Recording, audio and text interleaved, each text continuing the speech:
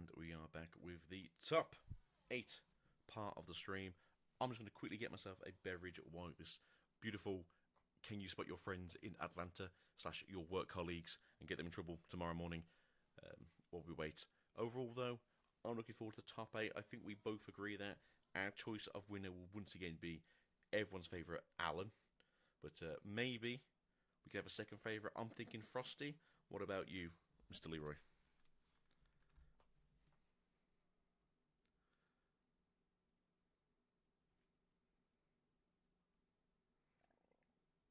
Alright, you have 2 minutes to think about it. I'll be back in a second, and then you can let me know what you're thinking.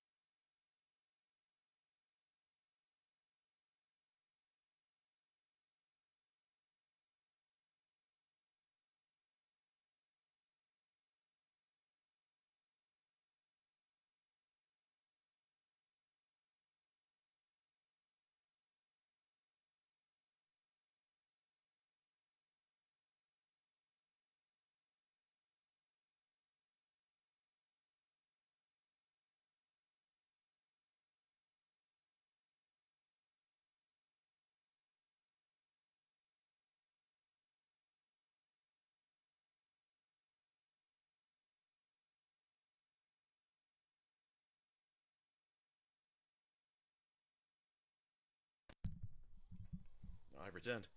Mr. Leroy, have you chosen your second favourite player? Oh, Colin made it in. Oh, you're not picking Alan?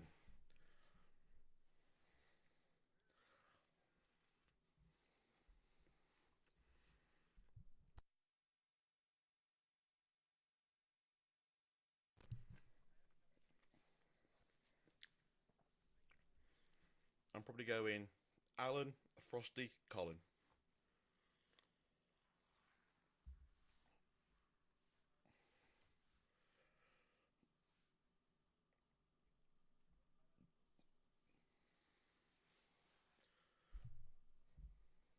You can pick three if that's what you want, but yeah, I'm happy for us to pick a different one each. That way we can, if we get that matchup, we can be on our own sides.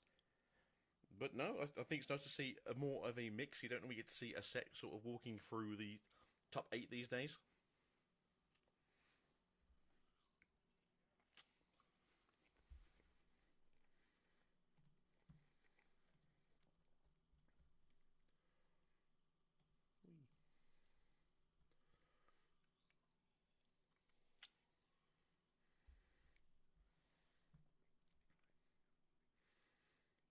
Mm. I'm hoping that with it being only 8 players, they will just go, okay, as soon as you finish, we'll start the next round. And but I can. It seems very weird, right?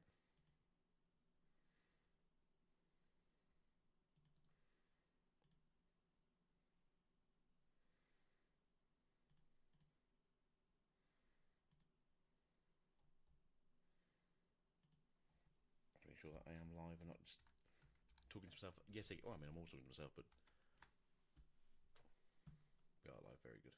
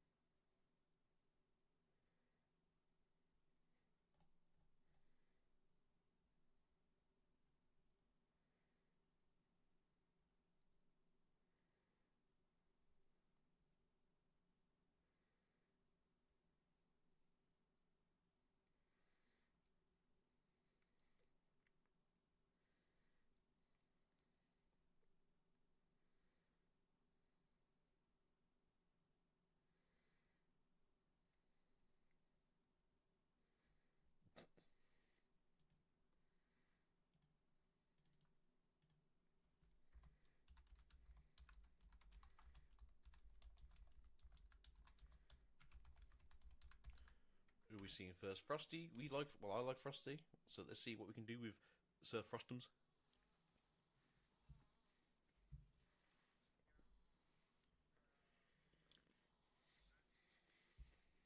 Mm.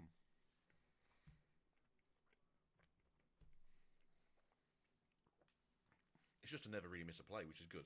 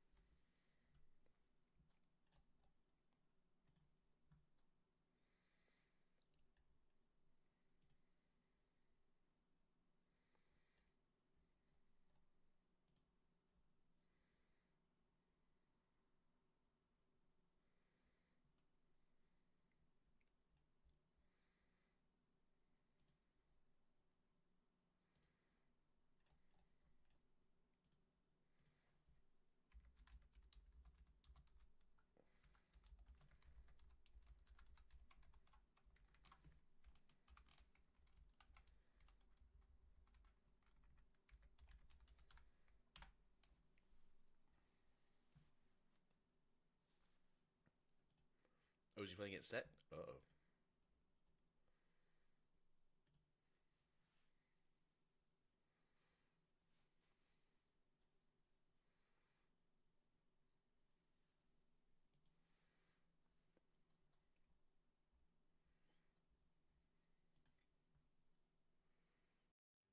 Be grateful for the breeze and the grass beneath your feet.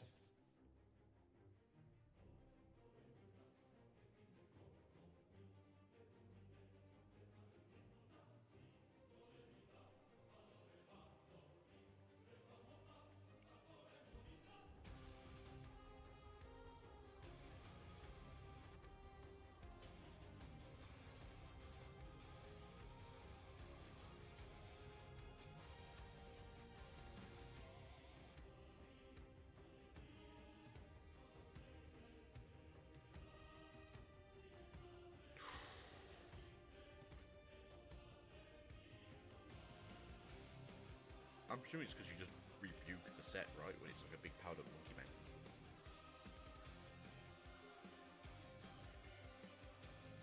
I'm assuming that's just the reason. It's like, I have a big thing that's got all the equipment and all the buffs. It's like, oh, you have 2 purple ribbons up and I don't have a riposte?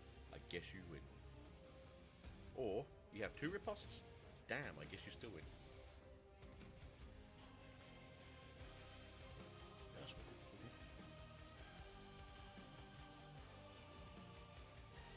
Say, my chat doesn't really update very often, so it's a bit weird. And all of a sudden I get like 10 messages like, oh crap, reply.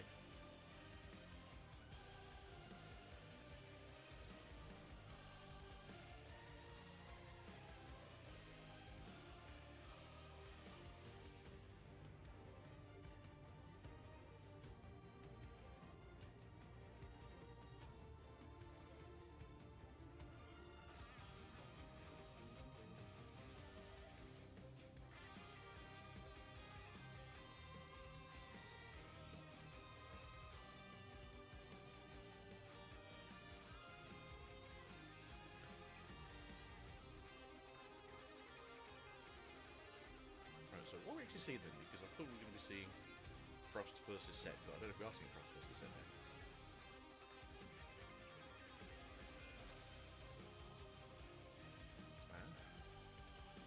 I'm not sure it's Frosty's deck is then.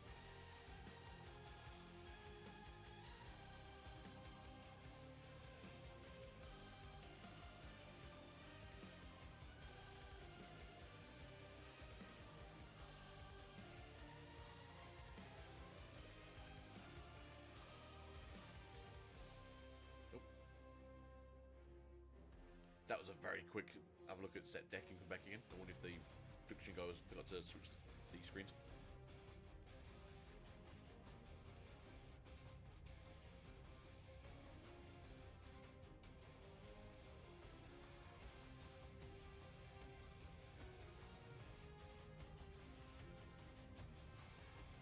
I mean, we watched that as a game that I can definitely understand why he didn't make it in. Start respecting your opponent.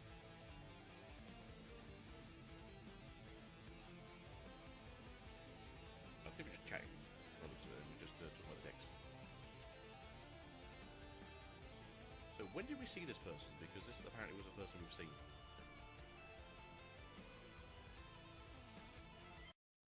Be grateful for the breeze and the grass beneath your feet.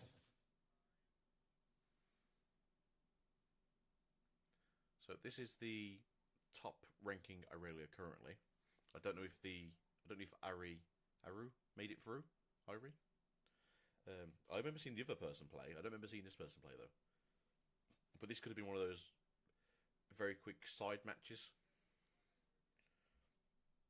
Oh, the other person didn't make it in then.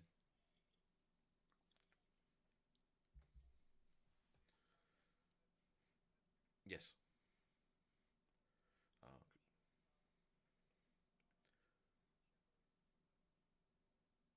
so I thought she was 11 and I guess 2 then. So I guess it was a case of if this person's 11 1 and 1 or something, or then yeah. Was she? Oh, I thought she was 10 and 1 and then went to 11 and 1 when we saw that match. Because it was round 12, I think. Or was it round 11? It's been a long evening. It's been a long evening.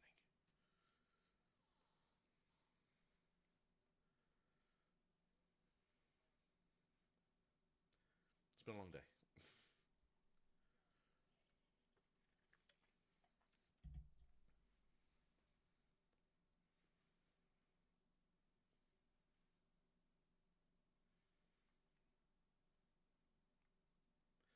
I mean, I don't know how you find it, but I find a lot of times it's like, oh, I want to put this in there, and I want to put this there, and I put this there, and then all of a sudden I've got like 60 cards. It's like, all right, what 20 done? What 20 do we bring it?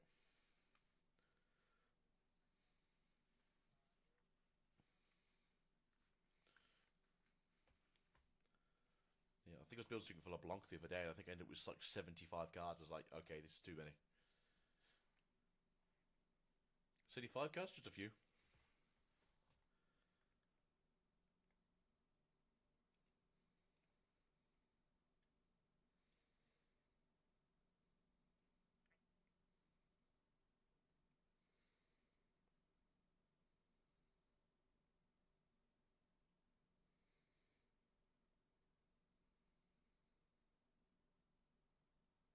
No, it must feel good to be fair to be able to play a deck you actually enjoy that isn't just, you know, red purple slop.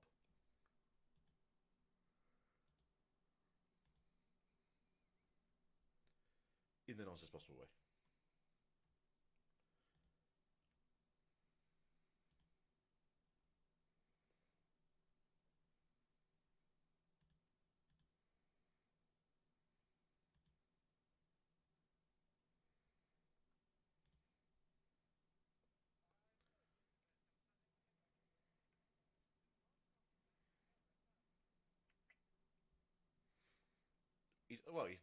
He's the best set today. I think he's only lost once though, hasn't he? He's lost twice.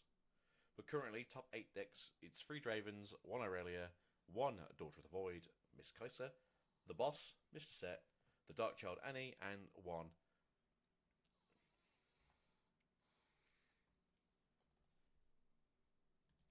Oh, me.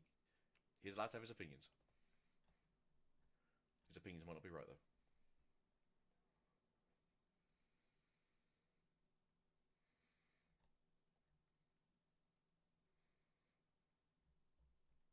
I think, according to the standings, I think it is actually this gentleman here who's number 1. And then Priz is number 2 in the standings.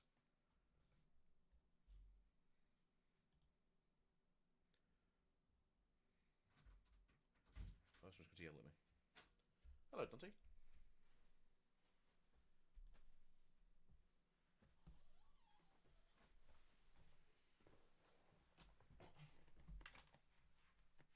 No, he could be up here. He's still wearing pyjamas today.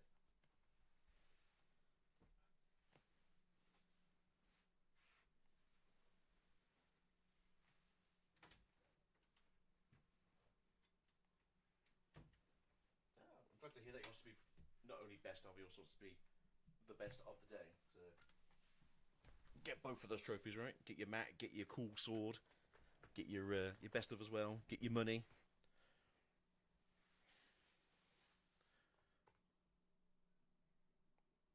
I don't want to be that person, but is this Haru Kazu or Kazi? Something wind. So I don't want to be that person. I don't want to be that white person that just says that. Thank God. Thank God.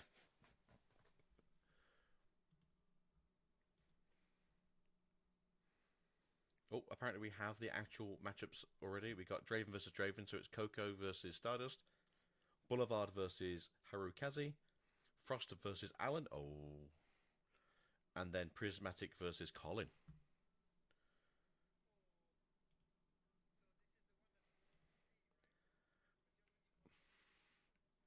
I was hoping it's going to be a little bit like maybe semis, but yeah. So that's the one we want to see.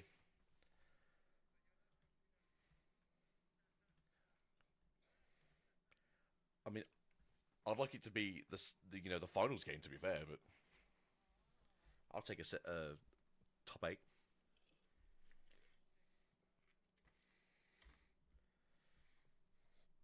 Well, that'd actually be the semi-final game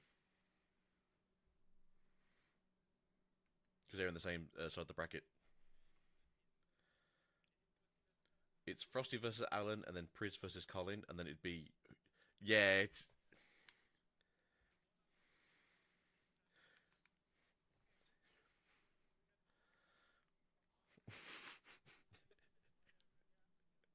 we've got four not cool decks versus four very cool decks, and all the cool decks are unfortunately on the same side. Yes, it's on the actual official site.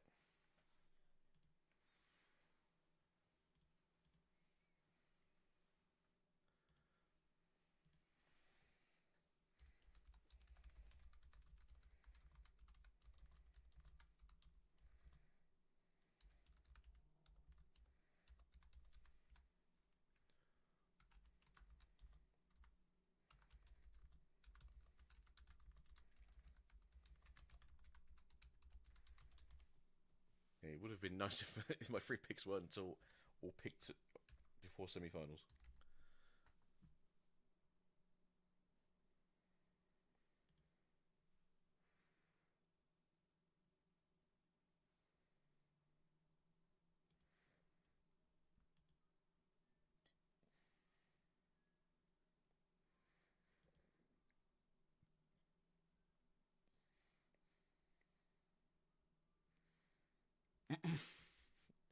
Look, you're doing better than most people.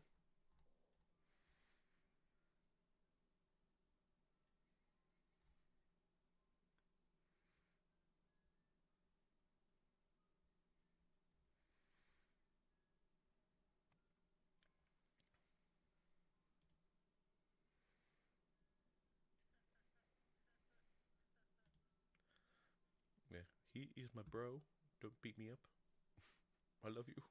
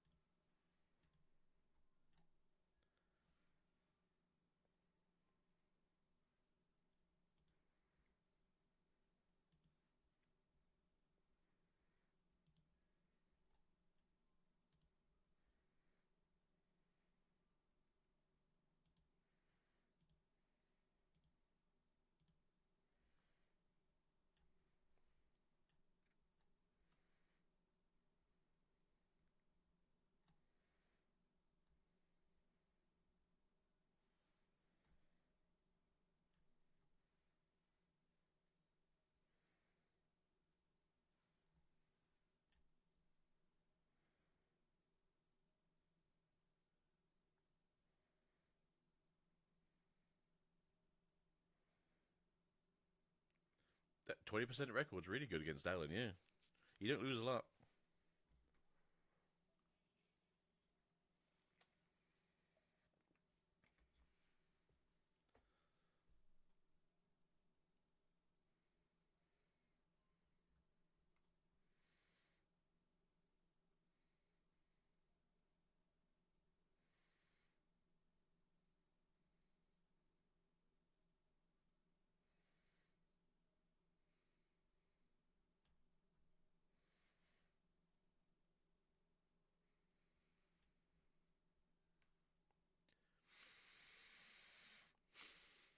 Which game do you think we'll see?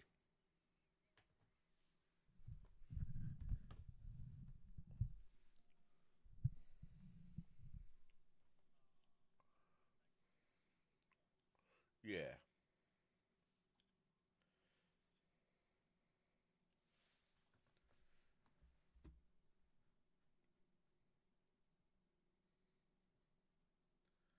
So, do we just imagine a poor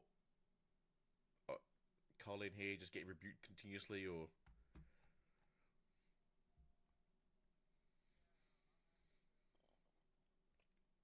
but apparently Annie hasn't won a game against a set this tournament, so I don't know how true that is.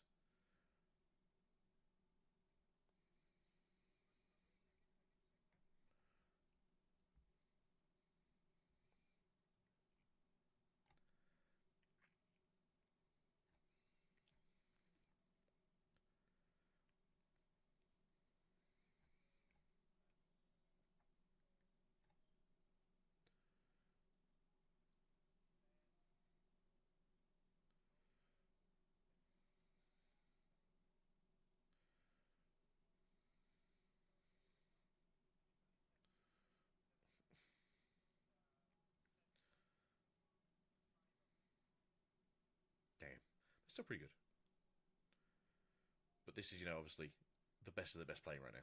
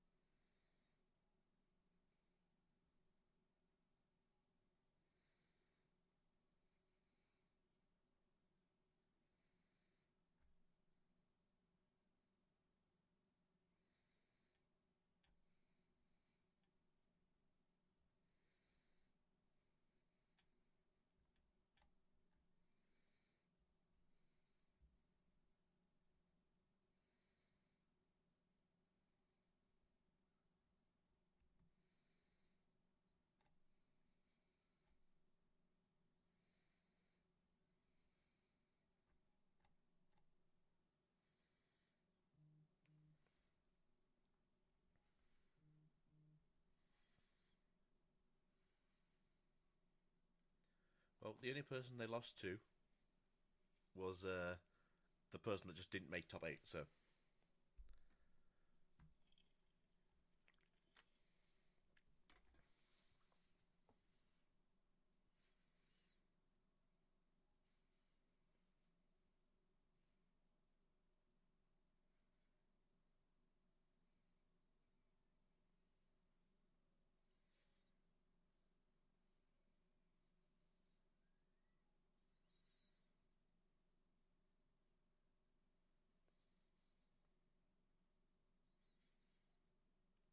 I mean, this is the match, right? This is what we want to see.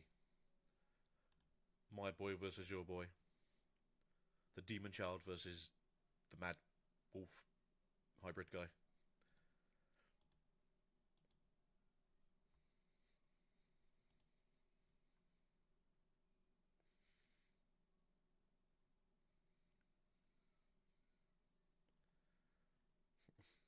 Alan and Frosty getting a selfie together.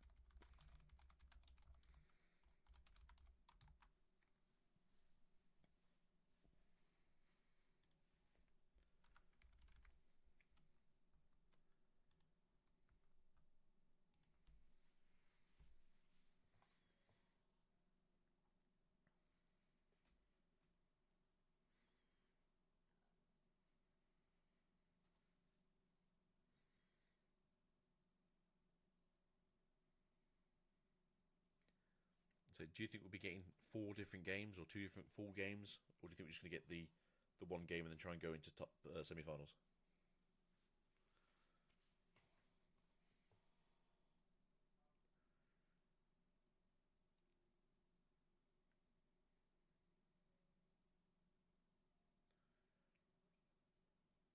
Hmm.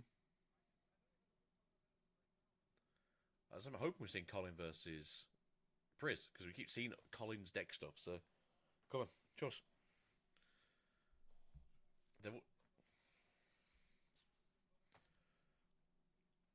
Yeah, I'll be down for that.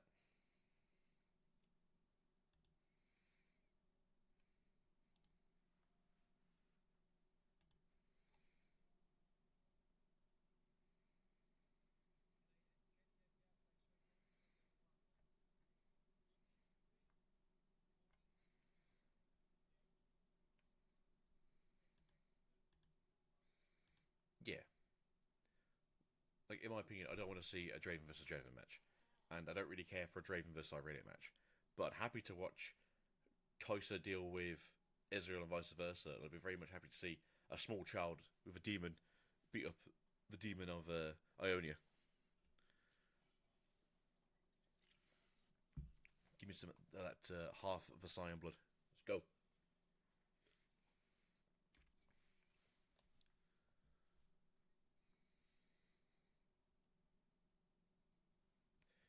At this point, we've seen Set, we've seen Prismatic. We gotta be seeing this match, right? I'm pretty sure that Alan and Frost is on the other table because it looks like they. Hold on, can I see who's over there? So it looks like the 2 streaming tables. Table 1 is Prism and Colin, and then table 2 is Alan and Frost. So those are our 2 matches, which is very good and very sad.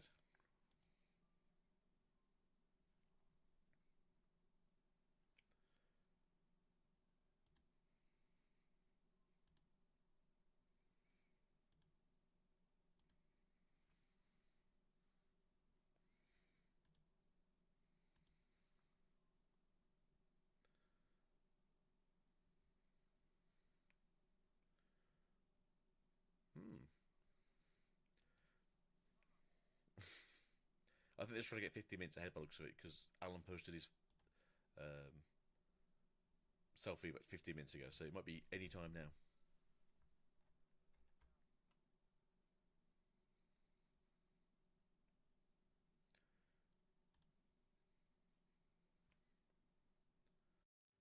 Be grateful for the breeze and the grass beneath your feet.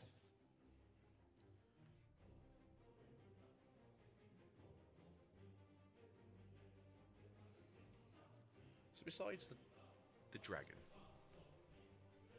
the punch first, and the action. No, I was going to say, no, there's actually quite a few cards from set 2 in this. Okay. I just look forward to the price of Showstopper just shooting up again.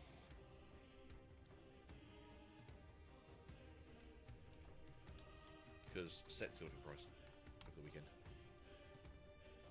What do we have here price-wise? We have... Move in English, please.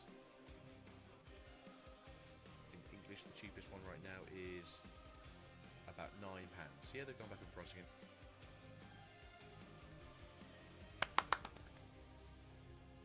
Let's go. Be grateful for the breeze and the grass beneath your feet.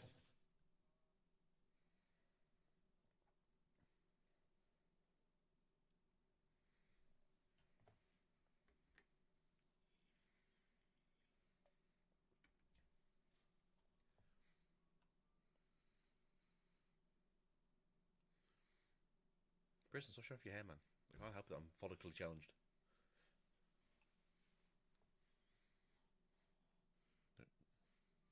I'm bald. Follically challenged. Alright, who is going first? Is it Colin? Is it Prism? We do have a decent forerunner already in the hand for Prism over there.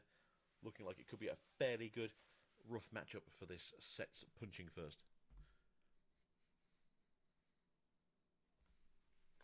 Yeah. Ooh. It's going to be rough.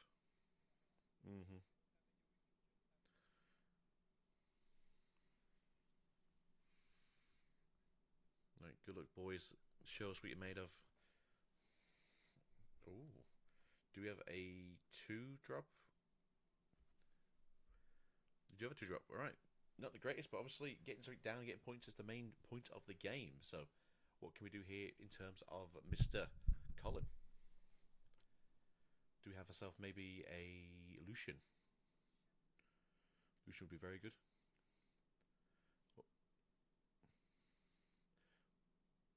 I believe he plays Cynthia, so maybe we get a Cynthia. Can't quite see the hand properly. Is that a first mate? You don't really want to be playing that too early.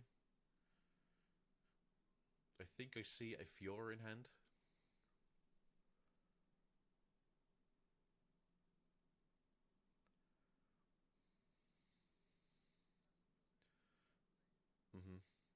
See.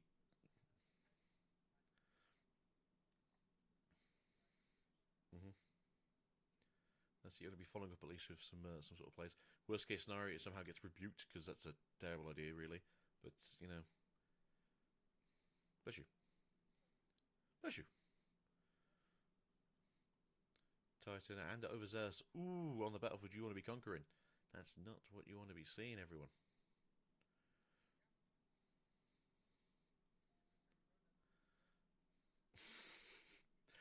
I so did he keep it or did he put it away? I can't see the hand properly, but if he did bottom deck it, if he didn't, ooh, you get the first. Okay, then yeah, next turn's just a big machine booty. Right, so how are we doing this now? We just go into the seat of power, just try and get a point on the board. Yeah, just matching point for point. Not too bad. Anything for you, Mr. Prismatic? Any ghosts?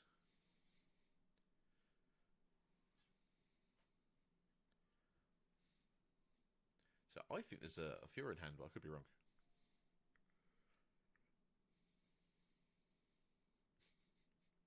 Yeah, punch first, ask question later. I definitely agree. It is definitely a combat-oriented removal deck.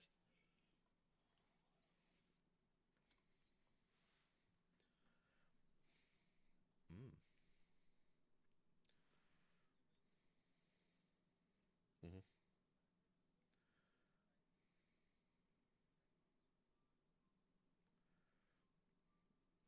Everyone's favourite red unit.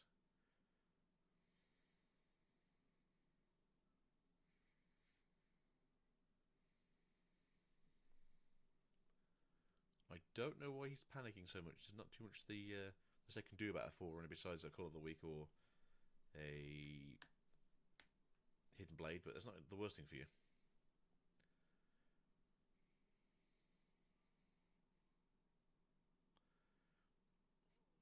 There we go. 4 runs down.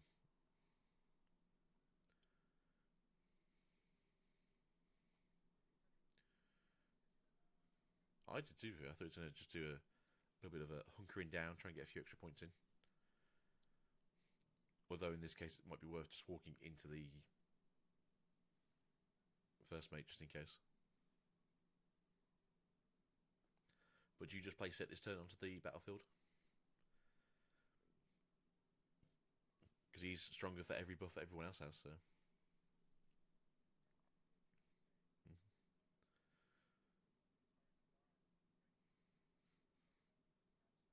Mm-hmm.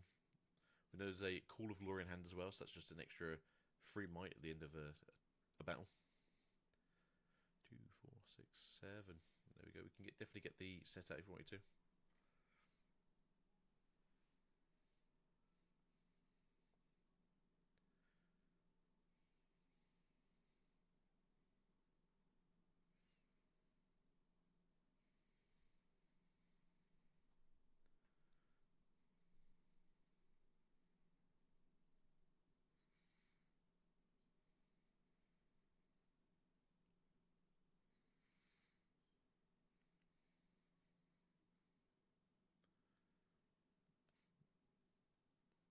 So yeah, I'd be down for Students of Fiora. Give it Mighty already, so it becomes a deflective beast. Just in case you do want to try and rebuke it off the battlefield later on. No, we're going to do the set instead. I mean, that's also a good play. It's what we said originally. Buff him up. He's now an extra +1 because of the buffed first mate, so he's 6 now.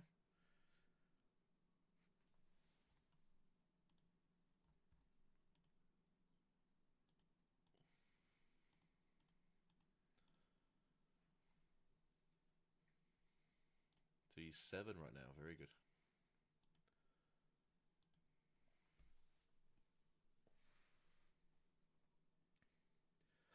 Monkey. Monkey.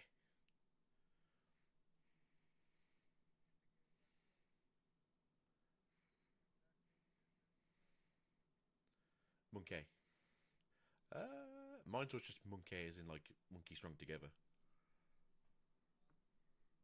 The other meme.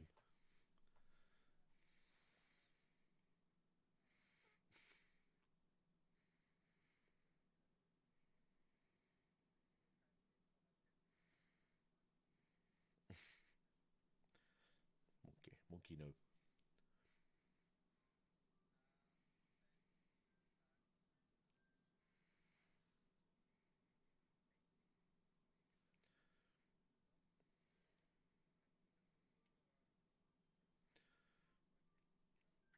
Again, there is a Call to Glory in the hand, though, so it's a case of if you got Rebuke, it might be the best way to get rid of it.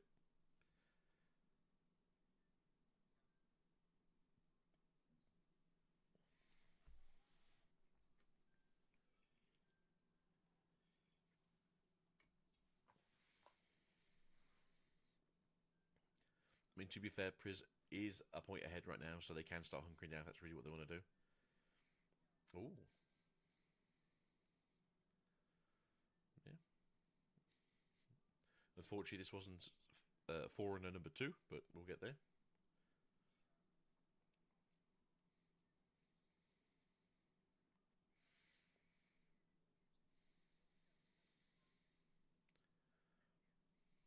That's it. If you block off the other one, it's not so good, unfortunately, but that is the world we live in today.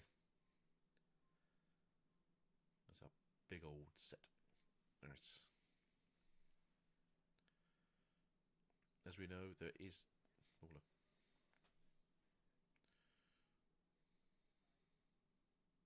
I mean, it gets a counter spell, doesn't it? It gets decisive decisions on that. So it's going to be a better deck overall. I think just that colour is going to be better overall. I believe there is a Fiora in hand, so we should be able to play that out this turn. Arena bar it, get to 5 might, and all of a sudden it's just going to be a ganking beast next turn.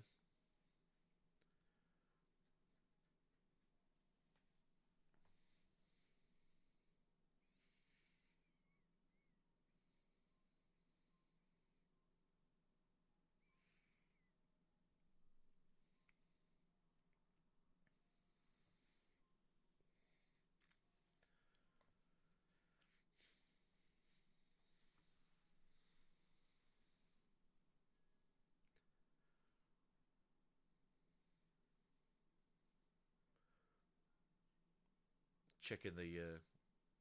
Well, that's it. Yes. Are you checking the Vizela so you let me fight you?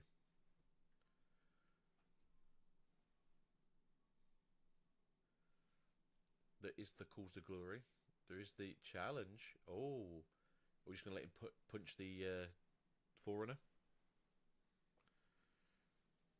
Yep. And then you can call to glory and kill the other two, right?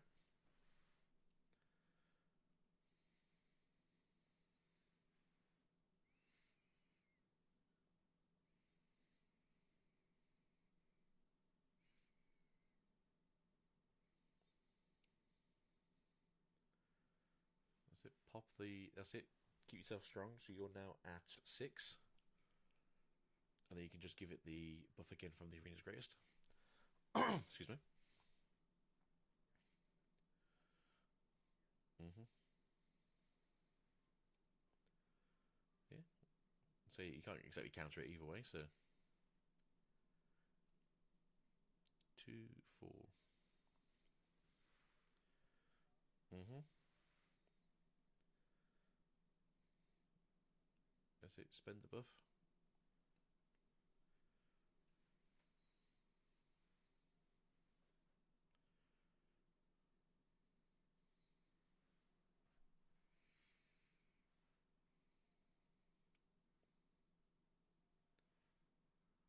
So do you now put the Fiora on this one, give it the buff and make it mighty, or do you put the Fiora on the other one and make it mighty over there?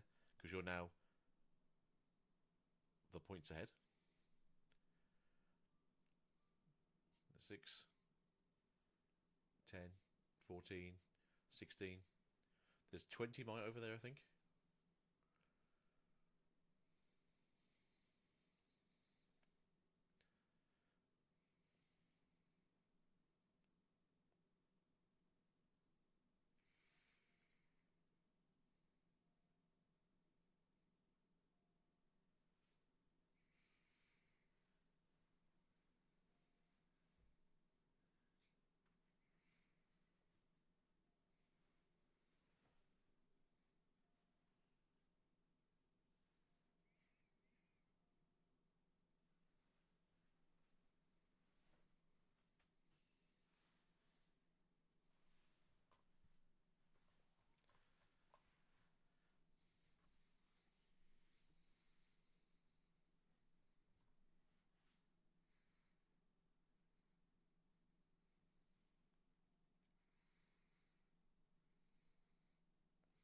Yeah, he's a pretty big fella.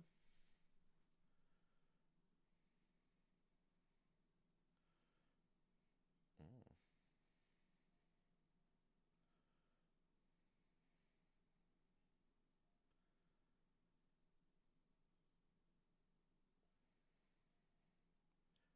I don't know if. Yeah, so I don't know if I like this, and I don't know if I like the fact that they played Fiora to the base. But set's still pretty big, and obviously Synthia's there, so it's pretty good overall. I love you, Dante. Kind of realised you can't sleep in here.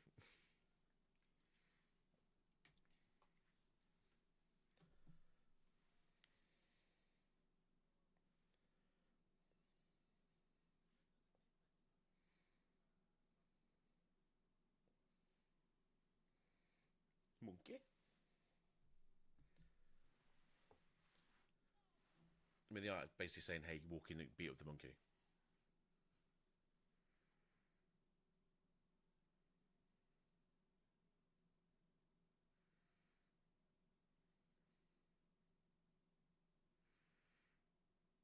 Is it one mecha and one Madame?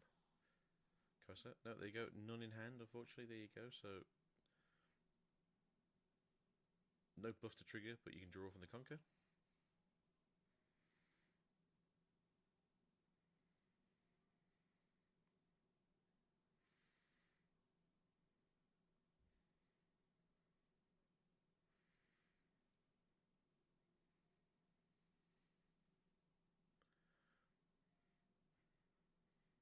Hmm.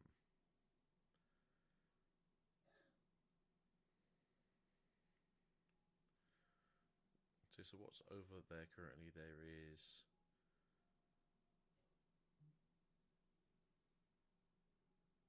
11 on the side of Prismet.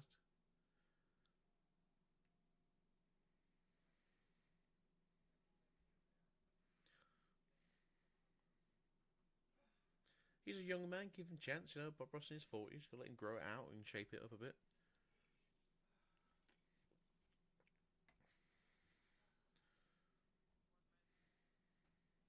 $11.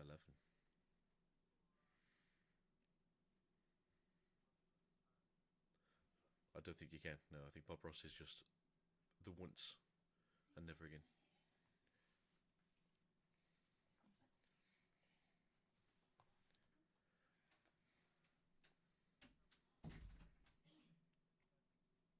Yeah, if you can destroy the Cynthia and destroy the first mate, it just put you in a way better position here.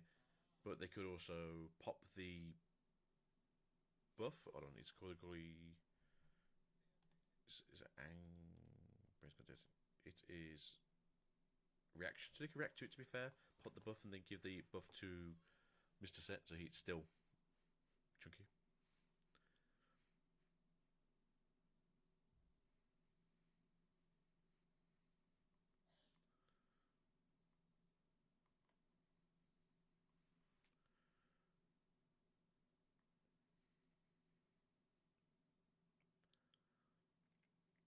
So I think right now you are hoping he doesn't have another Cult to Glory and that's it.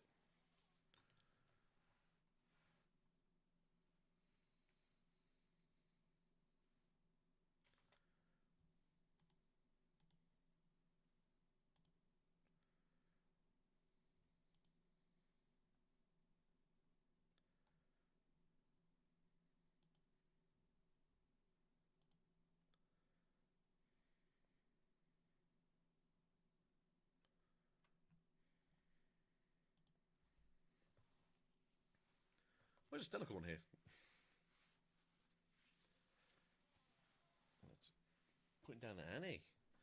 The Flash, okay.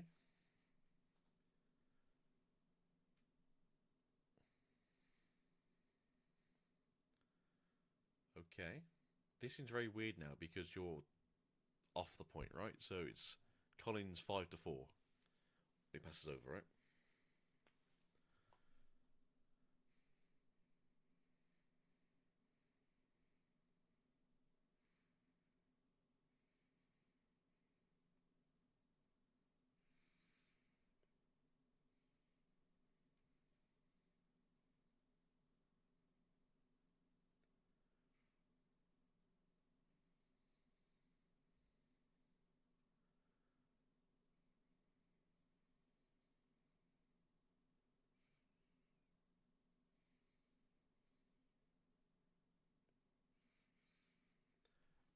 Okay.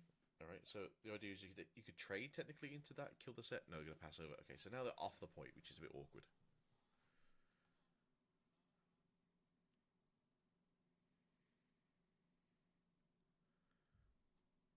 So there is 6, 10.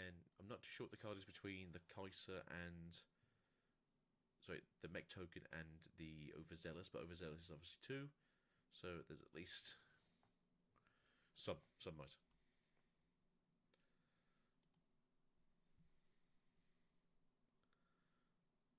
Who is that for 4? It was Annie, sorry. So Annie's free, right? So that's 15 might on the battlefield. Hey, no. Hey, no fewer. Because...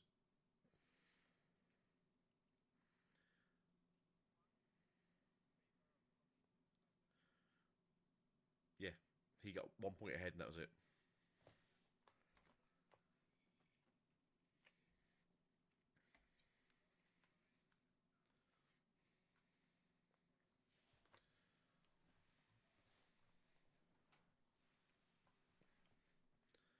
Because, to be fair, if you're going to rebuke the set, you can just, if you've got it, react with Call to Glory and then give something else the extra 3 might. So you are losing something, obviously, but at the same time, you're still giving yourself enough power to at least fight back a little bit.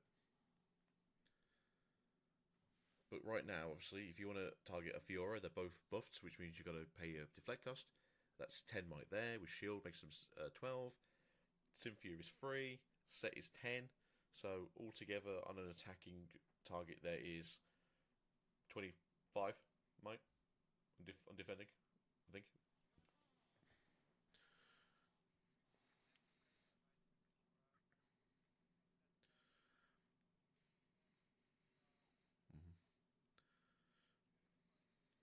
Mm-hmm.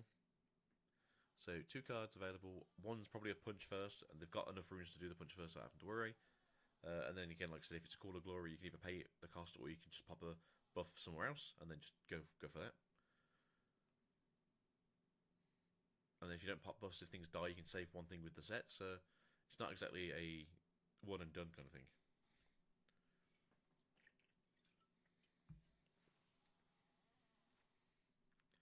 But yeah, like that's the case as well. You know, if you go to 6, sorry, if you go to 7, and then you can just gank over with both Fioras and buff them. Which else you can do, unfortunately. Alright, so on the attack there is 8, 10, 12, 14 might there. That is not enough to kill the battlefield. Because even if they get rid of the set, I think it's still 15.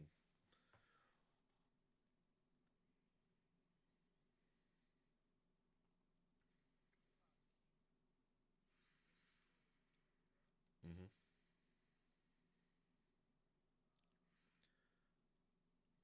Rebuke, okay. So there's nothing. So there's no Call of the Week, sorry, Call of Glory to deal with it at least.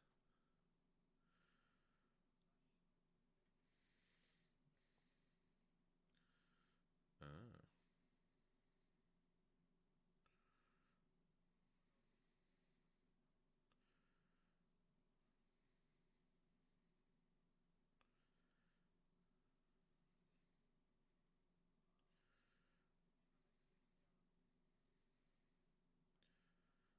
yeah.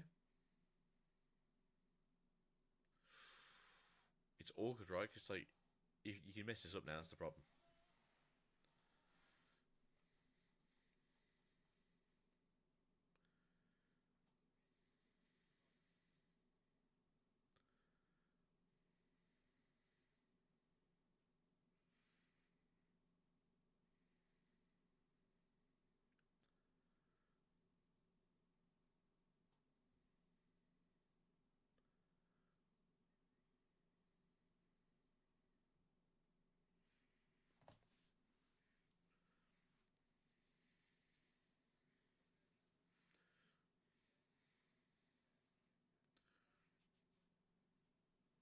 Mm-hmm.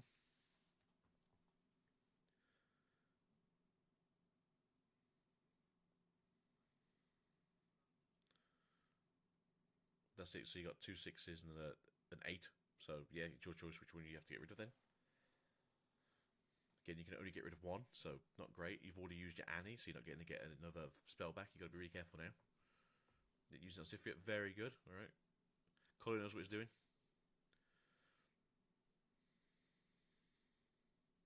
Annie. Right. No, that's cool. I mean, it's still a very good card. It's going to help out the situation here. Do we have the Call to Glory is the question.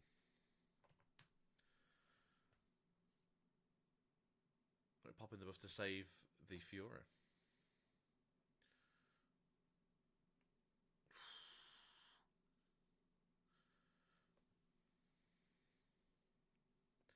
I mean, to be fair, Annie's got one draw now.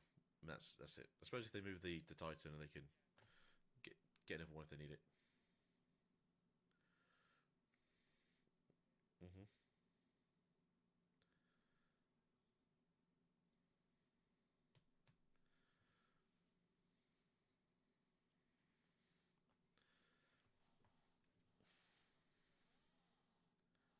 Yeah, so it's not the worst position to be in for Colin. You can still come back from this. It's not like 7 to 5, and you're 2 turns away from doing anything because they're 1 turn away. This is a good match. It's a good thinking match.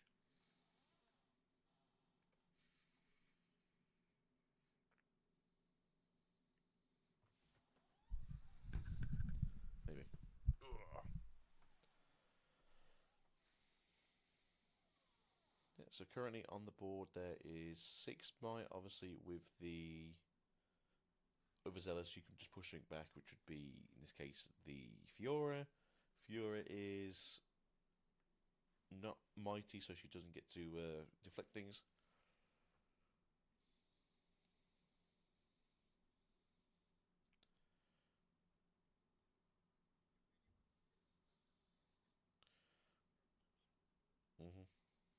Go in there. You're gonna pop. Okay, that's not what you think it is, really. Because you can just put the Fiora in, right? On the other side, buffer, make her mighty.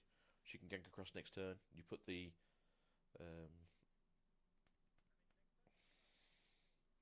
was it over?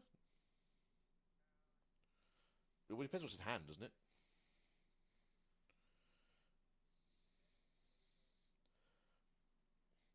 It's not over to the fat lady things. That's it. You've got to basically. Well, you can put the set here now, right? So then you've got to deal with a set,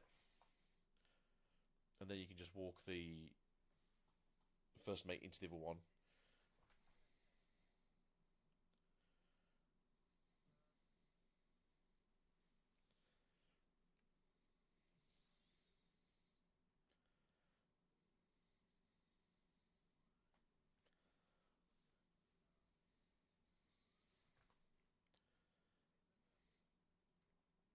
Does he have Citria? So I'd play set, to be fair.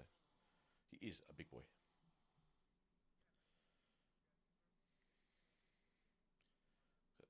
Yeah, I don't know if he has a Citria in hand. Unless you've seen it, then that's different. No, it died. So I think it died. It's okay, it's cool. It's late. It's cool, it's cool. Can I check your trash? Yeah, it's in there. There you go. So we're now 10 might with shield, deflect, ganking. And then what is the other card in hands? We've got 2 cards left in hand. So you tapped everything. What's going on? No, wait a minute.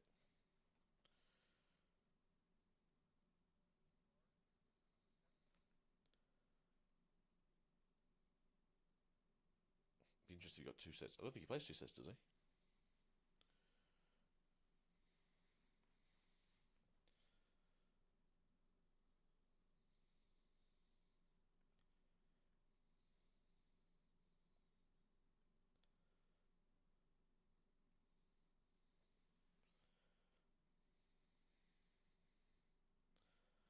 Akshan.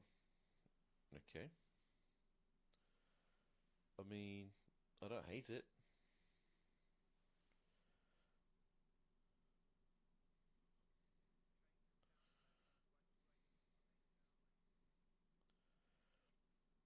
Well, the question. So yeah, the question is, what is in hand? You've got 2 draws essentially, maybe 3 with the traveling merchants. That takes you to 2 in hand still. You have to then figure out what's likelihood of getting 2 rebukes, what's likelihood of getting a rebuke and a ride the wind. Falling Star doesn't really help too much besides the following play, because if you can't kill the Fiora, you lose that then. So I feel like Action to the base is the best play here for next turn.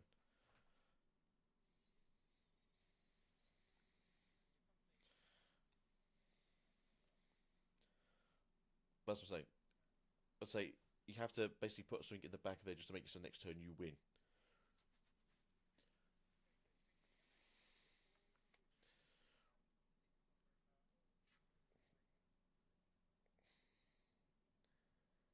I'd say 9 cards up, first in hand. If you can get a Ride the Wind with the movement ability of the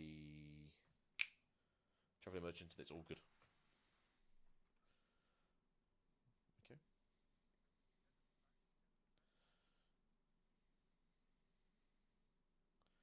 Yep, it's flash.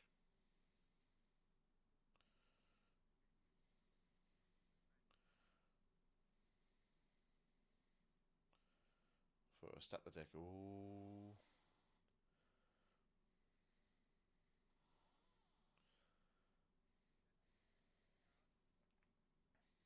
Nope. Well, it's not a rebuke then. That's the best thing about it.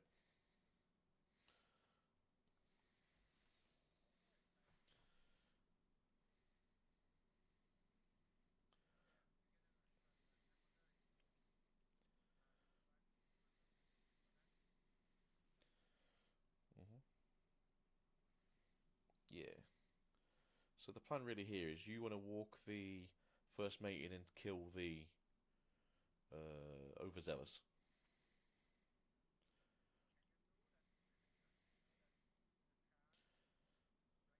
Hmm.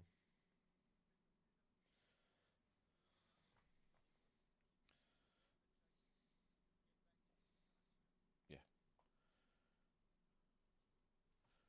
So. Hmm. But here's the thing, though, right? We got two cards in hand. If one of them's a showstopper, do we just slam someone to death?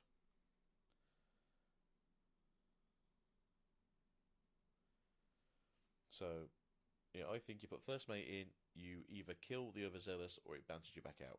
Overzealous is now dead. Now you have to deal with 12 might. You can put in the action to kill the what's her face Kaiser. Kaiser now dies. Now, if you've got any sort of kill, any sort of pump spell in your hand, and they can't deal with it, you win, right?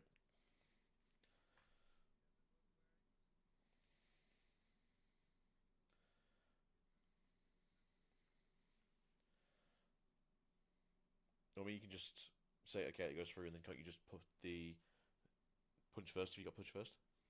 So then you go to 8 then. So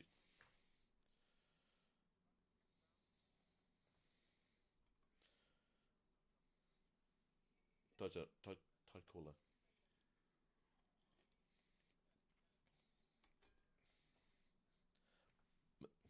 There you go. So do you? Yeah, you bring the set back, right? Buff it, so it's now at 6 itself. You think so, wouldn't you? Traveling merchant. Challenge time. Yep. Punching. Okay. I thought you might have punched the Kaiser. Hello? Hello?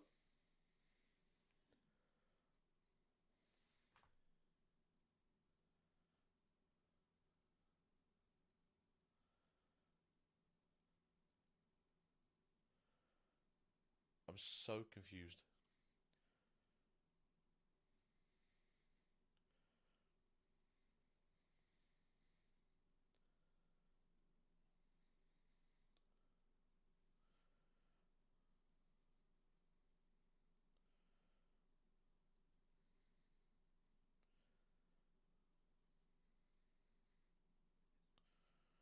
I think they said it's ride the wind, right?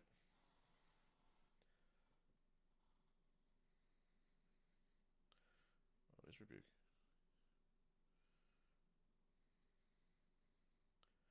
You save it, right? Yeah, you save, right? So you save it.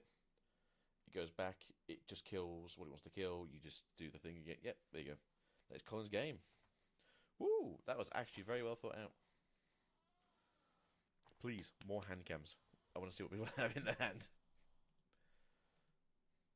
That's fantastic. Go, Colin, go.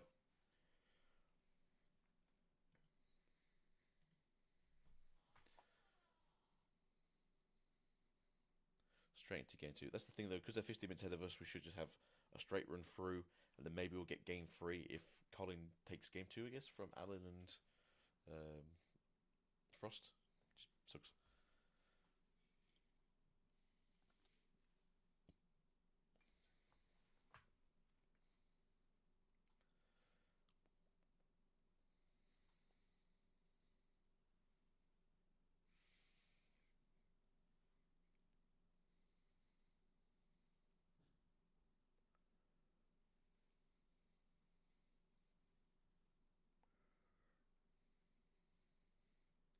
So Arena's greatest versus Sunken Temple. Makes sense for both players, trying to go fast as you can. Alright, got ourselves the old Fishman. Right, remembering the trigger, both at 1, very good. You got 3 here. Can you play something like a Lucian, maybe? Lucian! Woo!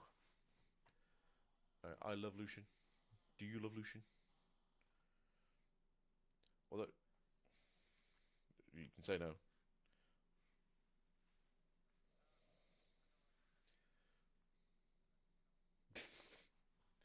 Stop dashing, yeah. I mean, I don't like the fact that Akshan is a thief, but there we go. That's the way that Wright wanted to portray him. Oh, we get rid of the Rek'Sai. Stack deck, cool. Dig 3 deeper. See if you can find that Forerunner if it's not already in hand.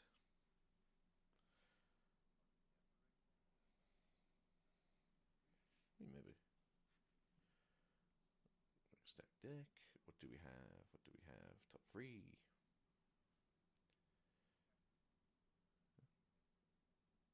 Here's the thing. Is he running any equipment at all in?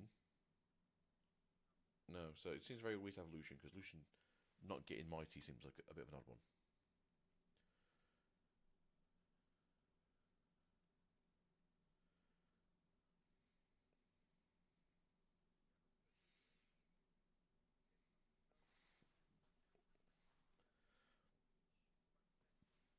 Yeah, no, I agree. Get in, get your points, get out. Don't have to worry about fighting people. Rebukes can't touch you if they haven't got one already in hand.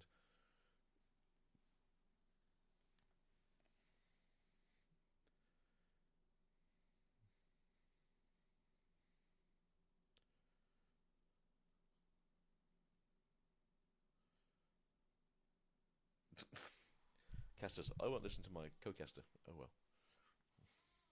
Alright, do we just go to Arena's Greatest, take the point, get back out again? Do we have Arena's... So... Oh. Oh. We buffing. Okay.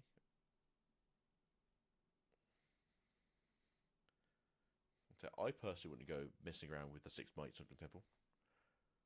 Although I think there might be a punch first in hand, so who knows.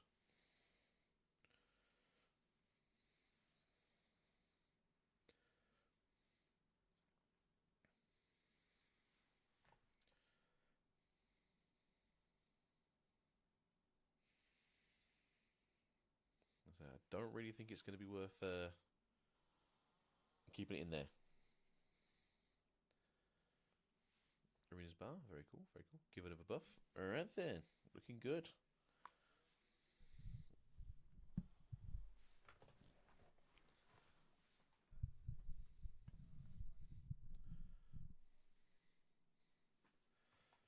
Yep.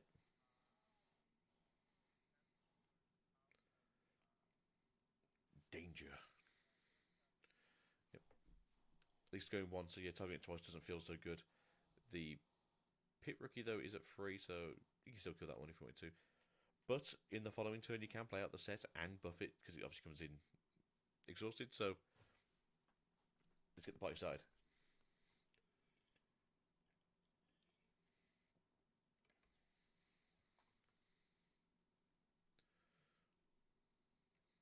Oh.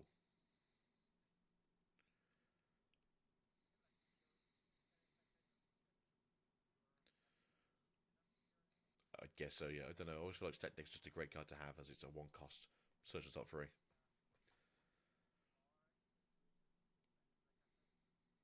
Yeah, so there's no option. Mm.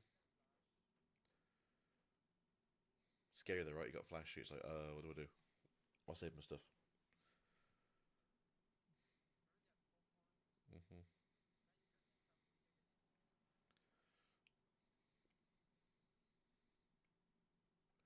2. Yep. As it build that defense.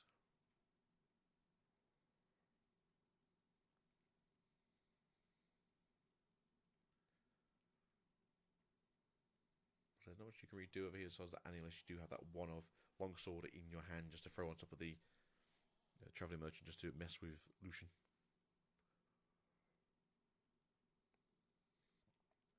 There you go. Mm-hmm. And so right now you're ahead points. Next turn you go 2 points ahead. You're a whole turn ahead. There's no reason to go super crazy here. Hey.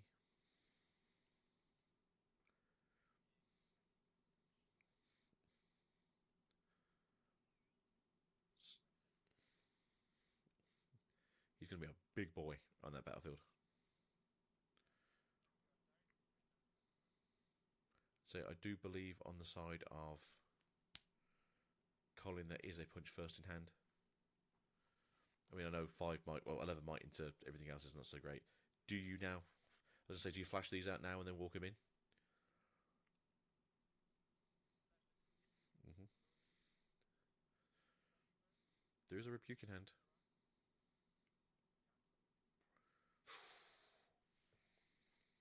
Feisty.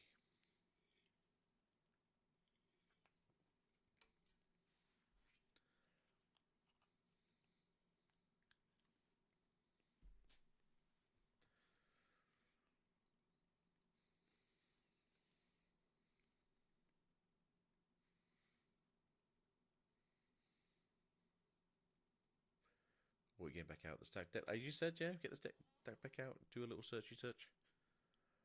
There's another flash in hand there. Very cool, very cool. Is that all three flashes?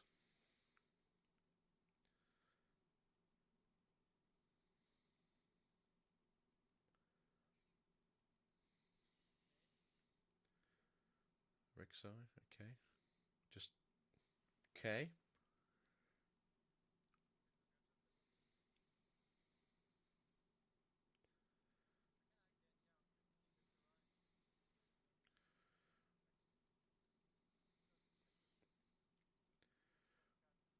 Mm-hmm. But this is the thing though, do you just gank across, get the try and attempt to get the fifth point and also get your draw with the Sunken Temple? Because you've got ways of doing it, right? You don't really lose out if they go, oh, I'm going to rebuke this one. So, okay, I'll just move something else to get the point.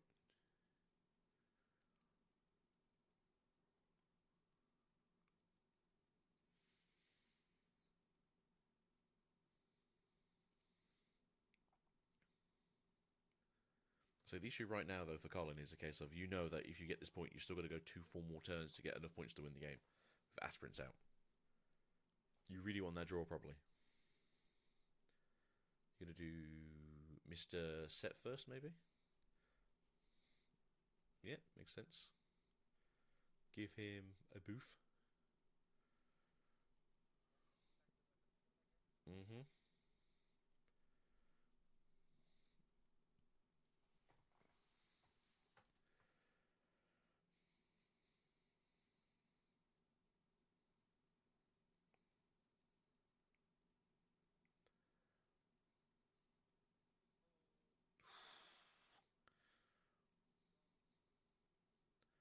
Is that 2 Rod the Winds as well? No, he's just Rebuke. What am I about? It. 2 Bukes, Ferris, and a Flash. Rebuke feels like the best thing to get rid of. Obviously, they've already used the Annie, so you can't get one back. So you have to deal with 2 more then.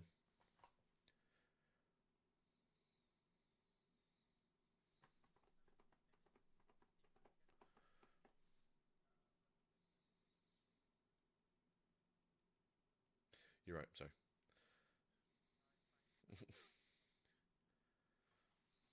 We can find it. We'll find it later.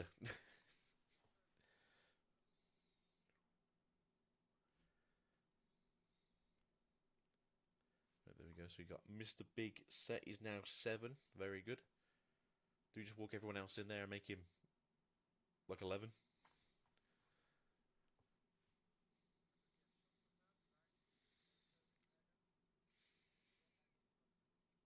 So Federation's going to be great next turn if we start popping these buffs. So, do it. Walk him in. There we go. So goes to 2.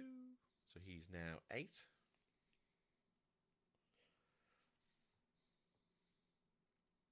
So what's on the field? There is... Oh, brain, come on.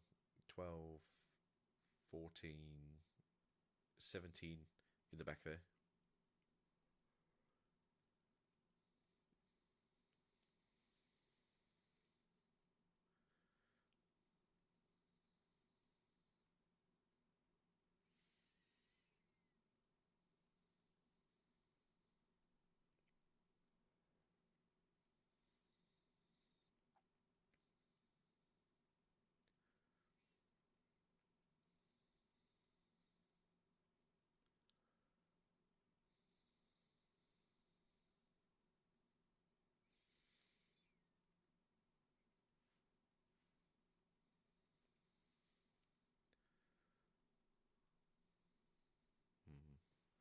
That is the issue I find with Aspirant's Climate. It's very much a double-edged sword.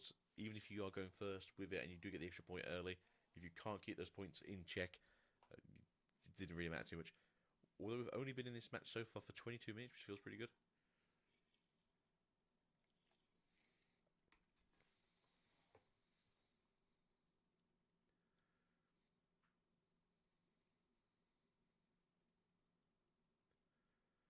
It's like, have we seen what's in the hand? I'm presuming there's a punch first. I feel like I've seen a punch first in hand already.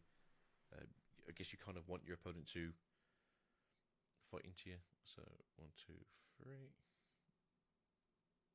Fair enough.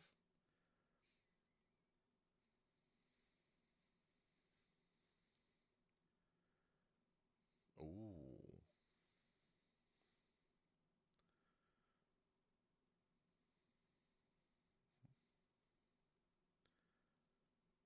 Alright, so we have 5 currently there. You're going to walk it in and try and rebuke the set. Is that the play we do right now? And then you just punch first the Cyphria and just kills everyone.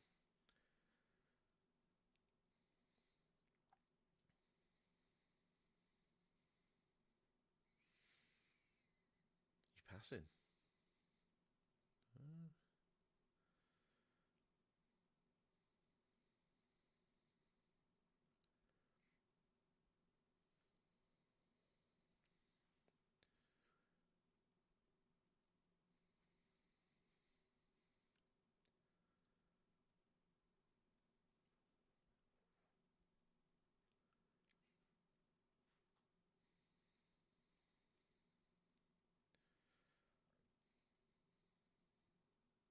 Okay then, alright, so we're both at 6 now.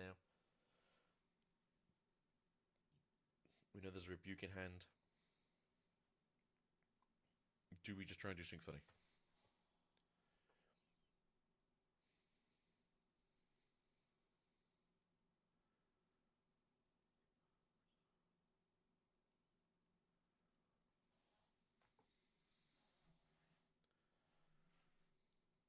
Because it just feels like you push the...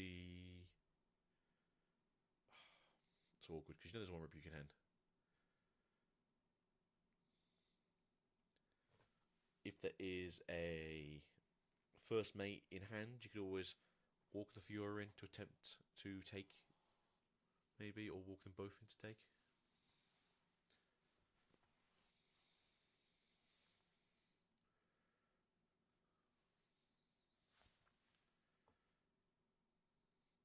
If you do punch first, they have to then do another recycle if they target the LeBlanc. Well, not LeBlanc.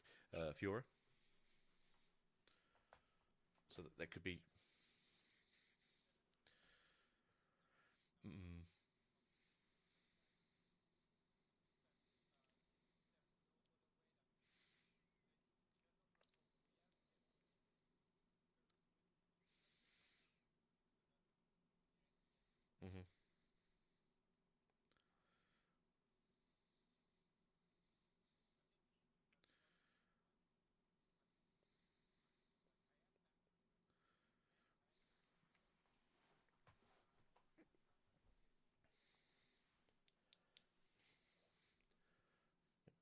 I suppose right here, right, you kill the Rek'Sai with this, save it with the set ability, and then attempt to walk the Fiora in, and then know it's going to get rebuked.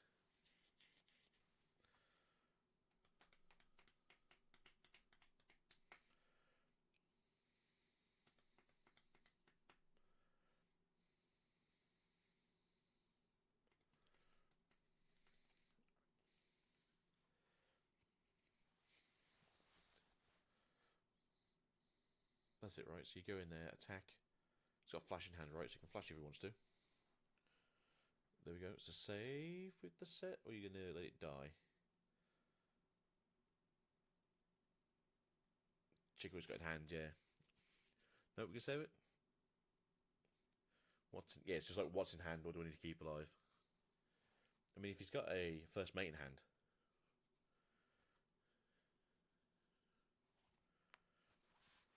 To be fair, if he has a first mate in hand, and we know one of them is a punch first, and the other one's a call of glory, then you have everything you need to fight back against the rebuke and the Ferris Forerunner.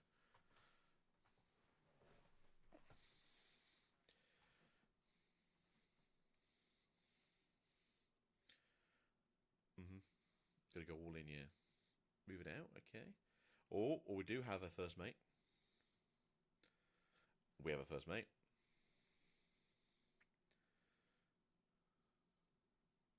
I mean, we are 7 into 6, right? Show me that super cool card you got there. Show me that rebuke. Would Flash be better, though, is the question? Because... Ooh. Kitty Cat Man. Mm-hmm. Oh, yeah, right, it's defense, yeah, so he doesn't get the extra, so it's 7 into 9 still. If you call the weak, it's better, right? So if you call the weak, you can still bait out the rebuke.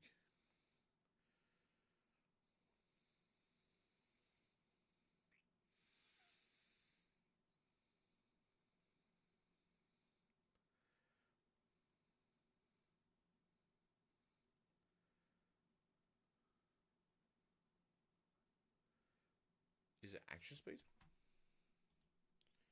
Call the weak is not. Yeah, it's not action speed. I was just thinking, I didn't think it was action speed. I thought it was show speed.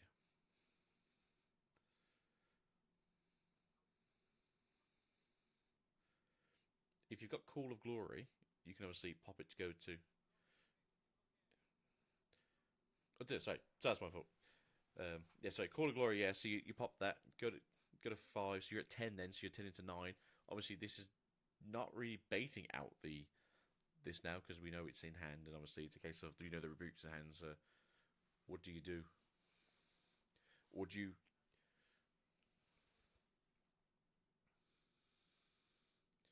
Rebuke, basically.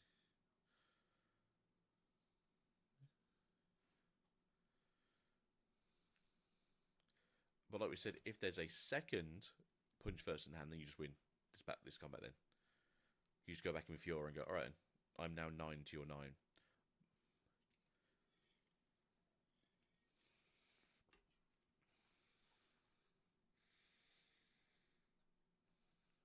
Maybe, but...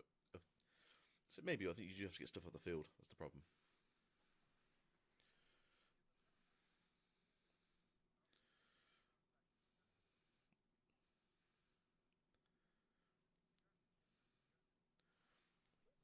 Does not have 2 up anymore? Maybe. You don't really... So you don't really benefit from that, do you? Because they're still just going to walk in with the Fiora and get the point and then get the buff to go to 5.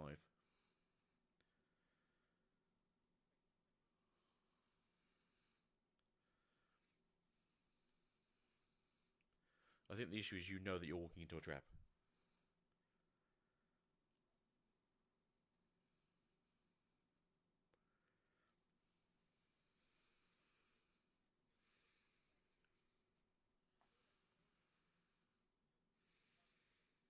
Mm-hmm.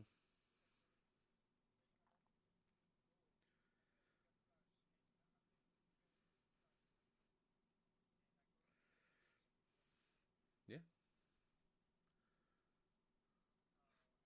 Yep.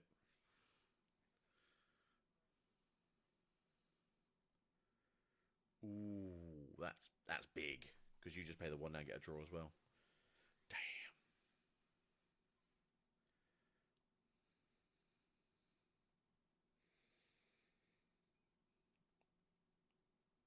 Well, Priz is in a worse position now.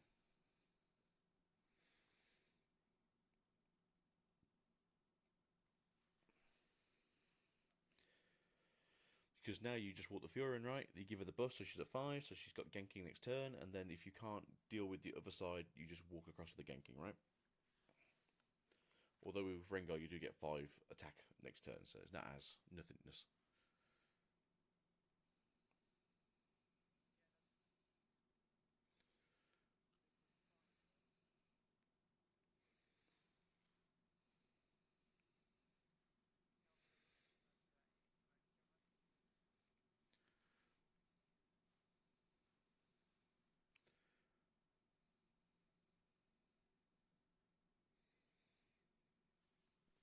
So is the plan to give Mr. Set an extra friend, or is it to go to the other battlefield and get mighty and just hold it down?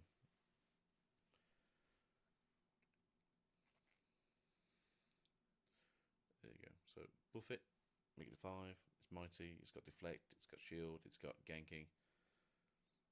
And then next turn, depending on what happens, you get to just walk into the other side and go, right, fight me, boys.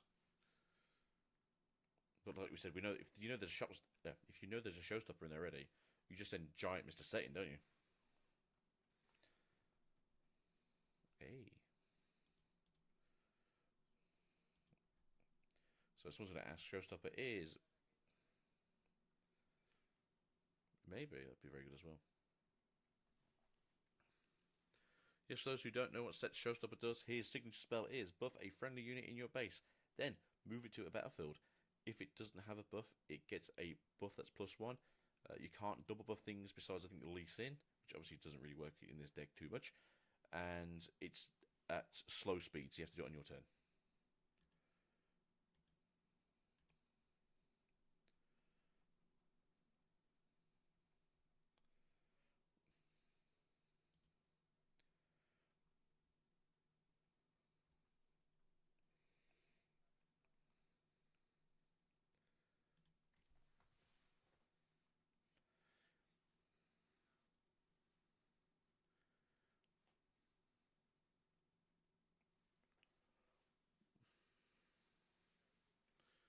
Yeah, so go in. That's 6 into 6. I guess sure. There's no Rexo though, so you can't accelerate one of the tokens to move it out.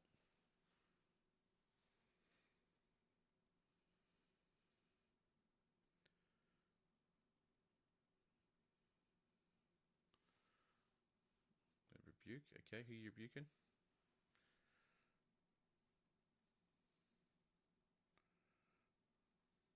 No.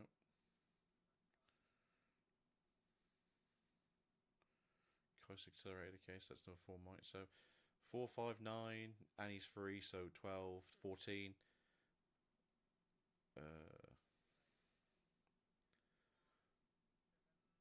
12.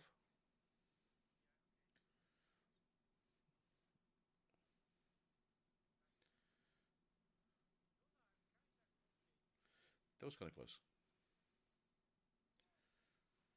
Mm.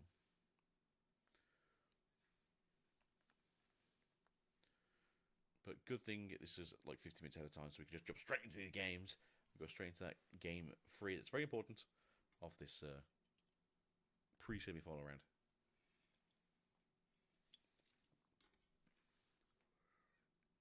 Apparently, we don't have a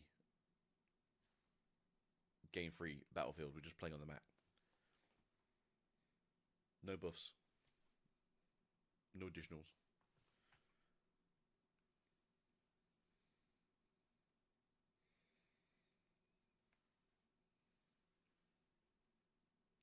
There we go. So Zorn Grove of the God Willow. Obviously, discarding things in set is really weird because you generally want to have everything in hand. So obviously works really well for Annie. And then Grove of the God Willow is great for a deck that just wants to hold forever.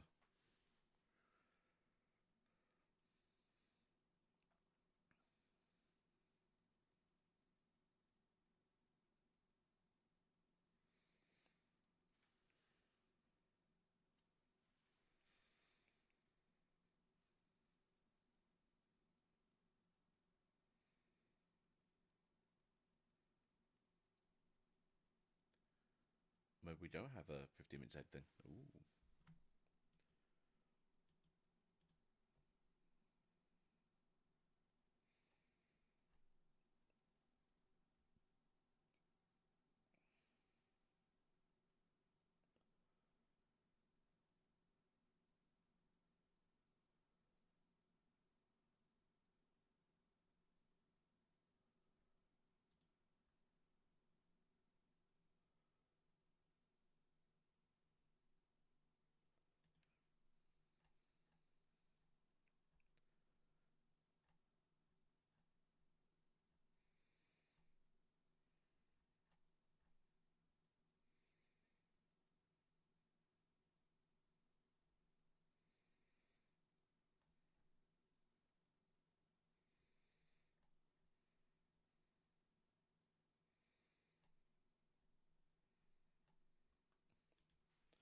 my opponent did a thing. It's my turn to do a thing.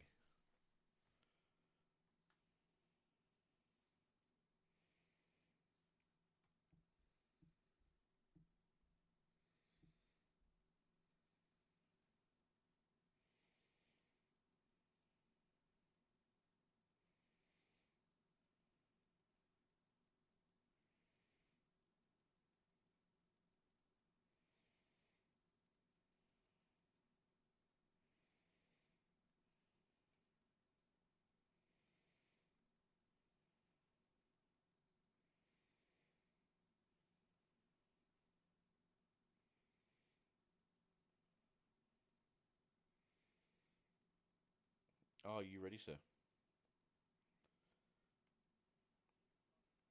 Well, hey.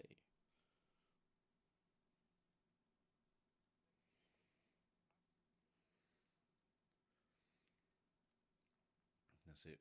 And you just run loads. Mm-hmm.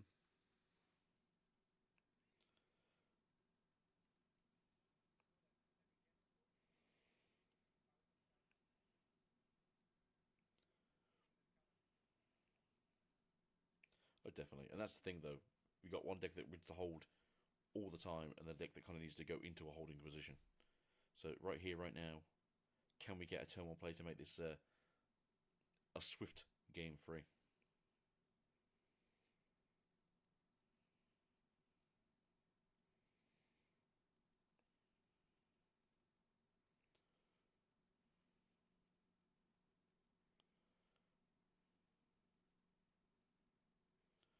No, no.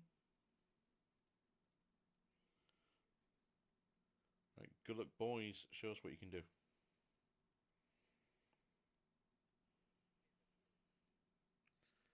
Doesn't really help on the first turn.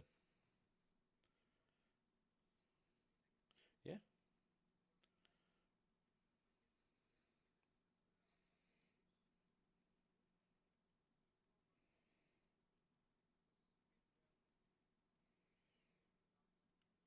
Mm-hmm.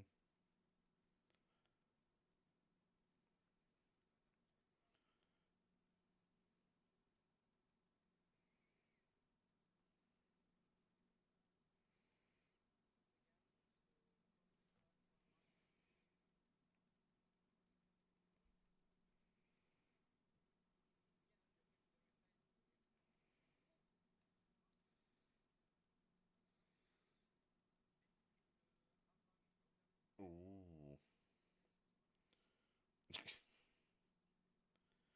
When you gamble, right?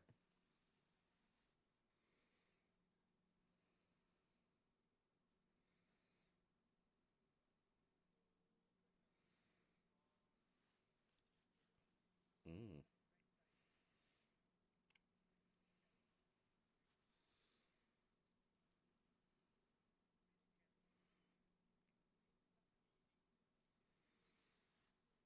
Mm-hmm.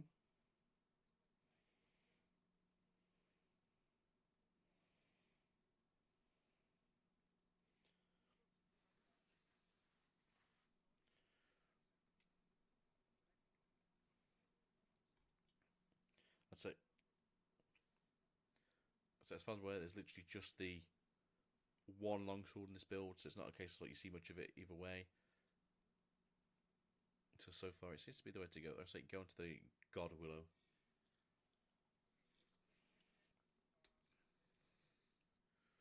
Yeah.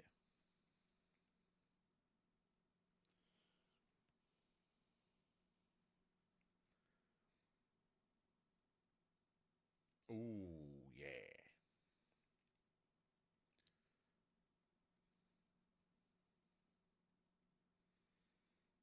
Oh, Heinekard.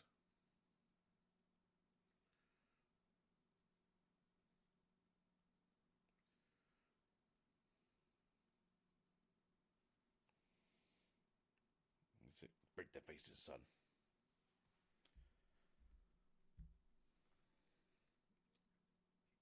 You got the combo. We got Facebreaker? No, we got to kill the Rengar.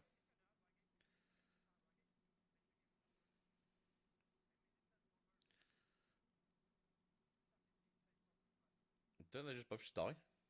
No, hold on. It's 9 into 9. 9 to 9, yeah, so it doesn't matter too much. Is it? Because set is. Or do you check? No. Set 6. And see if it's at. Was she a 1? Was she a 1 might? I thought she was 2 might.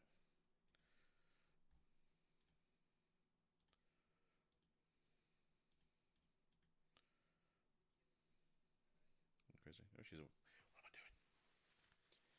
Yeah. Having a 5 might unit when it walks in is not great.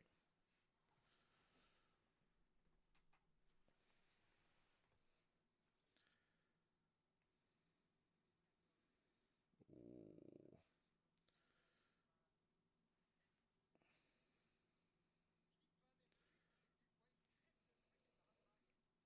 Maybe.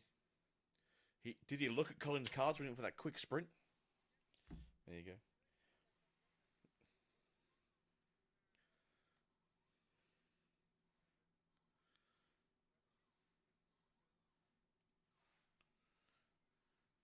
No.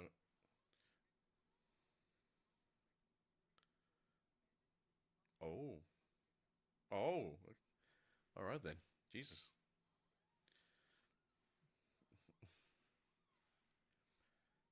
When you know, right? Right. Do we keep the Ferris or do we put the Ferris at the bottom? Because if we got the Ferris, this is going to be very hard to sort of catch up to on the side of Colin.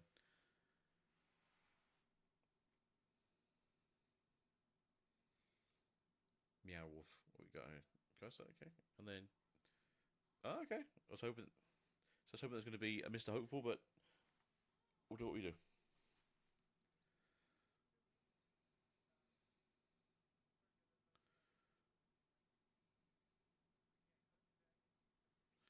Mm-hmm.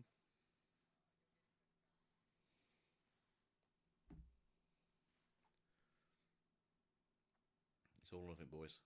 You've either got this or you don't.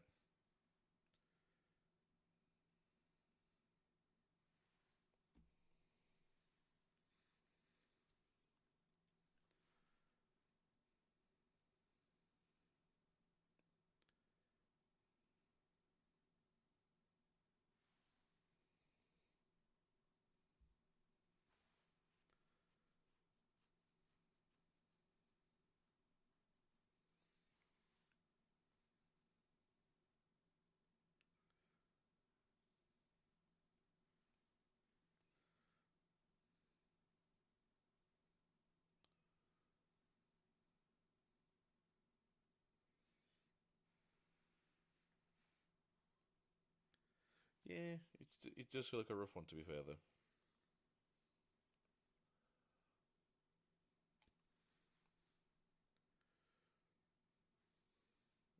Colin's still on the point. It's not so bad right now. If we have anything to do, maybe a tie turner brings it back and walk it in. That would be awful for poor Colin.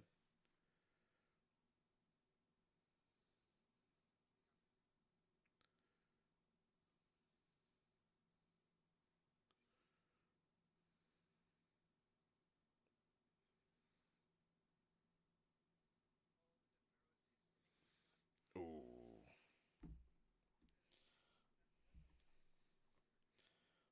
Yeah, unfortunately, it's not something you want to see at all, is it? Coming in, sitting down. But again, you are still the point up currently, so you're not really losing too much in terms of advantage here.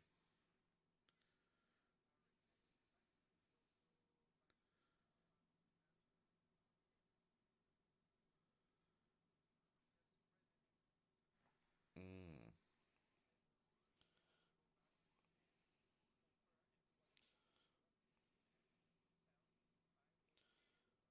Let's see.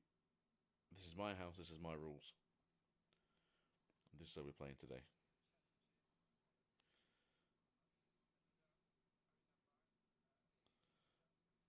Mm-hmm.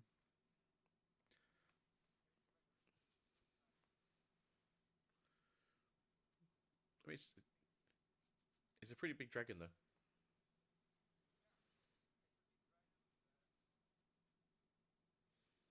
Moved everything out. Okay, so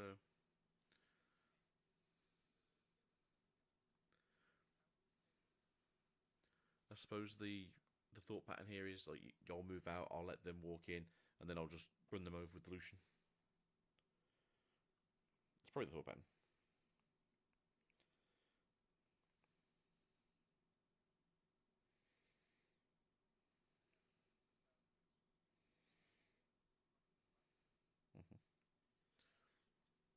Mm-hmm. Oh. Mm-hmm. Mm-hmm. So get a search going again. Dig 3 deep. Can we find something good? Is the question here.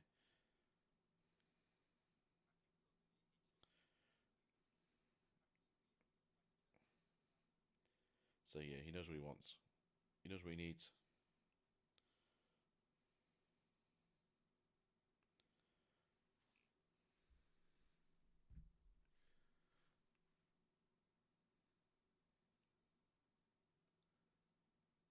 Hopeful. No. Zealous.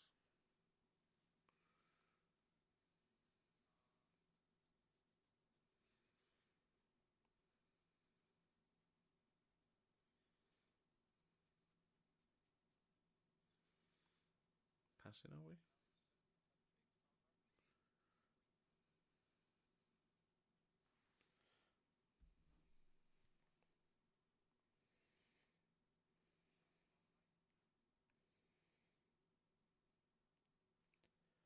I mean, this is the thing, right? You need to either just get yourself really busy. Hello? Hello? Just rewinded the play.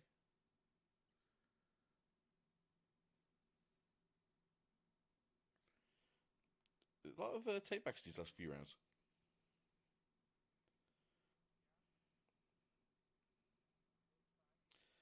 Yeah.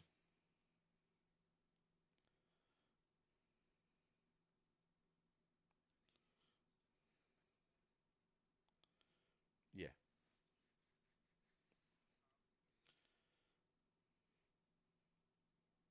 You pray.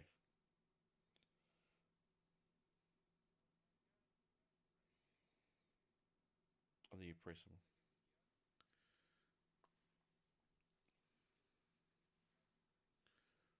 Oh.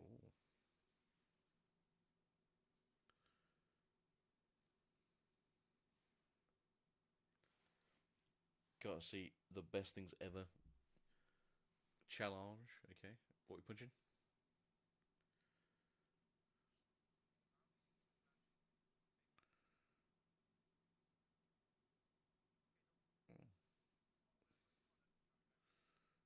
Oh, got a sword down. So what's that? 8 and 2. Is it 8 into 8?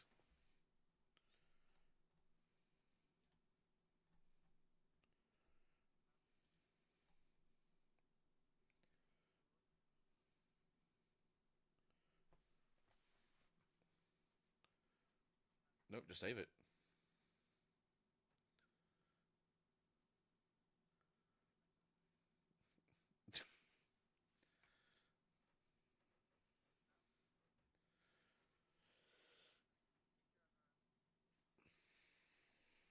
Mm-hmm.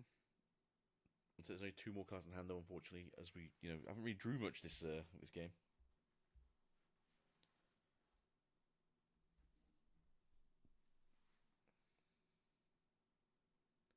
There's only 1 card in up there right now, so there's not really much you can do that 1 up. So yeah, I do think it's a case of Lucian walking in, right? Ooh, another challenge. Yeah, yeah. Good stuff, good stuff. I don't know how I feel about this, to be fair. I know you had to do it, but I don't know how I feel about it. You can put the buff back on the.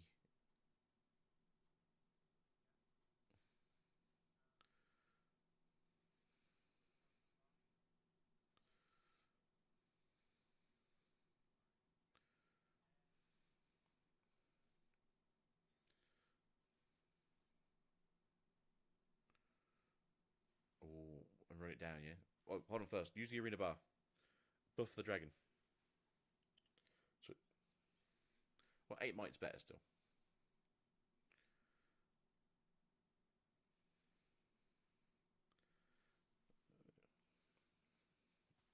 That's it now. It's 6 to 5. Do we just pull off the... That sounds really weird. Do we just pull back the Lucian as well?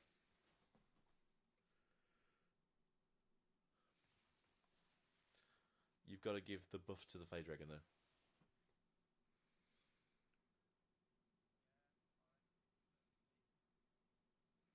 So you don't want to just waste it, right? You got to get some buffs going. Yep. I do too.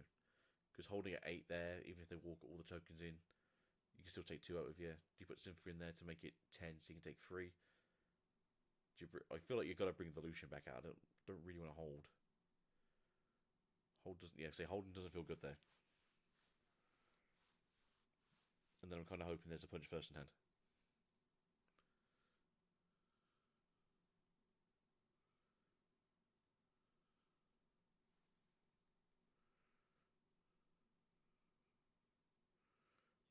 Yeah, that works. Yep.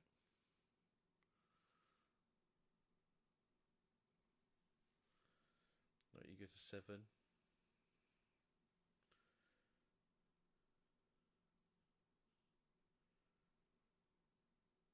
So you can only go to 7 this turn. You can't win.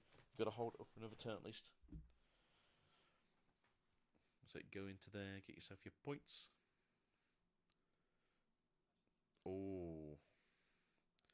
Drew another flash. Dropped the flash for a flash. Very good. Not what we want to see. No, not at all.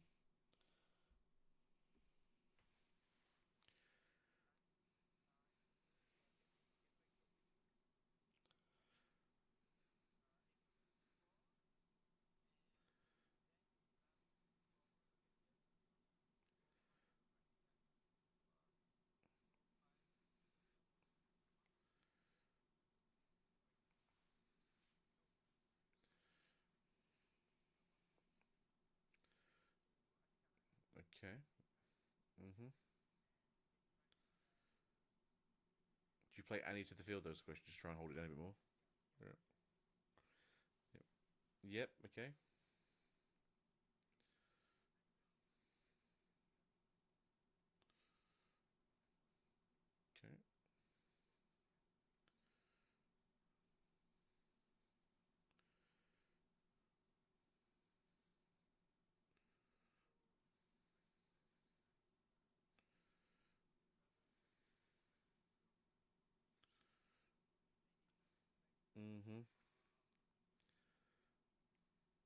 It's an all or nothing. It's an all or nothing now.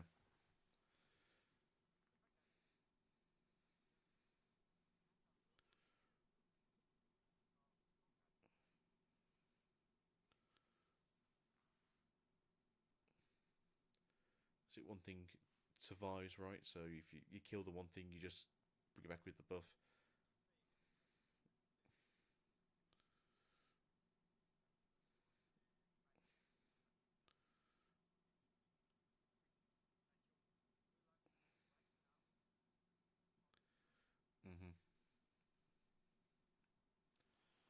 I mean, one card in the hand is the dragon.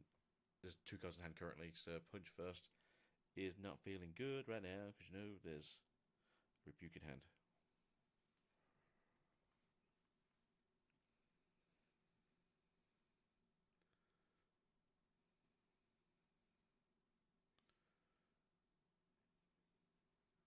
Yep.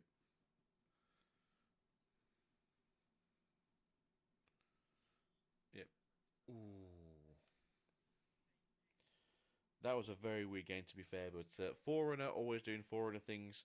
6 might is hard to get over, especially when there's another round of 6 might right behind it. No, very good. So you got your favourite going through. Colin, I'm sorry, you have to go sit back and just get that best of a set card, but nonetheless, you played very well all weekend and be proud of yourself.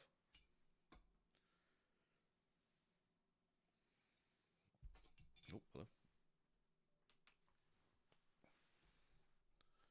You're crashing.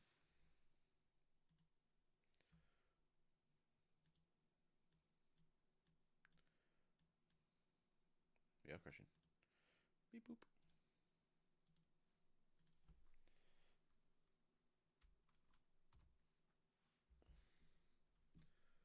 Why have we crashed? There we go. I'm back. There we go. Did not crash. Be grateful for the breeze and the grass beneath your feet.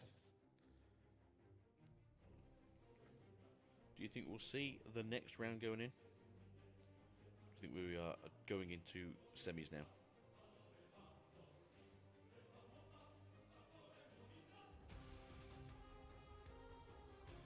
I think that was like an hour 15 game, was it?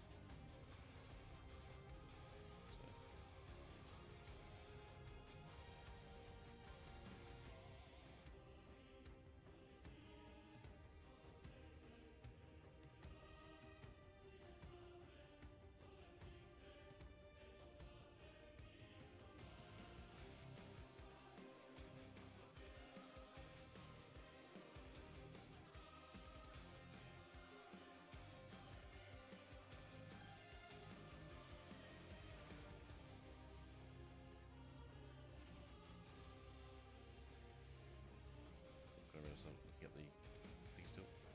Thank. No, I thought it was really good. I thought he did a really good job. Both Chris and Colin obviously showing the best of what they can do. Obviously, movement is a bit of a weird thing in yellow and orange. Unless you're playing Fiora, which obviously is more based around the champion than it is about the colours themselves. Hopefully, one day we'll get something that makes yellow a bit more aggressive. But right now, it did its best.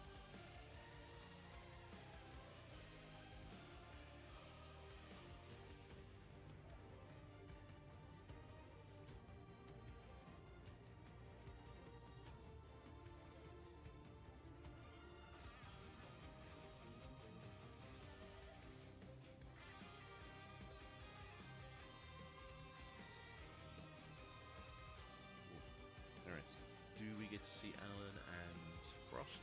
Or do we just go straight into the semis?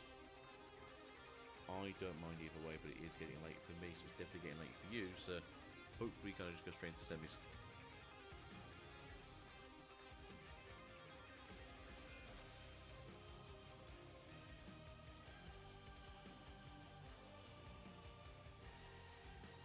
And popular. People like Riftbound.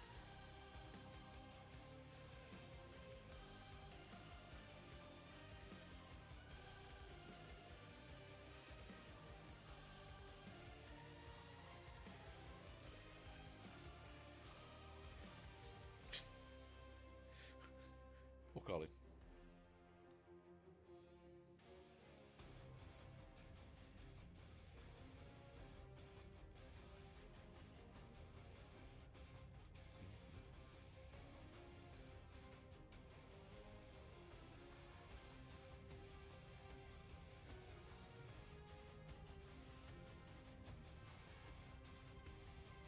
Yeah, next set with sets will be really good. Hopefully he just add a few new yellow and orange cards and just tries to make the deck a little bit more innovative. But yeah, I'm sure there's like at least one or two good yellow or orange cards available for set in the next set. So fingers crossed we actually see it going down.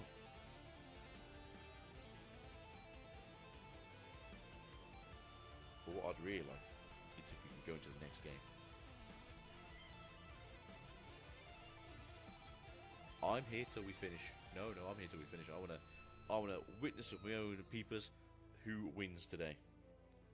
It's the least I can do to finish off the Spirit Forged.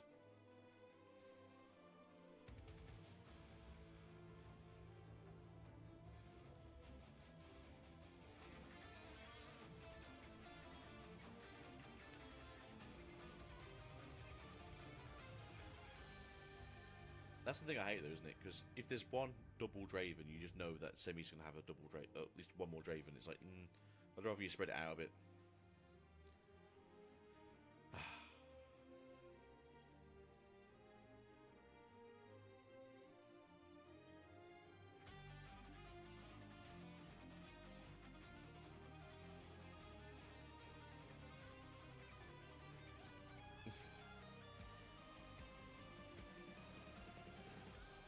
Never be seen again until finals. If you want to be on stage, you got to get to the finals.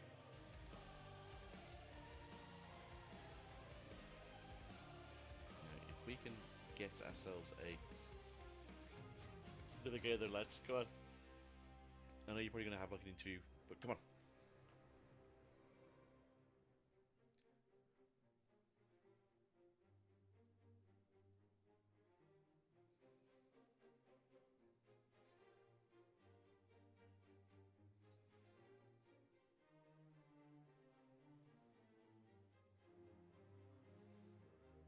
played a 13. Played a 14. There you go.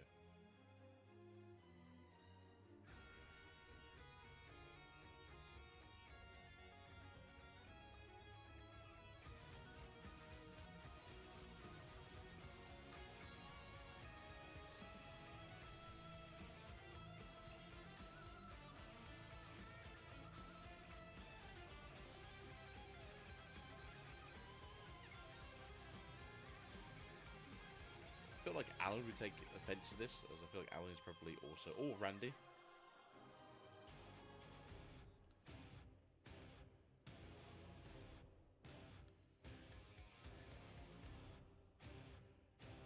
There we go. There we go. Okay. So if you're just going to mention... Challenger, yeah?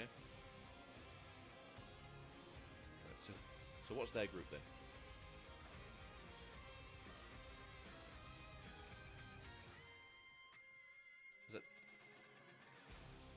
Is it TGC?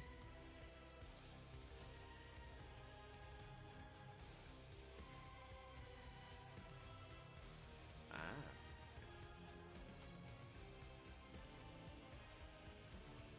Just a bunch of bros do bro things, yeah? At winning card games.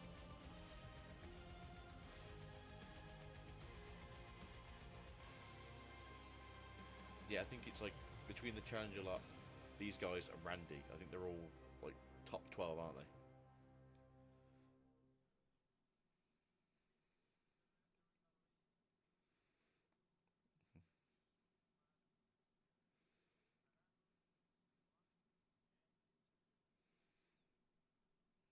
Fair enough, fair enough.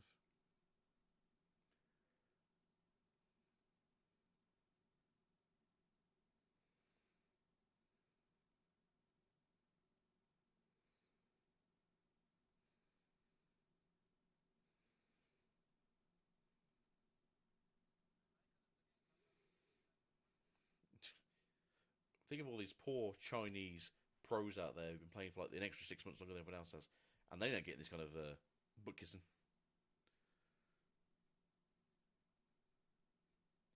All right, next regional, Brian, and he's there. You got to take like a glass of water and throw it over him. You got to wake him up, yeah. Just miss the cards.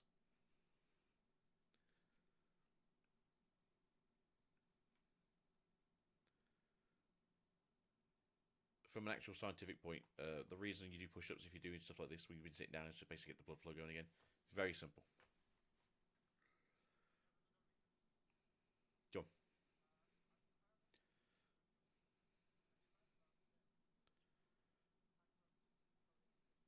No.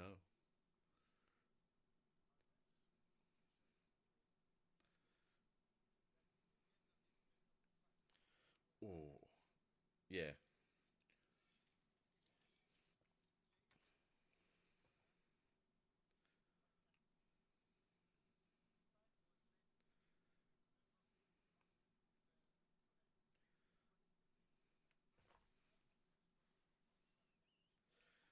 I mean, you know, if you're going for goals, right, you gotta have a fun one. That's a fun goal.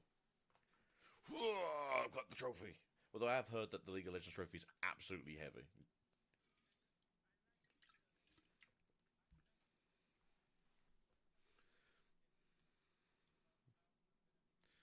Just have to think about how can I lift the trophy by myself.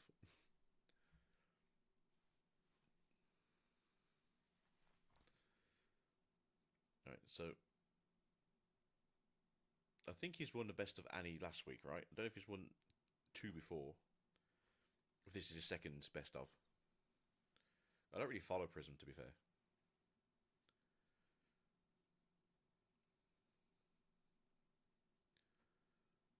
But yeah, is it going to be Alan next or is it going to be Frost? The question. I'd love to find out right here, right now, on the Riftbound TCG channel.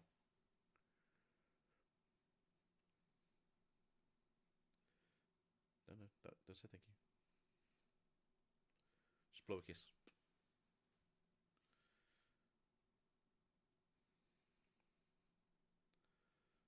We're through most of the quarterfinals. That's concerning. As the quarterfinals has been going on for 2 hours at this point.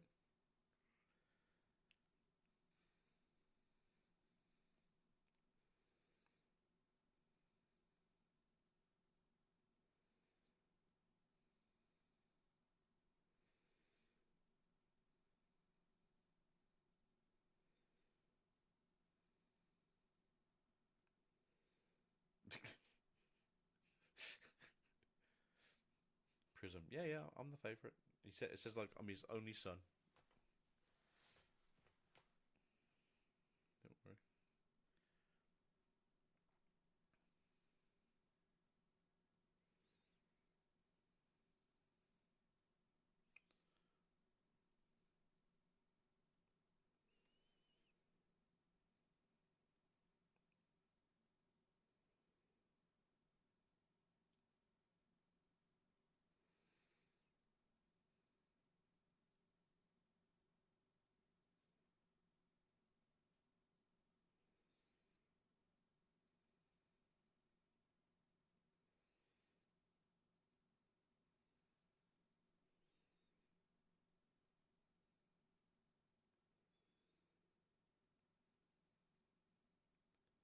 So yeah, what else is it about? I say unless you've somehow got to the finals already, we're missing the semis, and I got through. There you go.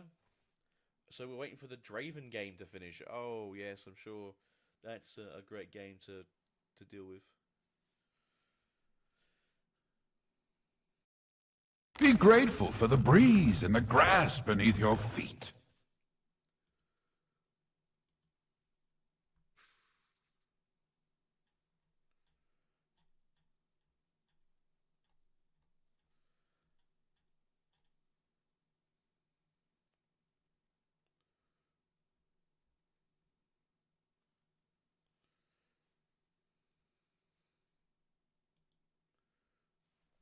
Dear Riftbound, I understand that having top cut with no time limit is great, but when you're playing a 2 hour Draven match, you gotta do something.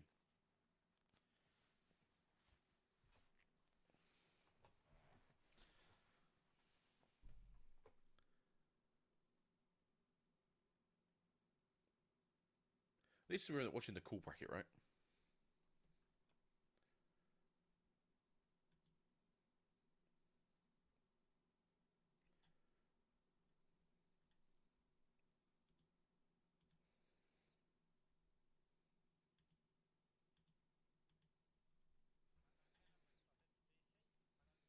Alan won. Yeah, so it's gonna be Alan versus Prism, and then it's Harukaze versus whichever Draven decides that they want to win in their 2 hour game.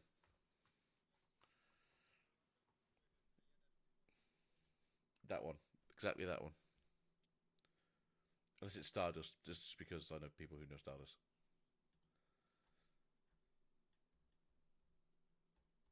Come on.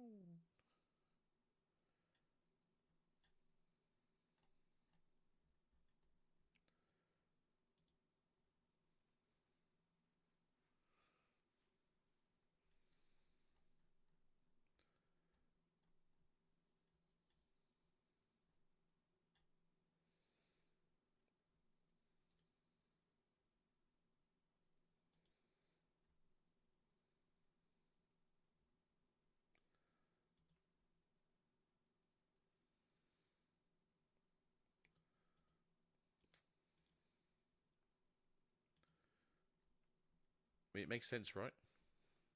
You're either winning or you're not.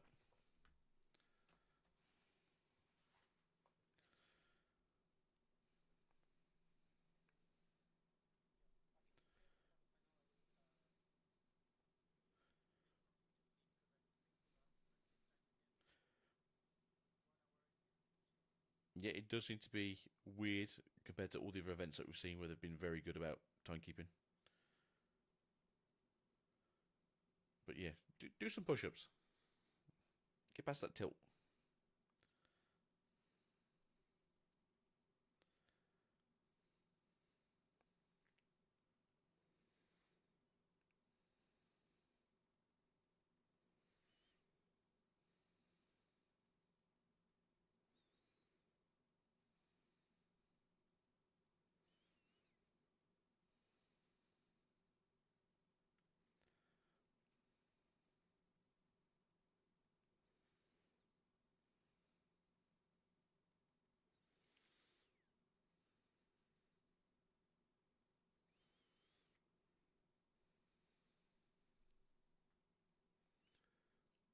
That's a statement. I've always been 6'3". Damn.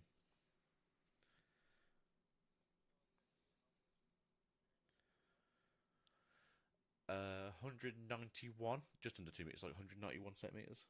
I think 6 foot is 181, and then so that'd be like, yeah, 190, 191.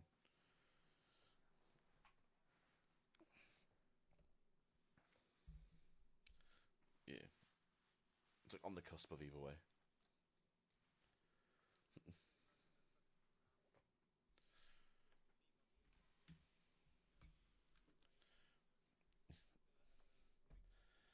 I want my man to be 6 foot tall, 181.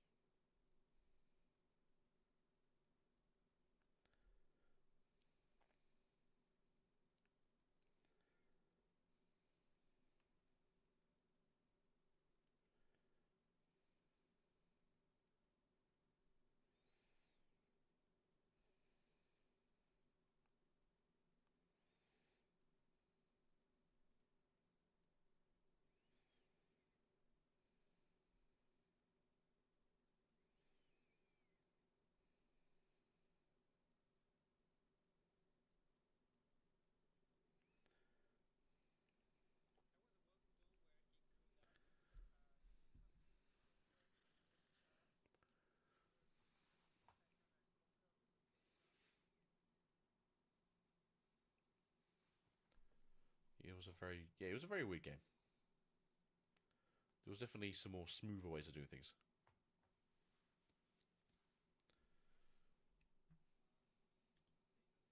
They do. What would you have done? I don't know.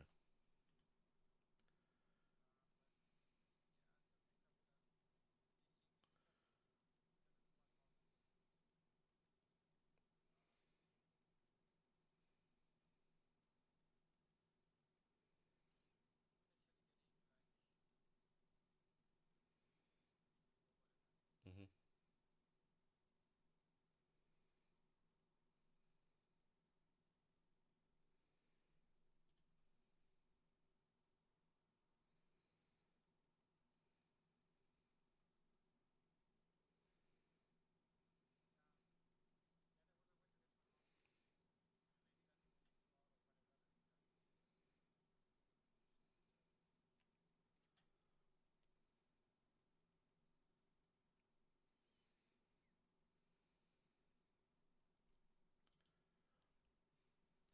I think Alan can show us how Ezreal can just get all the colours he needs again.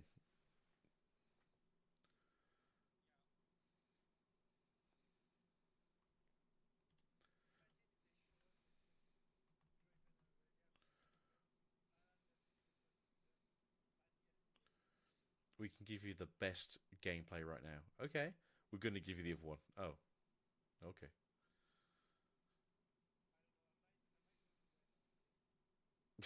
What if it was the Draven matchup?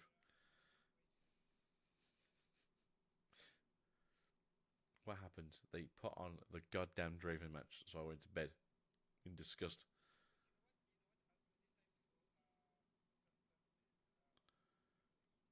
Yeah, you got plenty of time.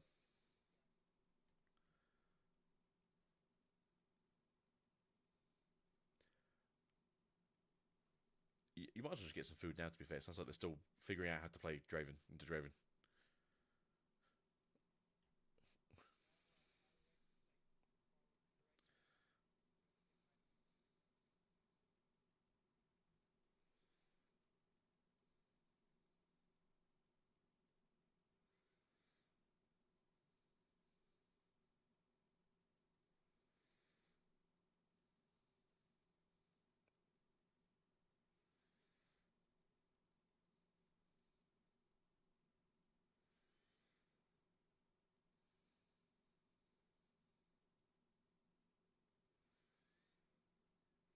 I'm a fan of the best of stuff because it means that people aren't just playing 700 Dravens. Here we go. Mum Sky. That's a bit of a weird jump, really.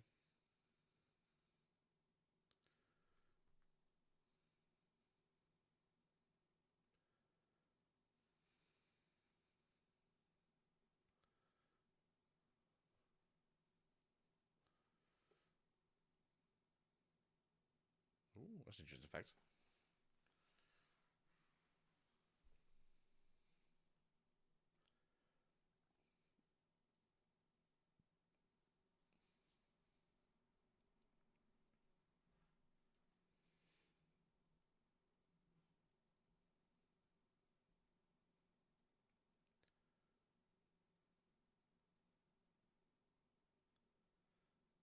That machine-oriented future is already here, and we can stop it if you want to. You know what you have to do.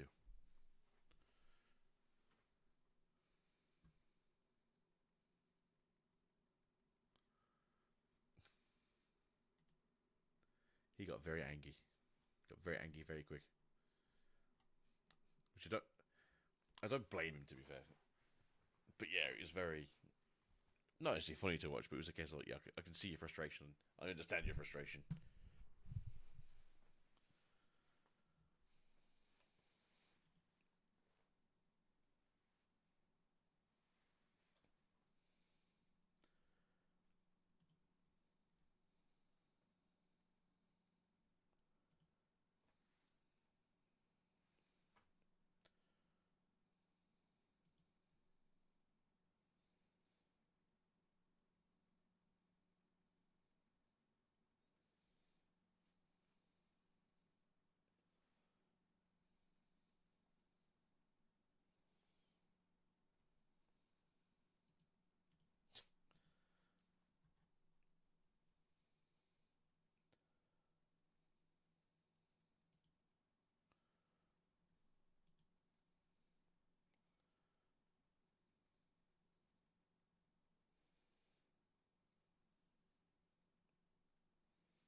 Oh no, it's for me. I'm not sharing it.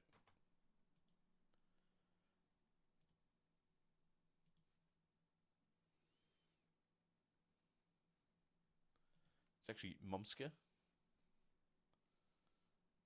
How dare you mispronounce my name?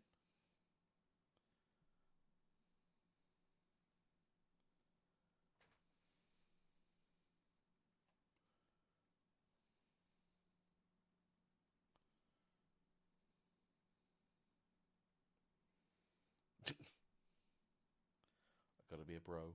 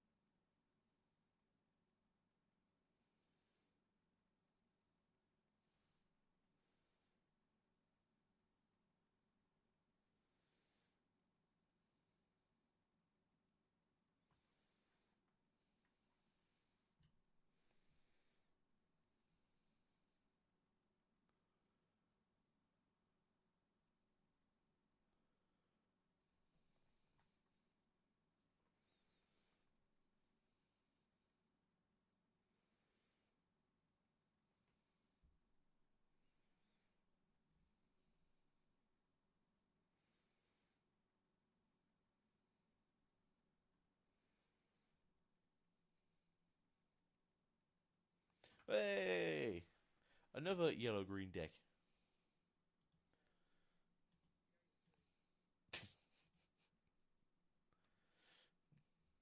I like not playing the game.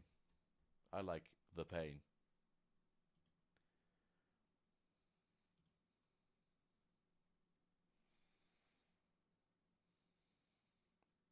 We did. You'd have probably gone 11-2, to be fair, if you played a little bit more consistently in the matches we watched.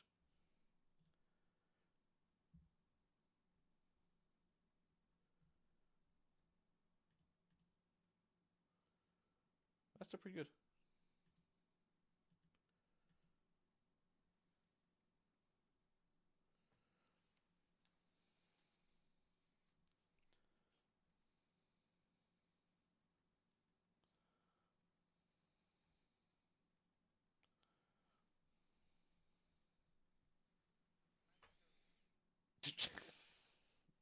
I commit war crimes, and I can only commit war crimes. If that's not what you like, you're in the wrong place, the wrong time.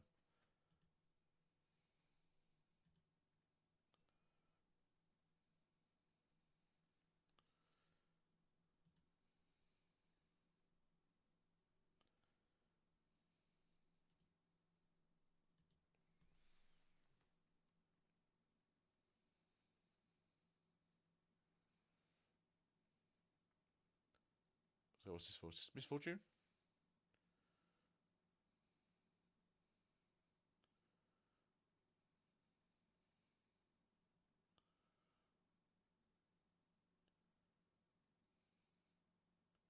So how do you feel about these metal cards? I think the idea of having a best of deck is at least a fun way of playing the game.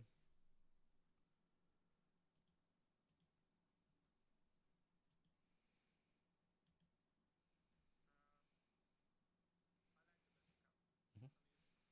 Good, good.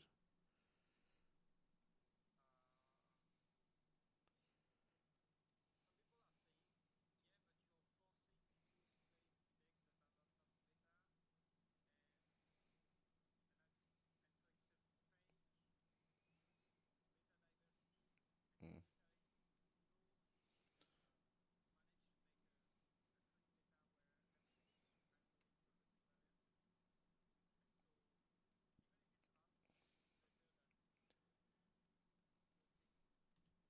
So I would rather have a game where you have access to, in obviously next set, like 27 different decks you can play. You can fight it out for the best of version. You can then play the best deck in the format if you want to go try and win the whole tournament. And then if you do the best of on Saturday, get like 7 or 6 and 2, and that's the best of that deck. You then can say, you know what, I don't need to play anymore. I can quit and I can go play side events on Sunday, and I've already get a trophy for just basically doing the best I can with the deck I like. Maybe.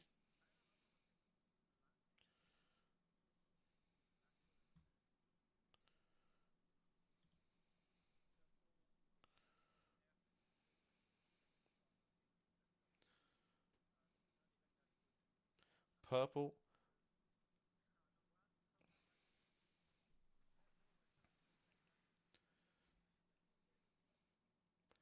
Purple is the worst color in the game.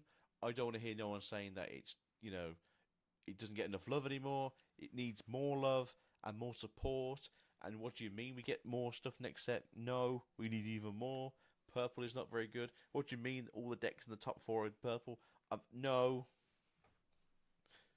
And and how many of these run Rebuke? That's the question. Yep.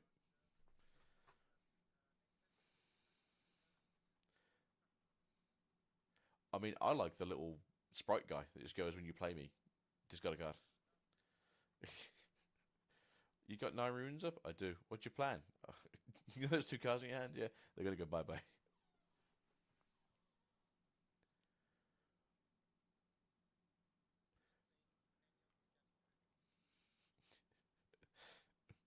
Hope you're playing a discard deck. Why? Because you ain't having nothing.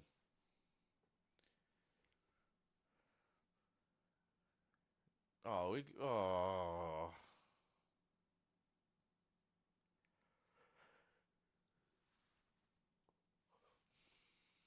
Uh, I don't think I want to see this match, to be fair, but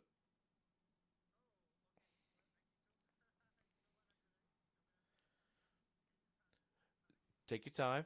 Take your time. I'm sure the stream will still be here thinking about this game.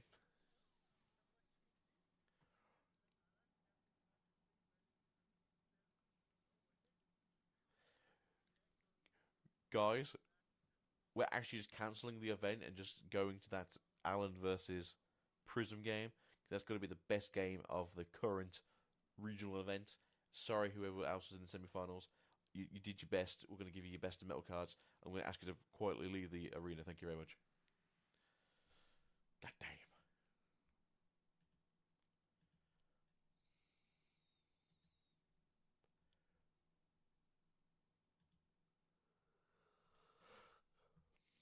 What was the other matchup? Who knows?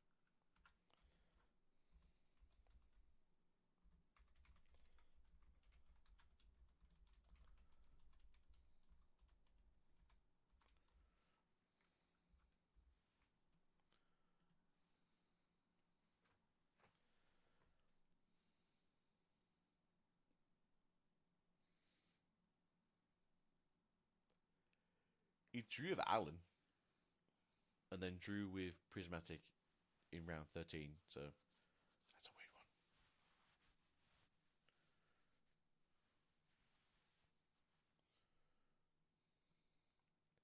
Like this one here is a case of like, hey, look, I know you. We've both gone 6-0.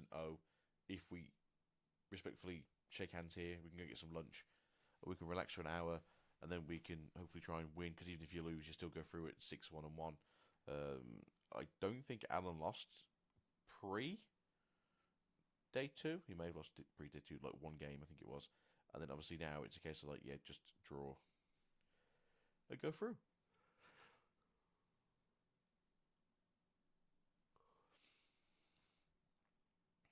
The Irela vs Irela matchup. What a day, though. Jesus. And they shook hands with Colin in round 13. But yeah, when you're 11-1 and a draw, that's where you want to be, sort of at the end of round Swiss. Again, it gives you an hour if you know you're going to go through to have a small break, get something to eat, get something to drink, get some fresh air, just, breathe.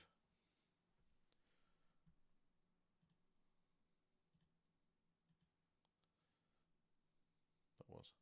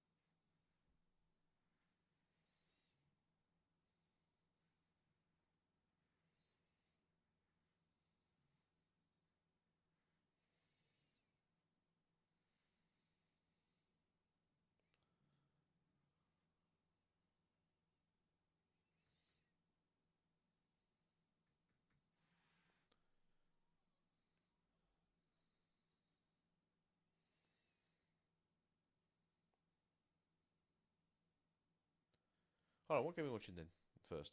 So yeah, I think you'll go. No, I want Alan to win just because I generally like Alan. I think he's a really interesting character to watch. Prism's a fairly fun guy as well, um, but I would prefer Ezreal to win. I feel like Ezreal is a bit more of a stickler deck than Annie. I feel like Annie's basically been worked out so much because it had longer time to live, and then Alan's just basically made a version of Ezreal that's just I have everything I need at all times. Just do what I got to do. With Draven, I think it's just a case of it's the easiest deck to just pilot overall. You don't have to think as much. You just have to go, can I Unga Bunga into a wall, basically? And if I can, I win the game. Which unfortunately was like the Draven game we saw earlier, where it was just like, I'm just going to sit back and wait for you to go first so I can take the points. Irelia, I don't like Irelia. I think if something gets countered, I don't think you should be chosen because obviously you've played and targeted are all the same things. But it's a case of like, well, if the thing doesn't resolve, then you didn't know you got targeted. I guess I don't know. I just feel like some of these weird interactions are just weird interactions, and it feels like she just gets to benefit from having a weird interaction compared to any other champion, or more so than any other champion. I don't know. There's just about Aurelia I don't like. Oh, got the one of mine splitter though.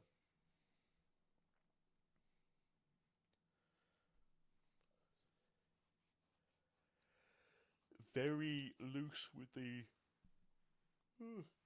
champions, as it is like 1 o'clock. I do apologise. So 1, 2, 3, 4, 5, 6. That's 6, 7, 8, 9. So play 9. Yeah, playing 9 units here can be a bit weird. 2 ride the winds. That seems fine. 1 not so fast in the main deck. 2 of those hard bargains, and then 2 of the defies. 3 of the Desert's Call. I believe that is the one that lets you summon the Sand Soldiers. 3 charms makes sense because you're always constantly just dragging people into battlefields to just upset your opponents. 2 rebukes. I wonder if there's a third in the side, as generally with Draven, it's like, uh oh, there goes the Forerunner. Then we have the 3 of the Defiant Dances, which again I think should be costed more like Ripostes. It just seems way too cheap for what it does, because it's essentially just nuts, just overly nuts. Bellows Beast. This is the only thing that I think is really cool about this version of the Draven deck, is it's playing the removing stings from the field or on a body.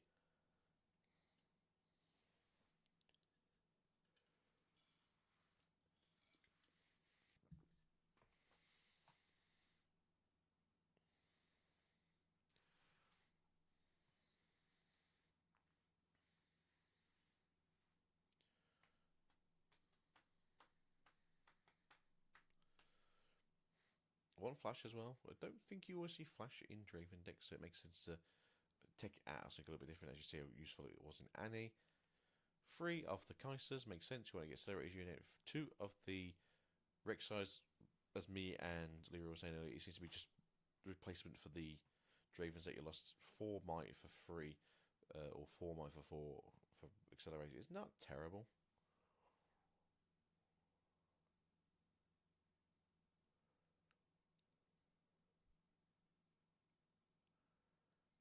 You got the 1 hard bargain. I'm kind of hoping there's a second or third hard bargain in the side deck though, just because of Aurelia being Aurelia.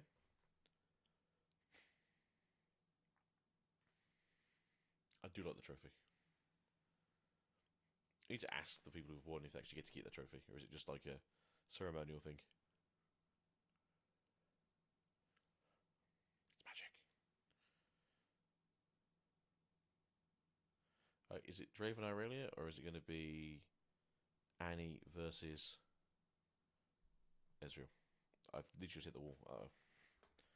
It is the Blade Dancer versus the Executioner. I will try my best to give this the best version of my casting abilities as I can, but unfortunately, the Yahoos are not ready.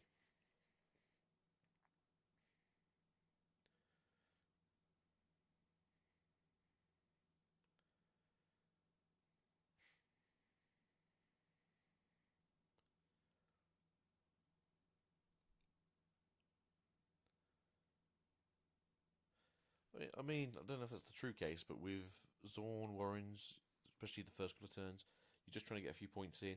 You just want to get access to the extra couple of draws. Maybe you opened a little bit of a dead hand, or like a hand that you need to sculpt a bit more. In this case, where both players are doing it, it's a lot easier for you to just not have to worry about trying to keep one battlefield down. So it is what it is. So is that Dragon Ball sleeves? Is that Alan on the back of that one? I think it would be right because it's Challenger.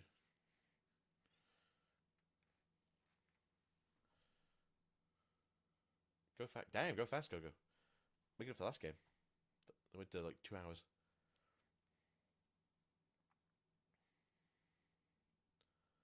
Yeah, this is pretty good. You can get to 2 points before they can get to 2 points because of the Zonias.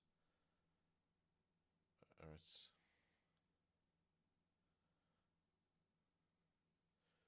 That's pretty cool to me. You're going to go 3 points next turn. There's not really anything they can do on the side of the Aurelia. Aurelia doesn't really have an accelerated unit as far as I can tell from the list we just saw there. They are technically behind. Stellacore case pretty good, but they are behind a turn essentially, which does feel a bit rough. Alright, go to 2. Do we just move out the Kaiser? Yeah, I feel that's sort of safe play. Move the Kaiser in. Do the thing.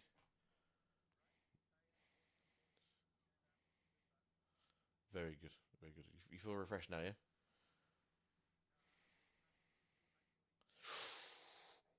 Damn. To be fair, so far Coco has done like 3 turns in about 30 seconds, so he's doing really well here.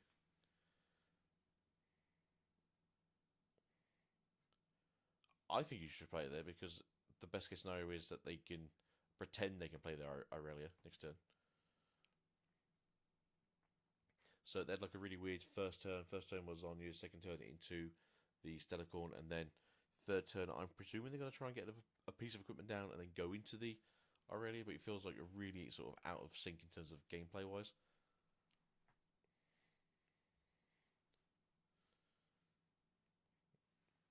There you go. So that's first time on the board. Next turn we go to 4 on the side of Lopez, because I don't really think you're going to be doing 10 damage on the side of the other Zormorans. Not this turn anyway.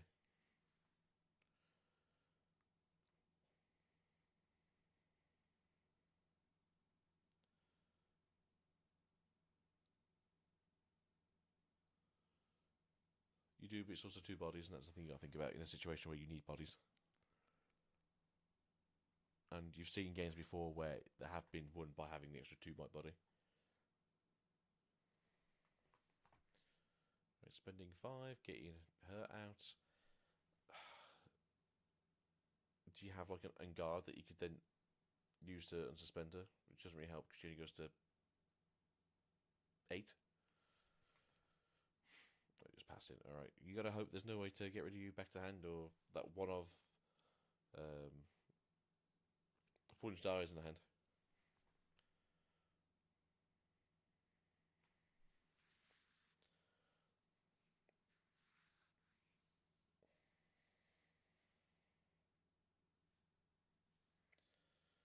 We're gonna play for 2.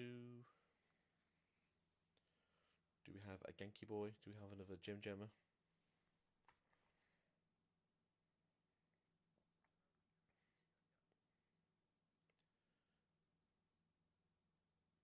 Is it Gem Gemmer?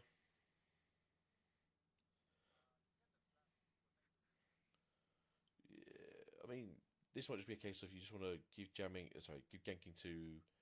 Nope. Oh.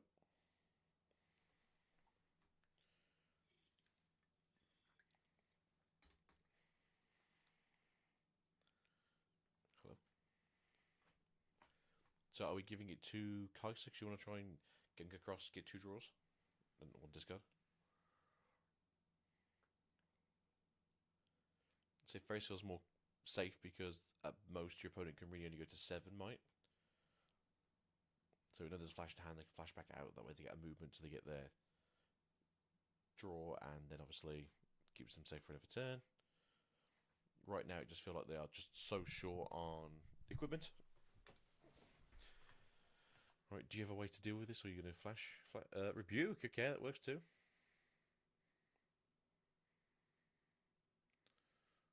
Okay.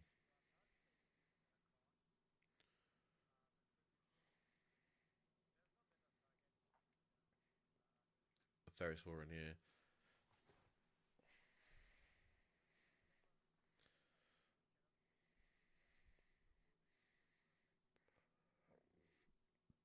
So, do you have anything really to do with the Stellacorn? Maybe. Free, sorry, cost 3. Cost 5. Yep, there you go. Works for me too. That's it. Yeah.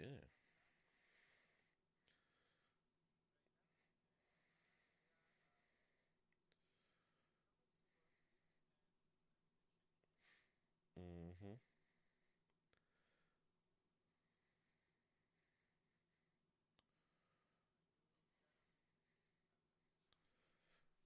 I think they've passed, haven't they? No? It's switcheroo probably, right? So are you going to try and bait them to go into the Kaiser and then move them over to Mr. Darius and you go, okay, switcheroo. They do have, obviously, could be a Titan.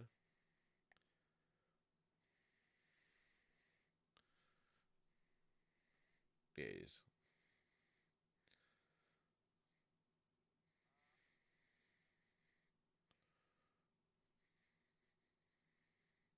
It wasn't switcheroo. Could be anything. Could be boat. A Titan. What's it? Yeah, I don't think there's anything else to be fair in the deck. It's just one or the other.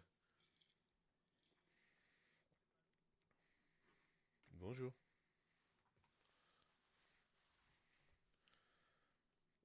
So far we have 7 rooms on the side of Aurelia, 6 of them green. Could be anything. Get rid of the other desert school.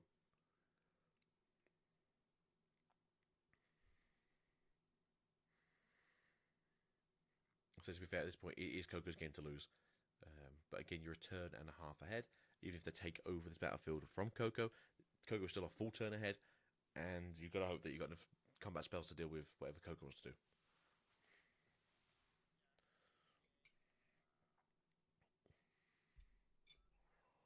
Mm-hmm.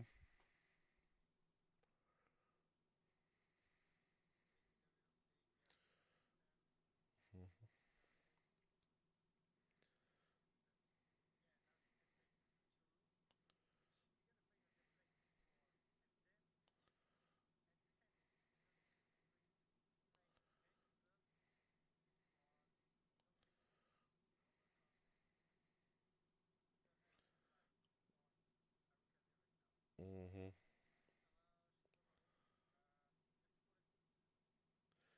It's like a hard bargain. Oh, okay then. I mean, that works too.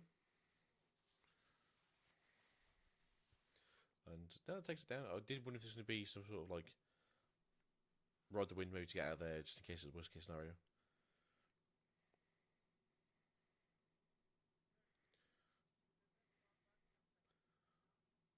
In this, not really. Maybe Falling Star, just because you're already paying the cost to do it, and if you got a target, you're paying the other deflect costs as well. And if you just hard bargain, it just feels really bad. But at least next turn, like you said, you can kind of ramp up with the Forerunner. They'll go to 6, and that way they can hold, and then go into 8. It'll be better.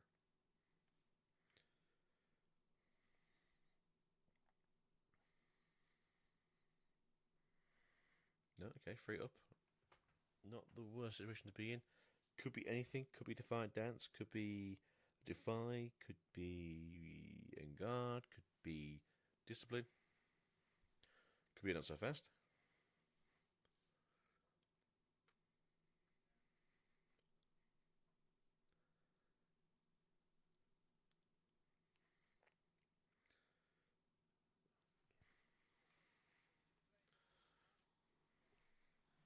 Mm-hmm. But it's a case of, do you just go and take the Stellacorn's battlefield, and then do you just play it in the back there, so that way you can try to engage with the Aurelia the following turn? Right, is this a... Should I say, is this meant to be a bait into using spinning axes, maybe?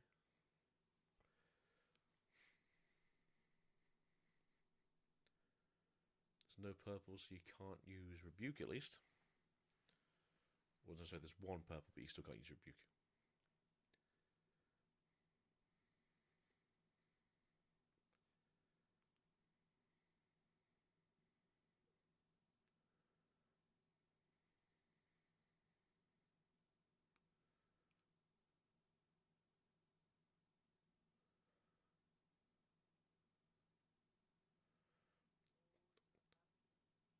Right, if you have the spinning blade, I think you just you do it right.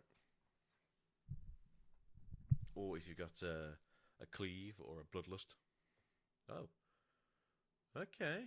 Win the combat.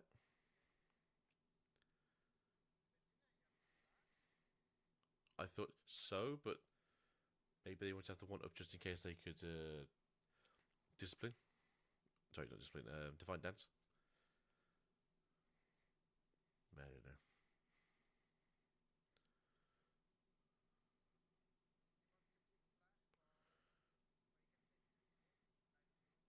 Maybe. Or maybe he's just trying to do protect the Aurelia. So he might just be trying to protect the Aurelia, keep flash for Aurelia specifically. But you do get the extra draw with the Stellarcorn, obviously moving back out.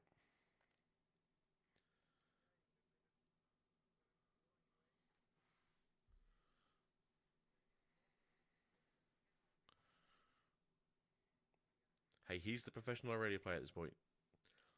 Let them play their own game. Overzealous. Okay. That feels a bit weird. Tide Turner, bring Kaiser back. Okay. And then Mr. Hopefuls.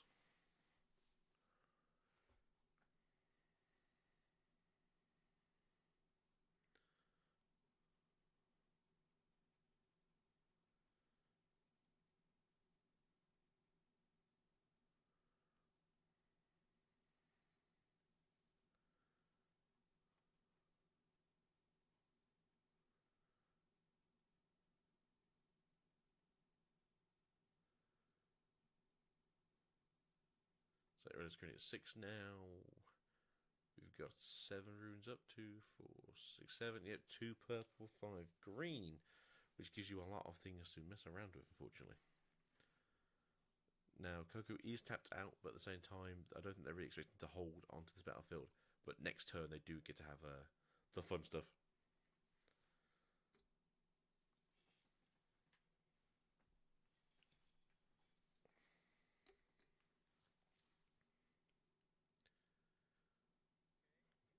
Okay, we're just gonna. Okay.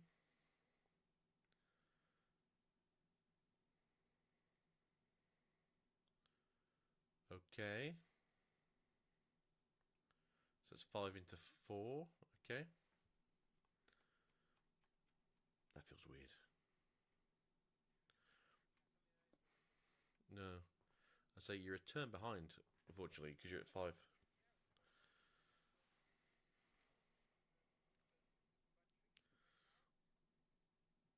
Maybe there's. Maybe it's just a fine dance in hand. Maybe it is everything else that's ready to go.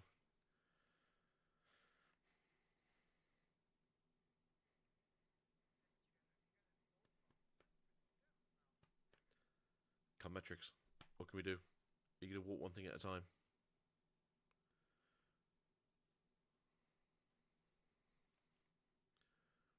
Say, Coco, do we have a spinning X maybe in hand? Make that a 7 might Kaiser. Because trading isn't terrible.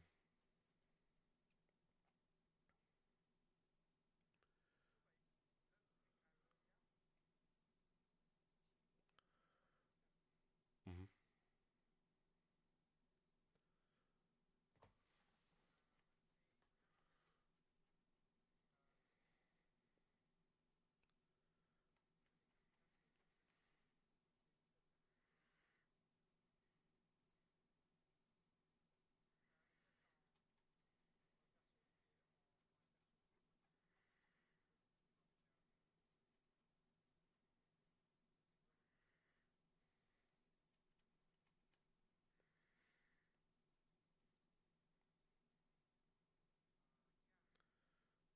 Just in case, right? Yeah. When there's a Ferris in hand as well. I think so. You just basically trade it with the Gem Gemmer, unless you just really want to slow down Coco, but you got to spend everything then. Is it 10 into 3? You could probably go 2 Divine Dances would be 2 cost into 6 into 7, so that would also work out.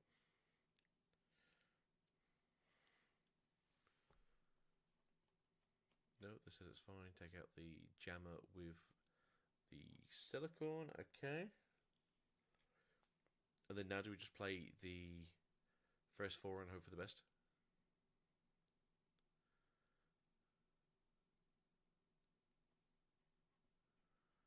I don't think you want to push into earlier. Maybe. You do get the worst case scenario. You do get the tokens back next turn. Well, for the next turn.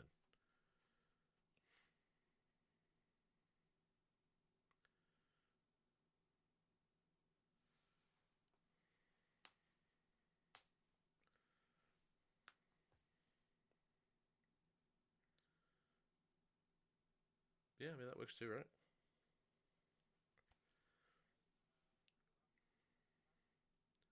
They only have one in the deck, so we gotta have it.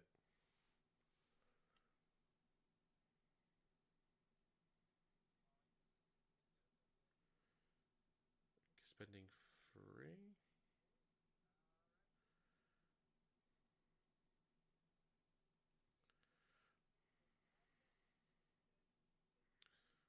Rek'Sai. 5 and just 5.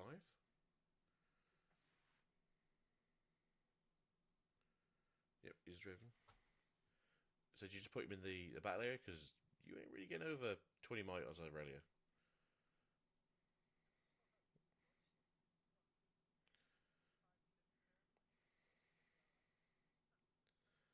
5-minute games, yeah. It's very good. I wish I could be watching two masterminds try and play out each other's brains as opposed to Unga Bunga with Unga Bunga. Alright, what are you playing here? Tide Turner. What you tide turning? Because don't you play it just to the battlefield and get the direct side now, maybe, or something? It feels very weird. This whole thing feels weird.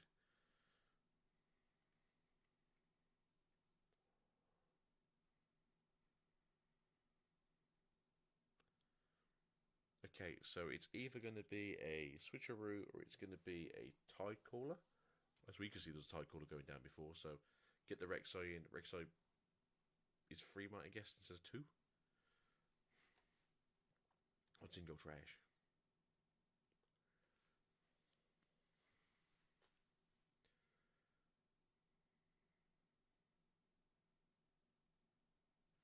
We do have 3 up though, so maybe there's a chance that there's also a accident.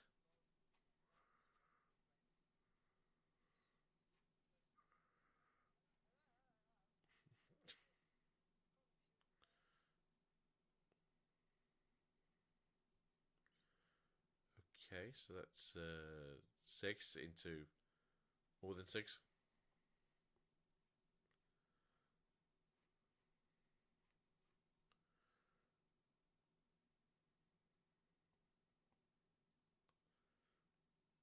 So just bounce it back out if you want to, right? If you really, really wanted to.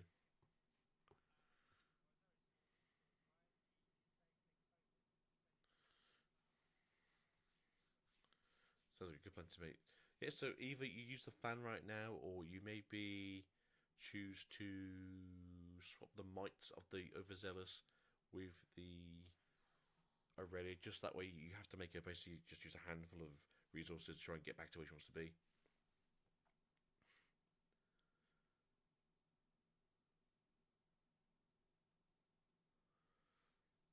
So at the same time, you also want to see some kind of combat trick in here from Coco. If he's got the axe, he's basically got the game.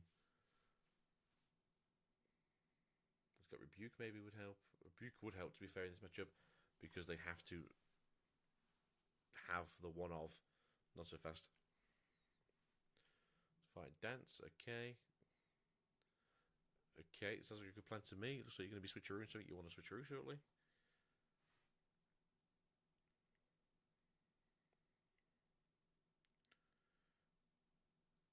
Okay.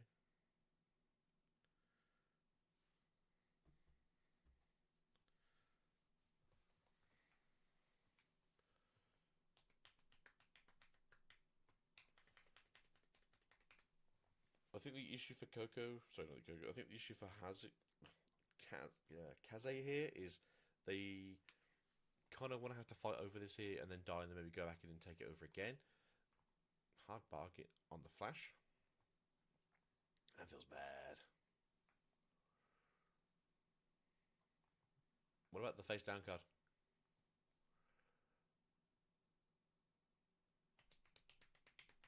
Did he forget about the face down card? Did he forget about the face down card? Did he forget about the face down card? Was it a switcheroo?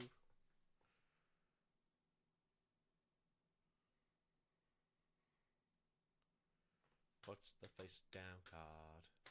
What's the face down card? It's the face down card. I wonder if it's a switcheroo because it's a face down.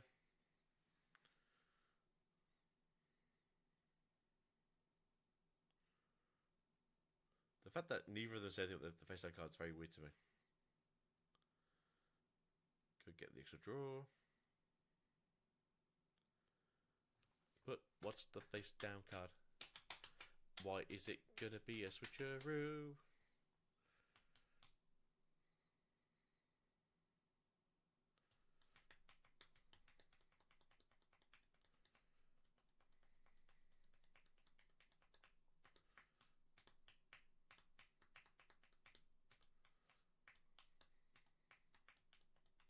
Just rebuke it. Okay. So fast. You have a. Well, that's not so bad. Oh, there you go. Perfect card.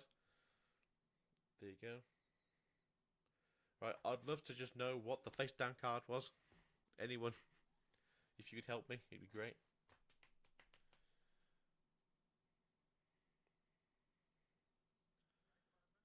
So, Coco won. So no surprise, but he died on the battlefield and had a hidden card still down at the end of the game. A turn later. So I have no idea what the hidden card was, but they won because they rebuked. It got hard bargained, and so then they hard bargained themselves. So no, it got not so fasted, and then they hard bargained not so fast, and then because obviously they couldn't spend anything else, it got rebuked, and then the thing walked in for 8.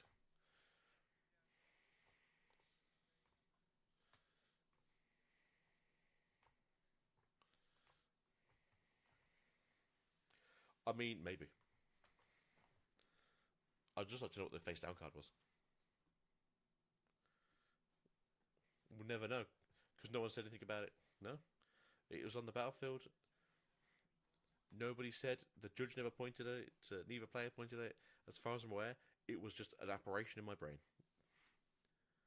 But we're gonna have to play again to go to 9 points, which doesn't feel great in my opinion. I know you get to have a bigger Draven, but when you get that Draven gets rebuked, it doesn't feel as good either way. 2 cost totally coming down gives you an early point, especially in this one where you kind of need to go 1, 3, 5, 7, 9. So we got ourselves a stack deck.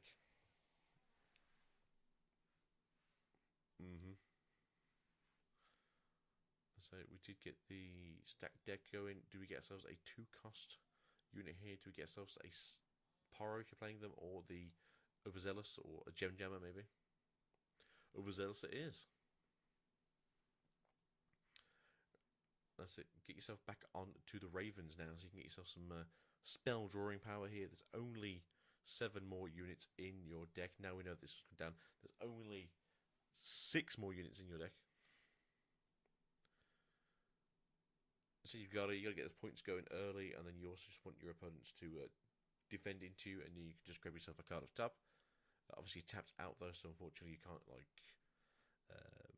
guard into this Overzealous to get it down. But at the same time, sometimes it might just be worth taking the check.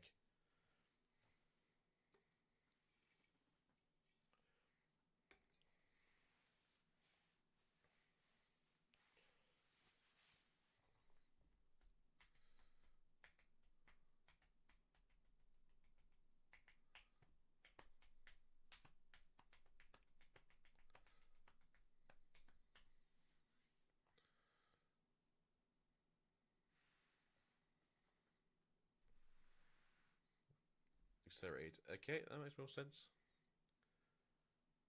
Ooh, it's not what you want to see early though. You would have come back to get the draw.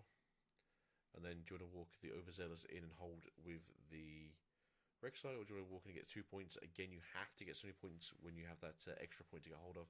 It does feel really strange because you never really feel on a good point score. But there we go.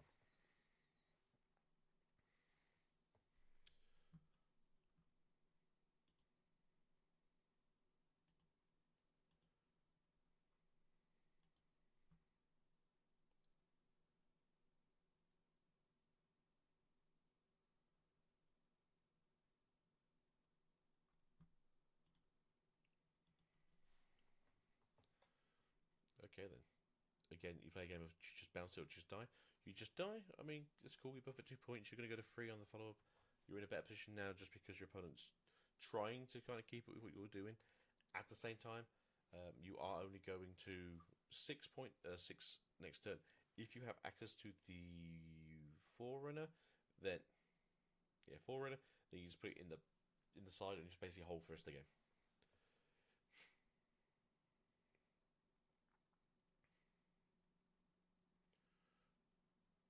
Ooh.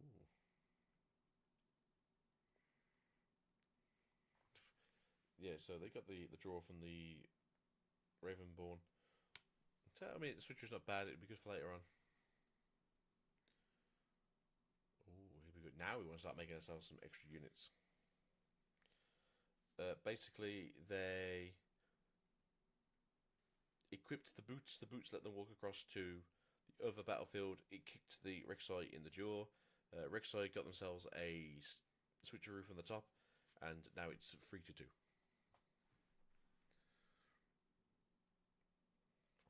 So it's not a bad position to be in. Overall, though, it'd be good to see some kind of play next turn. Although it just feels it's going to be like a Ferris Forerunner just in the back.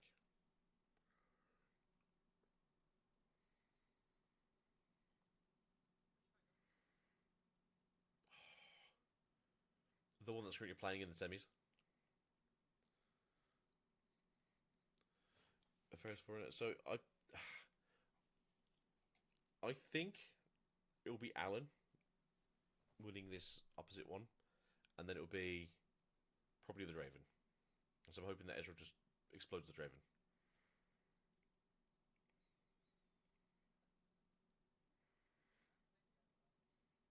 So we'll never know. It's lost media at this point.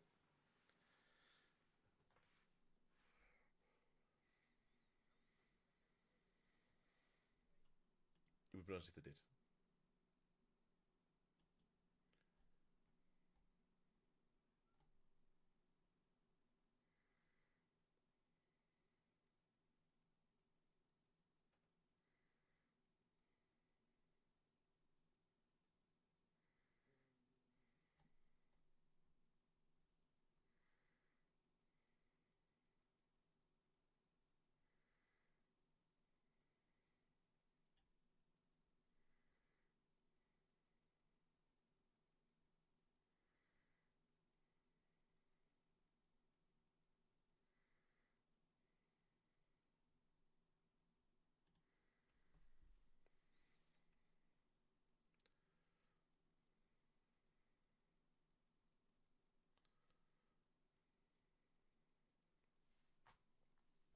All right.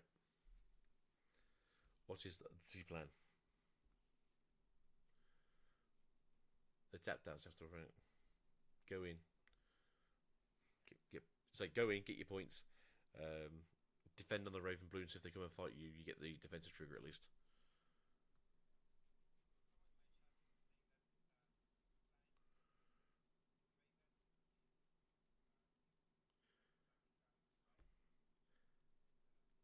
It's not super new as far as it feels like a lot of people have been doing it for a few weeks because of the whole other Draven getting a little bit big on that last turn, and then you ride it in, and obviously it's a 11 mut unit that you just don't really get to deal with most of the time.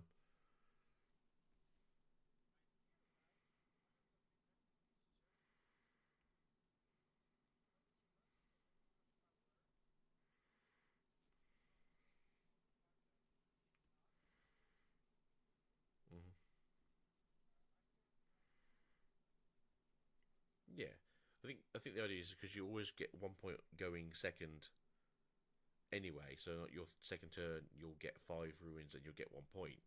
And then that way, if you can, you just try and go 1, 3, 5, 7, 9. Is that a rebuke?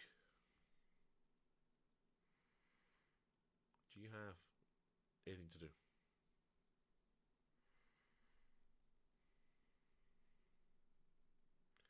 Scooping.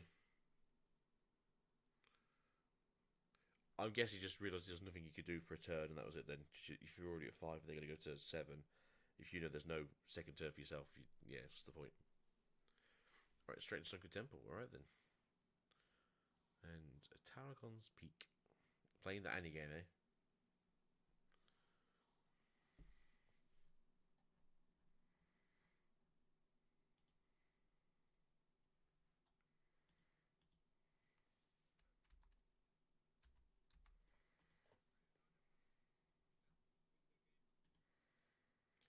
I mean, it feels that way sometimes, to be fair.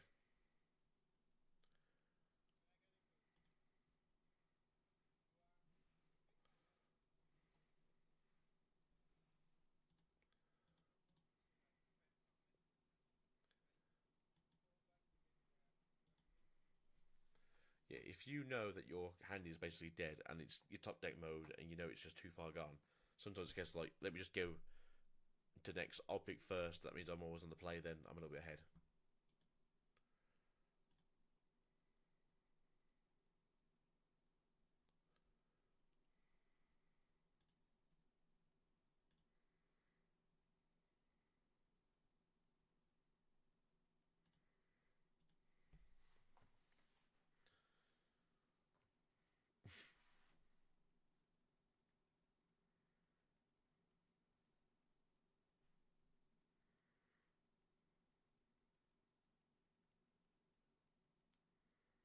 Yeah, definitely. You're going second though this game, so it could also be boots.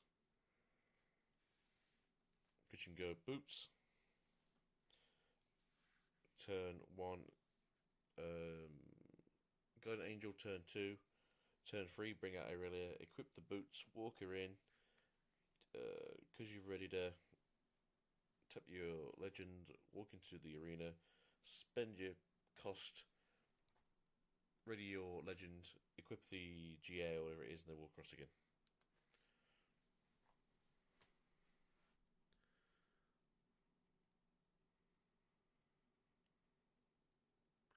From the highest highs and the lowest lows, we are in game 3.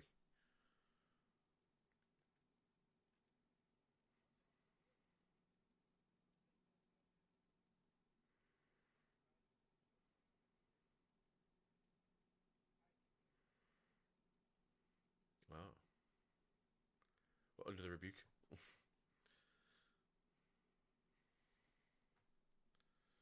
I mean, Gem is not awful. Again, I'd rather get a unit down turn 1 than not get a unit down turn 1. So I think you just go straight over to the Tarragon's Peak, get it right, and then just play as much as you can for 4. Hopefully have the Hopeful in hand so you can get 2 more bodies down. That's a really weird camera angle. And very dark on the hand.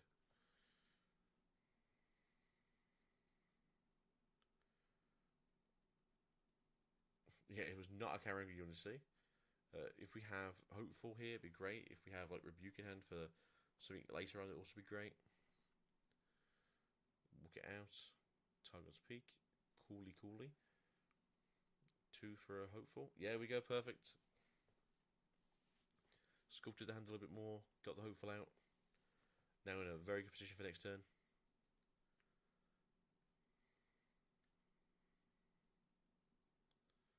Get the boots down, okay. It's going to be a big fishman. Do you have something in hand like a big axe maybe? Be perfect right now.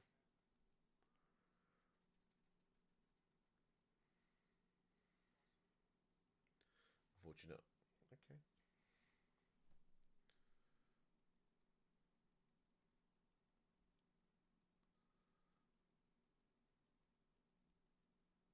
Okay, you can pull it out, I guess, if you wanted to, but you don't have to. There's no reason why.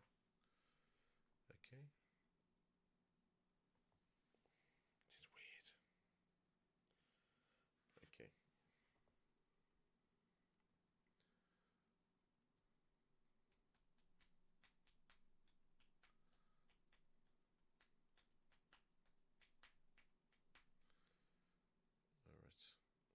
how about we start flicking the cards? And we actually start playing some cards.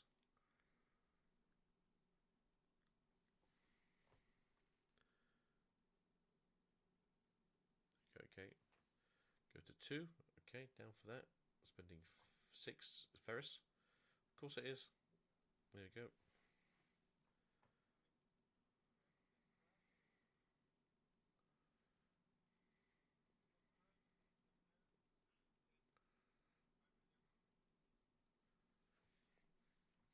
That just seems to be the play, to be fair. Unless you do actually have... Let's say if you had a hidden card. I know they've got the...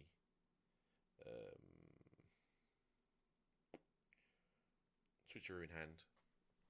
No, that was last game, never mind.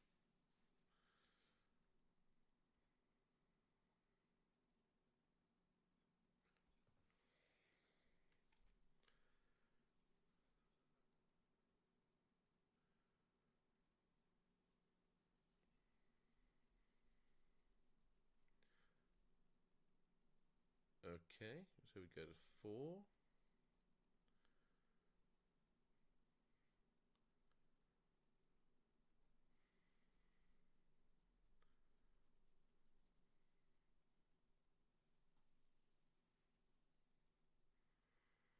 Give it jamming. Okay. Sorry, give it ganking. Walk it across. So I thought you already had 4, but maybe I wasn't paying attention.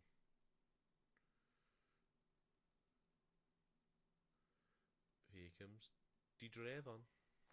See, you complain about something even the slightest, and it happens.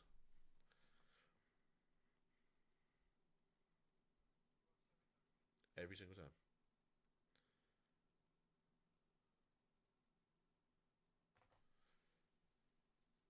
Okay, walk in, move a little bit, get a draw. Unfortunately, you're not a 5-point unit, so you do not get yourself the extra draw if you want to spend the 1. Right, do we play there earlier is the question. So 2, 4, we got what, 8 runes, I think.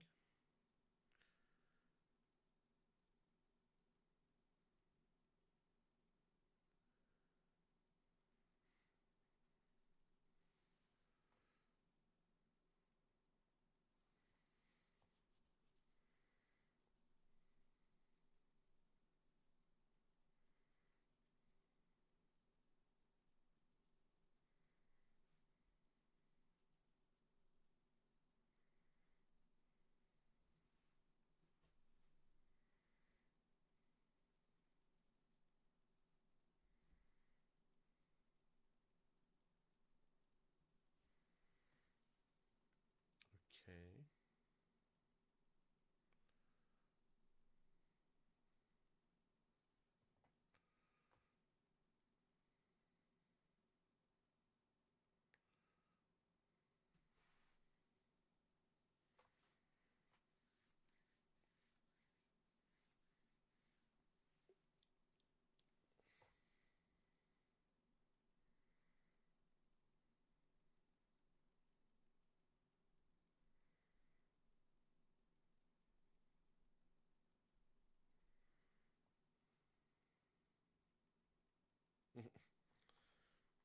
Disney doesn't play.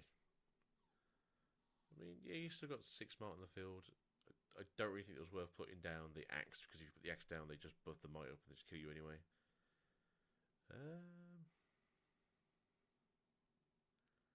Having their ready in the back throw as it is seems a bit weird in terms of just vulnerability.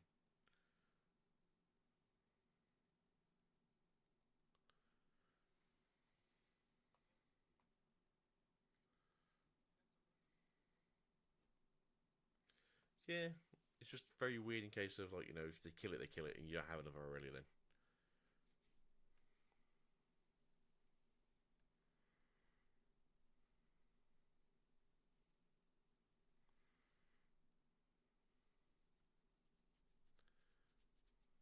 So do you just try and, like, walk in and kill the Stellacorn, and then you go to 8 on the Draven, and you threaten the Tidecaller?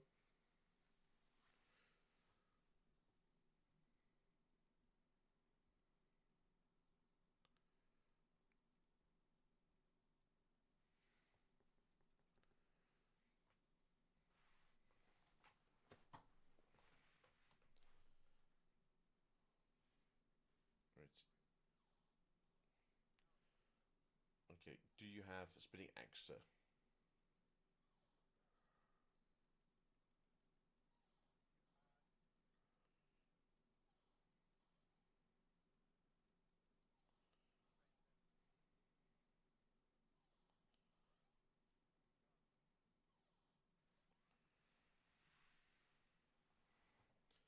Right, so that is 7 into 5. Do you have a second spinning blade?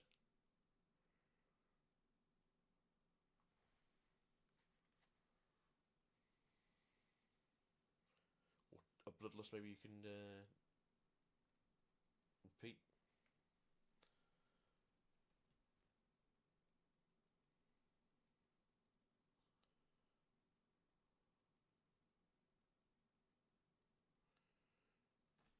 Okay.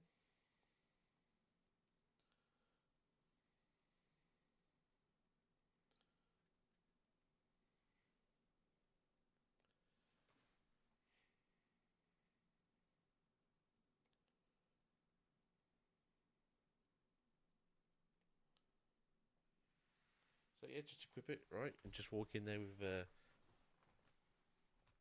as much might as you can.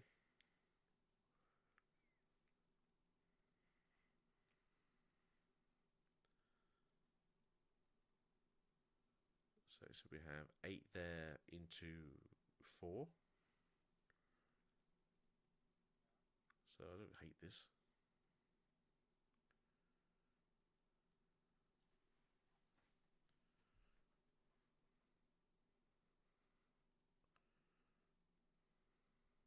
This seems bad if they got more buff spells. I suppose you can always just equip it to Draven, right? No, okay, does it? Alright.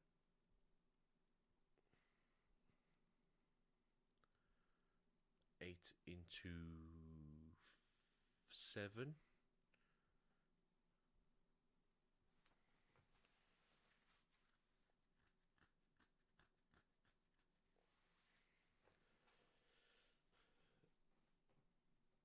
So, do you have the other spinning X answer? Do you have maybe the hard bargain? Okay, yeah, that works too.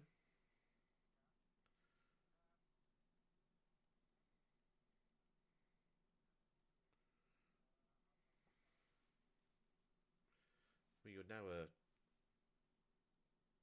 even. So you what now? A 9 might Draven? You got a 6 now, I think it is. 2. As you say, yeah, you can tap 2 more runes. That way you got 4. Threatening the rebuke.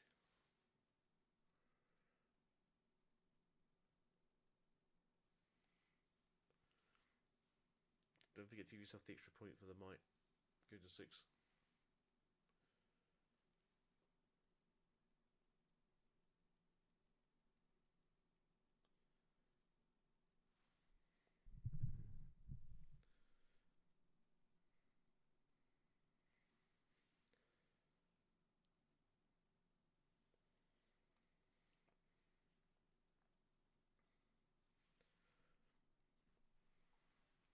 The only thing I can imagine now is that you walk into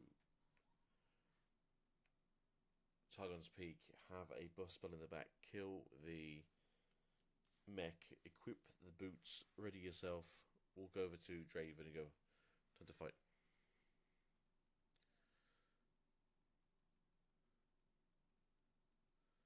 I mean, I'll take that. Does this mean we go straight into finals?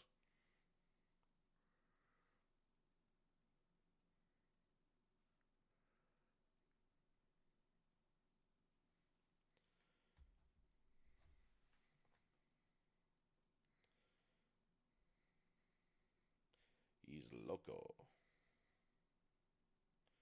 Right, that was a very long-winded game.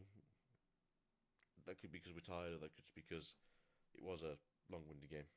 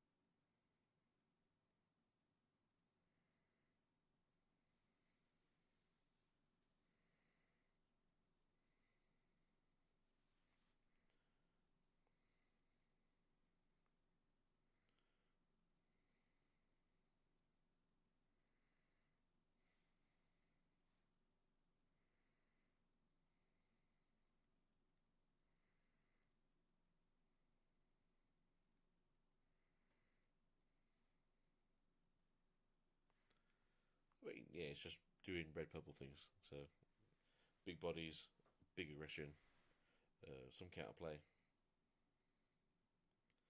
It could.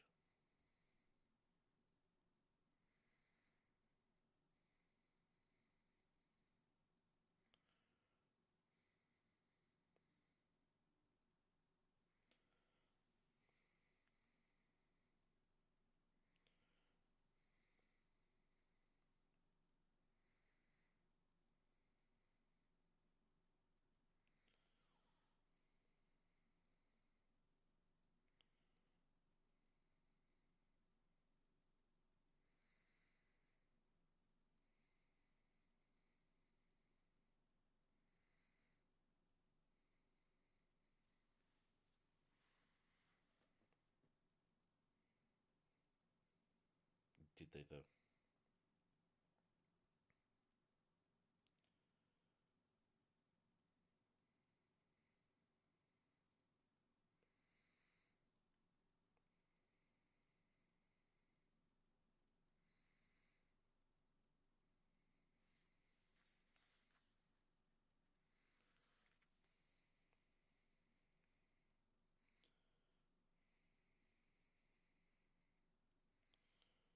It happens, right?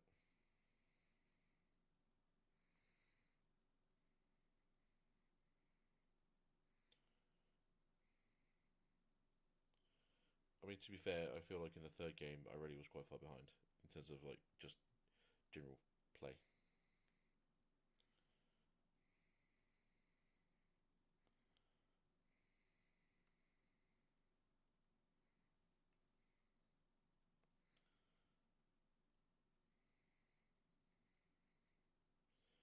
Here's Draven.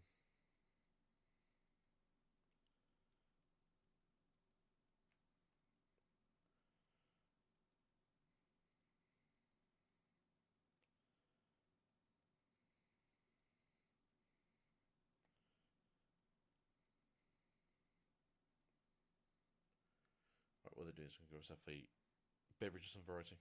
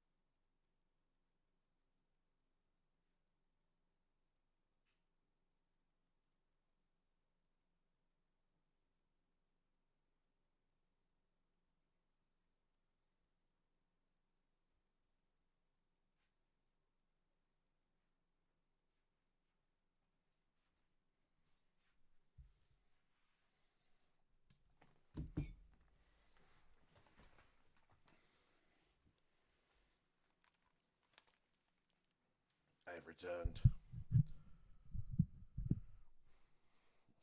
Something sugary. Should keep me awake to the end of the finals, hopefully.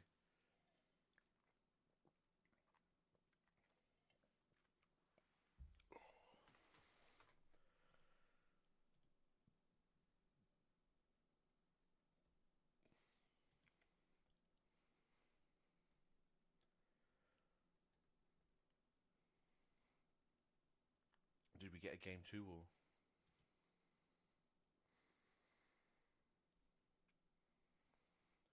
Reviewer?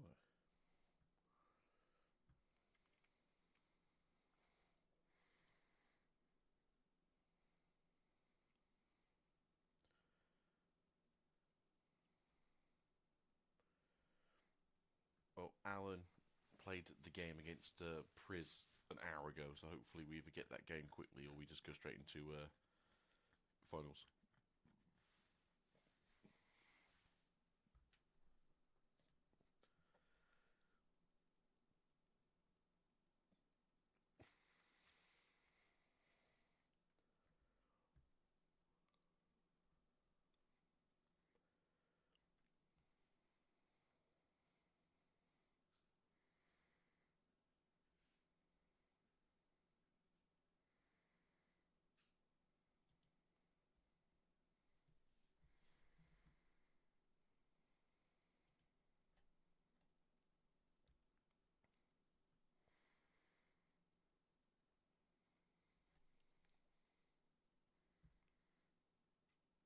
Sweet. I think we are going straight into finals. Thank God. It's so late. And this is on the East Coast. I can't wait till we get another event on the West Coast.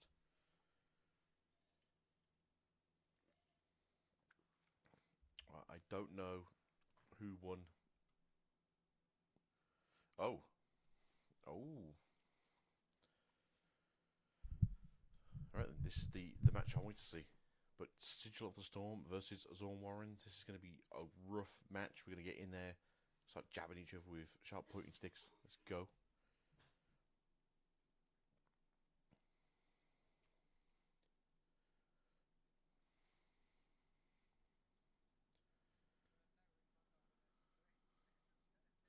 Whoa, whoa, whoa, whoa! Is that two Annie legends I see on the field?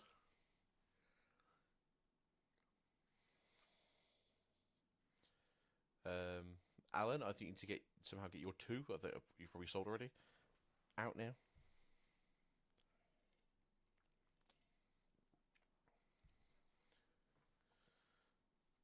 I've got the metal and I've got the best of. All right, all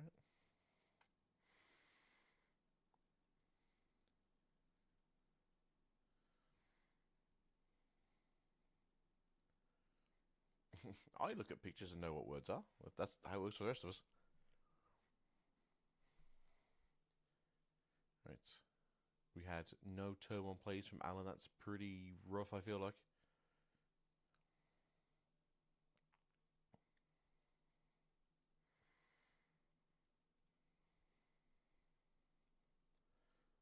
Ooh.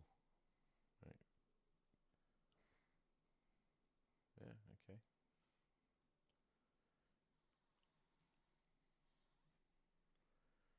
What's wrong with your sigil? It's like, don't worry about it, it's dirty. Right, we've got a pretty good hand though. We do have gusts, so we do have access to Wages of Pain. If we have a Stupefy, then we can essentially Stupefy and then kill the Kaiser following turn. Okay.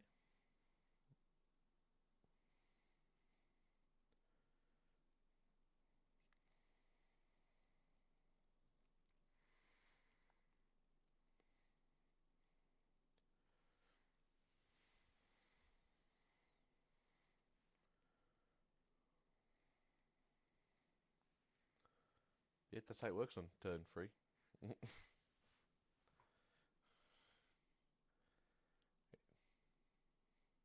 It's gonna be like a really weirdly nervous match, right? Where it's just like I don't really want to be fighting my friend slash colleague, and this is pretty weird.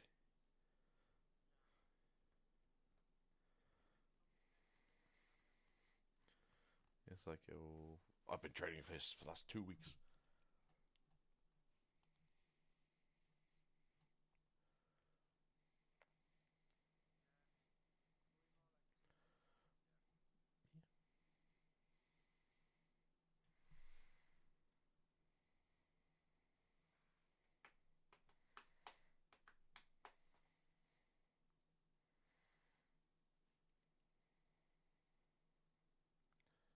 Oh, get rid of that Rek'Sai early. All right then.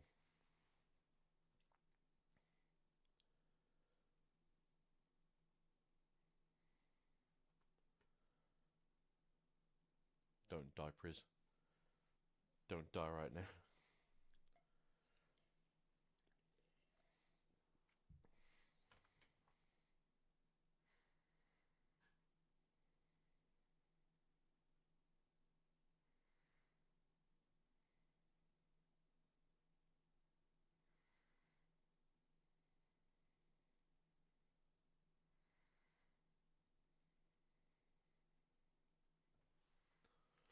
I mean, what could you do here, really, if you decide to throw down a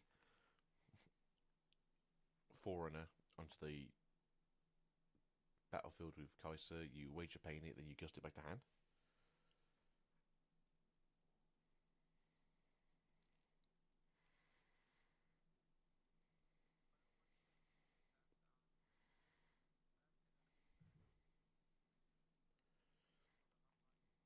Mm-hmm.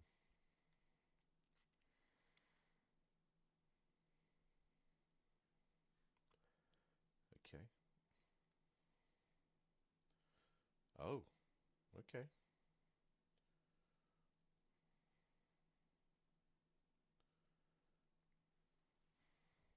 No, no, it's perfectly fine. Right, we have Wages of Pain in hand. We have Goose. What else do we have in hand? If we have a... If we get Stupefy, that'd be good. Is that Singularity in hand, I see?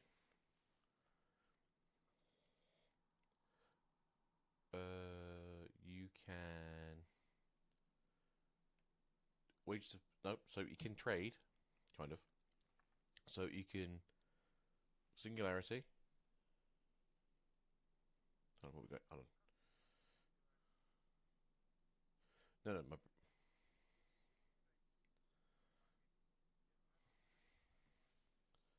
what I was thinking was if you Singularity and you could kill everything, you go +1 on the Raven Bloom. You then gust the Overzealous, go to 4, and you can trade in with the Kaiser.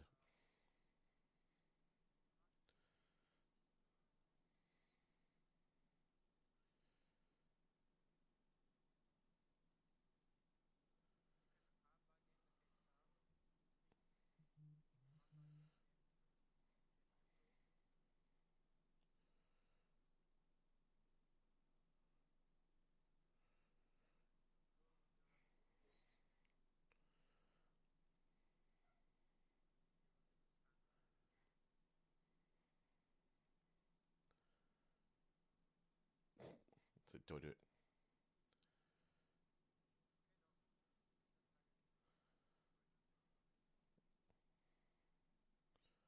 Got a good.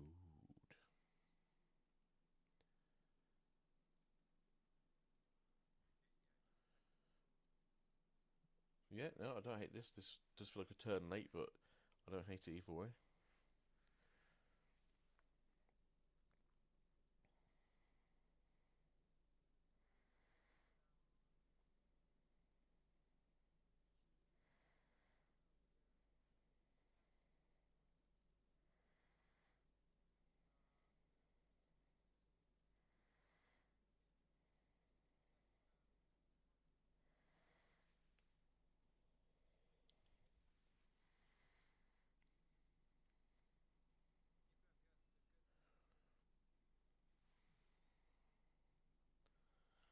Yeah.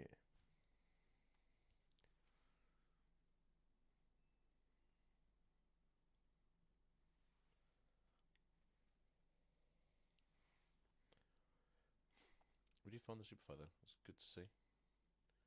Then we just gust it back to hand. No, I know our cards. Oh,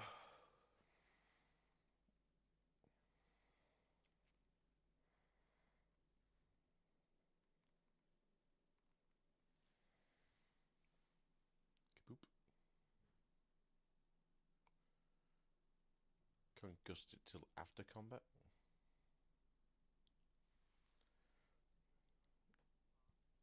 I mean, next turn's not too bad. You got Stupefy, you've got the Gust, so there's 2 1-cost spells. That way, Riftbound goes to 4. If there's another cheap spell in hand, I do see the. Yeah. So the question here is, if you've got a 4 already, it just kind of makes things a lot weirder.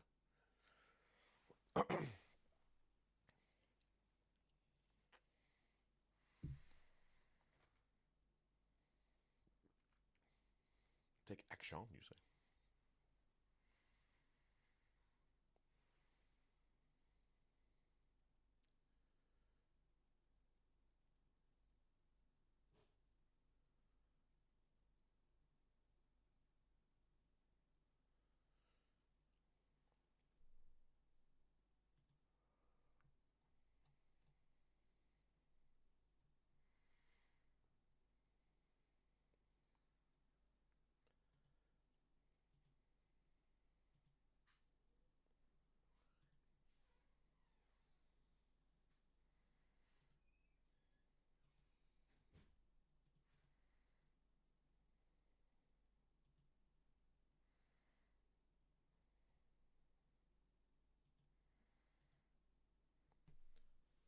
So we've just got to dig and dig and dig, see what we can find. We've got the one of longsword in hand.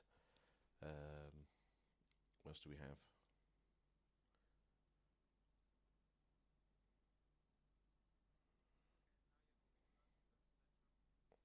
Mhm.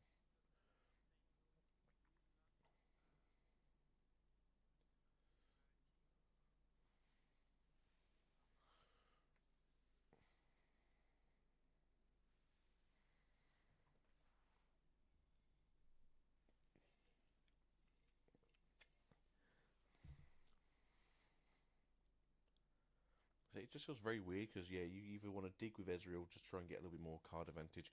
You can do a lot of the cheat spells this turn to try and mess around with the might values of the Ravenbloom.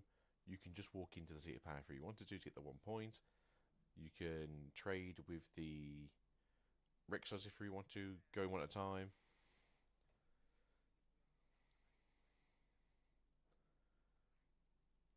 I just feel like I've got answers because my hand's fairly full. It's like 4 cards, 5 cards in hand. But at the same time, it's like you might have to just do the whole, well, if you've got the answers, you're just going to have to use them. The fact there's no Ferris Forerunner down yet just shows they haven't got it. And that's kind of the biggest thing that you have to deal with as Ezreal. Yeah, that's what I thought. Get the card sharp in, trade 1 for 1, and then you can longsword, but you obviously just trade with the other one. Yep. This is where you go, okay, I'm going to Stupefy, and then if you don't hard bargain it, I will then just your thing back to hand, or just it back to hand, I guess. There is a hard bargain in hand as well, so they can kind of force that out if they have to.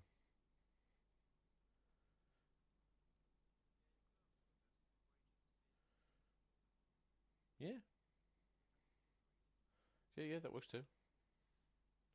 Although there actually might be a wages in hand as well, so it could be wages, then fizz, then wages again.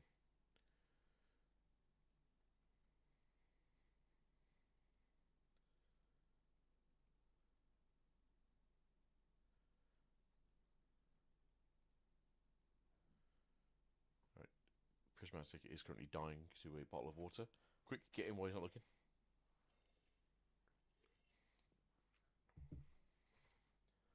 Come on, Alan, you got to just start doing it. That's the problem here. This isn't a 9-point game.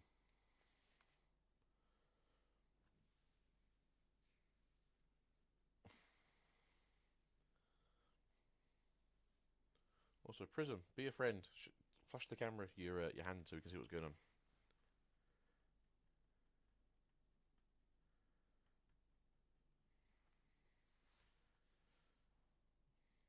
So, do we fizz? Get out of wages of pain. Poke somebody in the eye. Do the thing again. Wages of pain.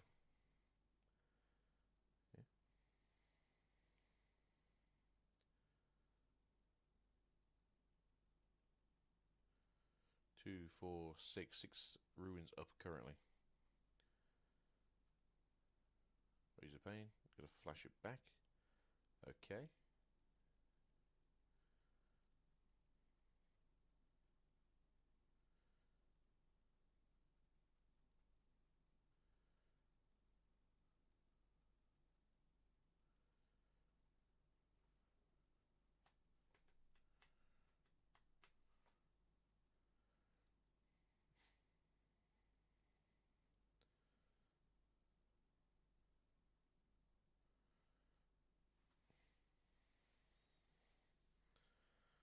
So what you said that's the issue because you haven't got the extra runes available. You can't just throw out the singularity, but you can get yourself a point. You can try and sit on the battlefield if you really want to. Get a Zone Warrens maybe. Get a trash. Get the Ezreal out. Dig 2 deeper.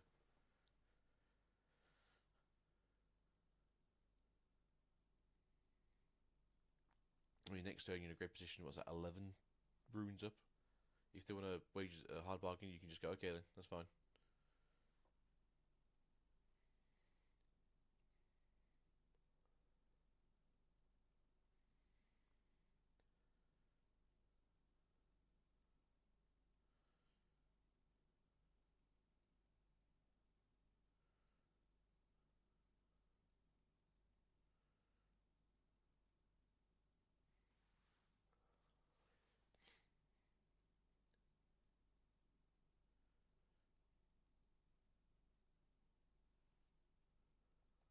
So you need. It's weird because you need to get a point to try and fight back, but if you put the Raven Bloom on the field, it's just going to disappear.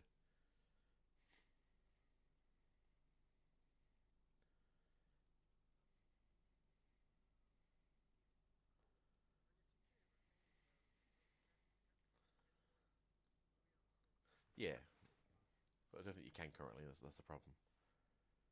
But there is, I think, a hard bargain in hand, so you can hide it if you put it onto a battlefield. You do have access to hard bargain. You do have access to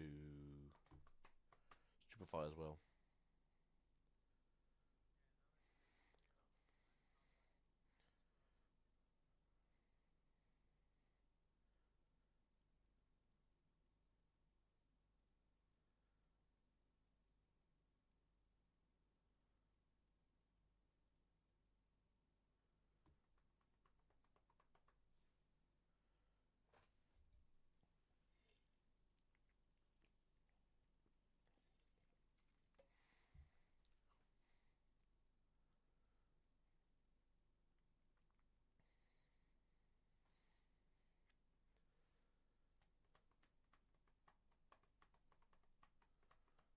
You never want to see an Annie with 9 runes up. To be fair.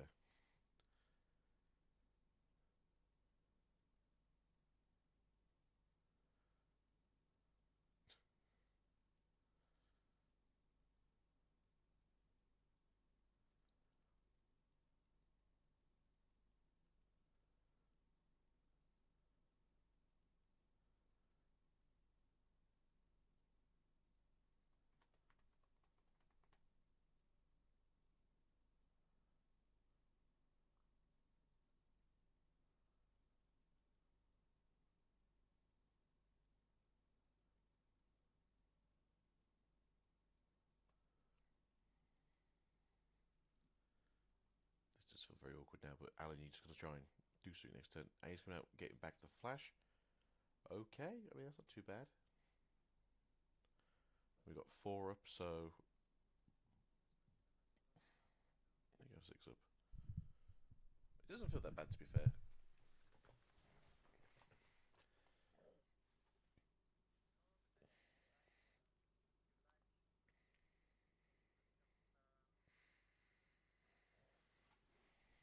Yeah. And so, to be fair, with this one, you can make an absolutely crazy turn where you just.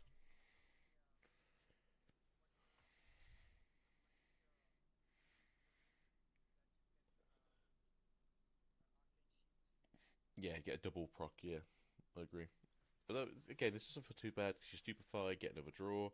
You've still got enough cards to play either of those big bodies if that's the situation. Give it to the Kaiser. Kaiser's now at 3. You can gust it if you want to. So we got the gust in hand still. So we've had 2 gusts so far. Fizz. Oh, they're doing to the Rek'Sai. Okay, I thought you were doing to the Kai'Sa.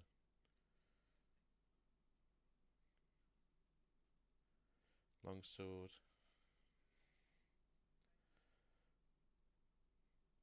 So it's 4-3 still.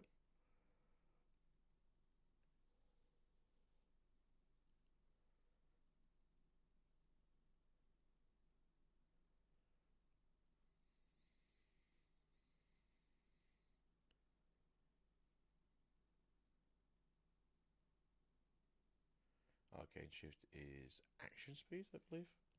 We've had this talk before. Signature spells, blue. Yes, action.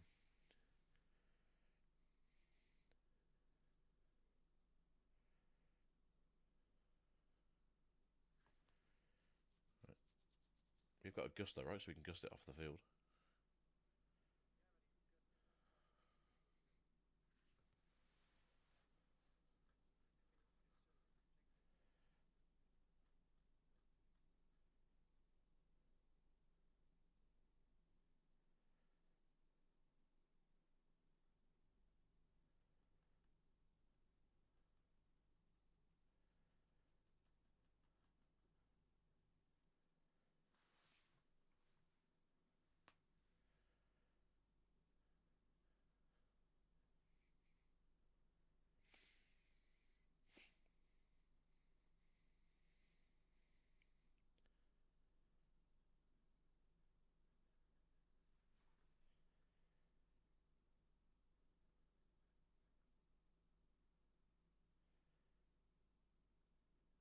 Flashes, okay.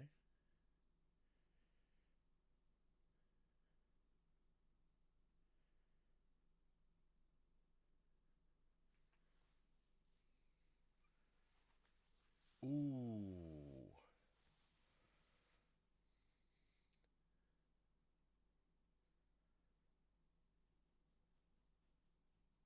So now the Raven Blue can contest the Kai'Sa.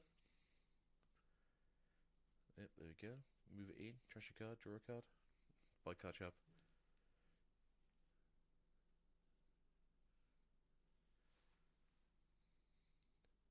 2, 4. I mean, it's now or never, right, in terms of singularity.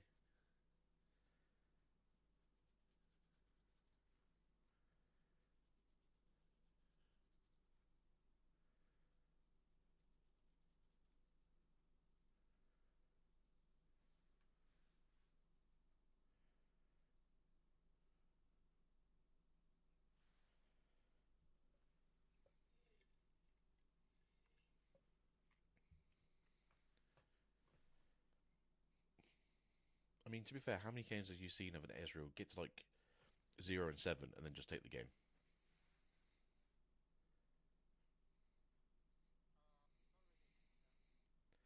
But as I'm saying, that's what you see with Ezreal. So a case of passing. I suppose so.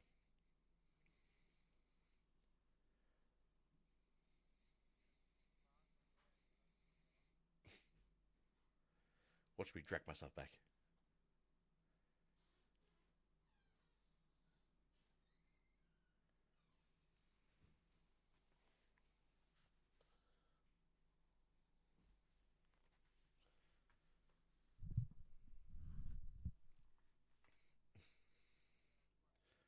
I was hoping to go to bed at 1.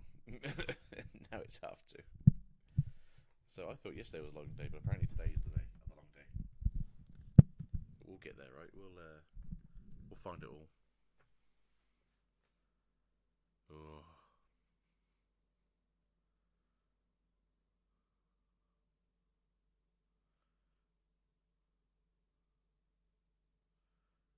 be great if we have like a second. Okay, I was thinking.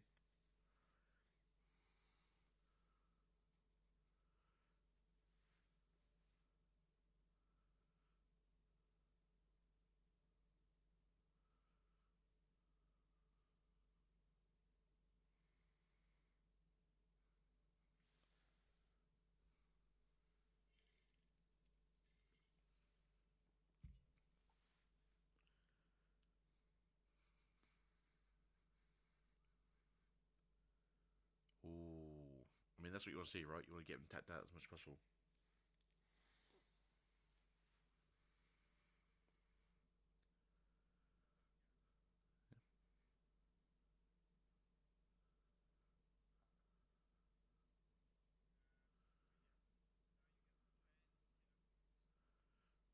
Just do anything, yeah.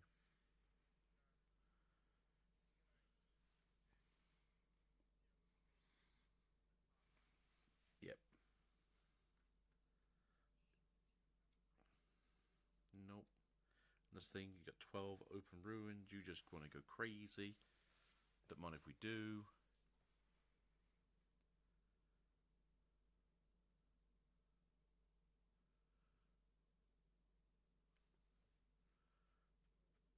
I mean, I wouldn't say that. Whoa, okay. There? That seems weird.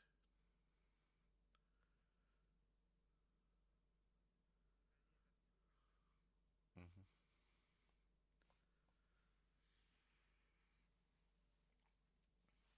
Dude free. He wants to try and hold the Zormorans, I guess. So that way, I guess they can't dig any deeper.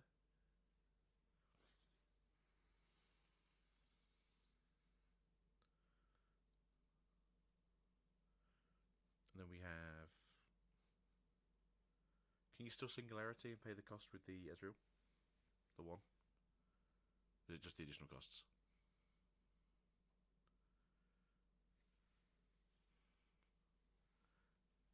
Either way.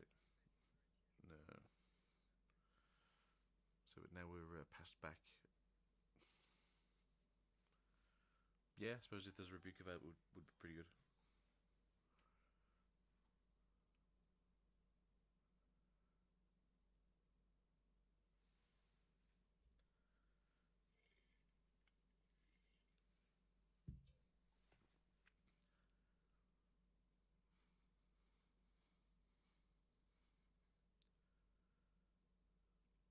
My brain says he's just going to action a arcane shift in and stab the forerunner. What do you think?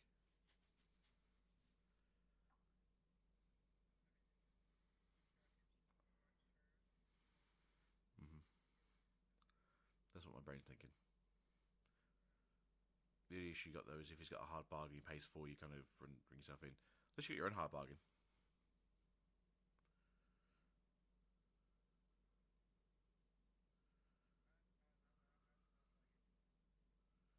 So you go for 3, arcane shift.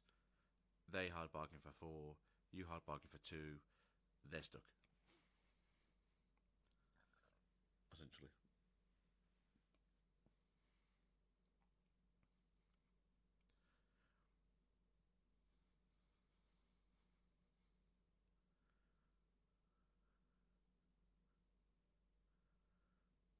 I was just taking the time. I just say they're playing it, correctly.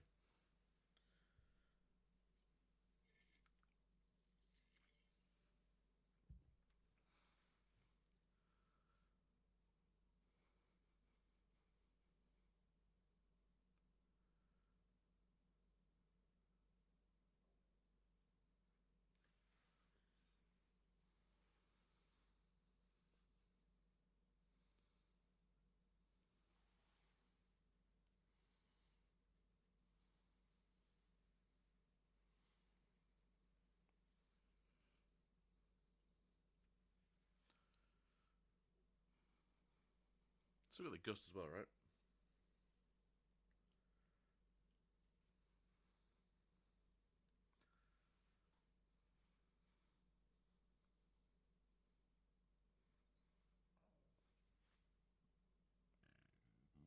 Excuse me.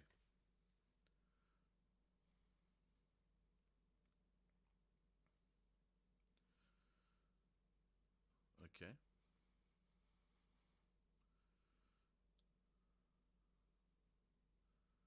The Ferrari runner.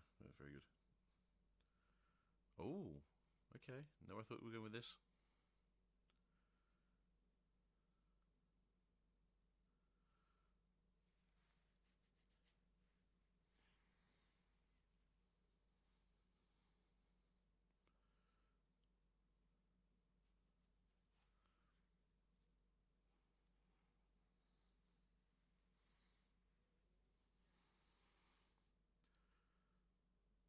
Okay, now it's weird.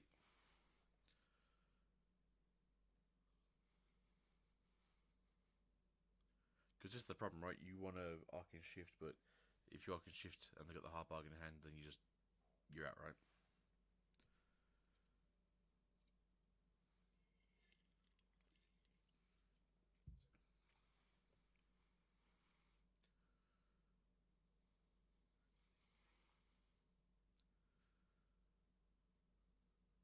It does just depend, like what's in hand. Does he have a way of?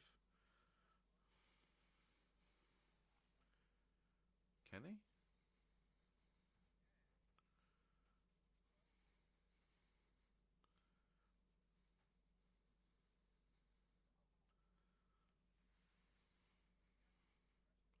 I mean, jump scare Rengar. That's it. Do you have anything in hand that you can do really? Mm-hmm. Or you want to burn the hard bargain?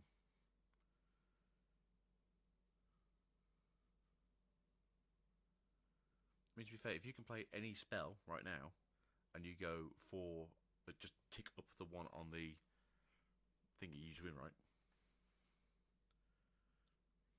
You know, if you have a one cost spell and you can hard bargain, and then you can basically +2 yourself. You got a 5, 5 and 7, so that's 12. 12 into 10. You could you take that then.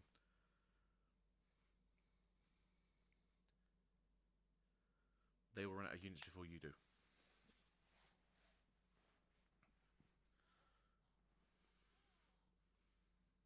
He's not got it. He's not got it. Oh, he does. There you go. Oh, and a cleave.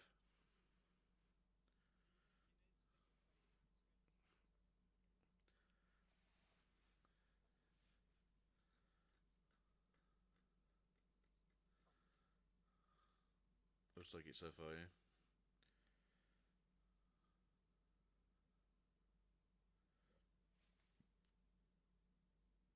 Excuse me.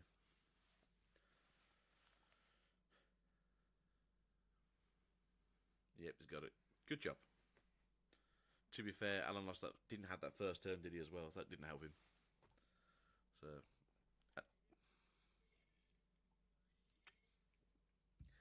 but yeah, we've said that before though. If you don't get a first turn, especially at this point in the competition, you just get so far behind. It doesn't matter sometimes. Alan didn't really want to push out too early either. That was also another issue, as that was only 4, 5 units we saw from Alan overall.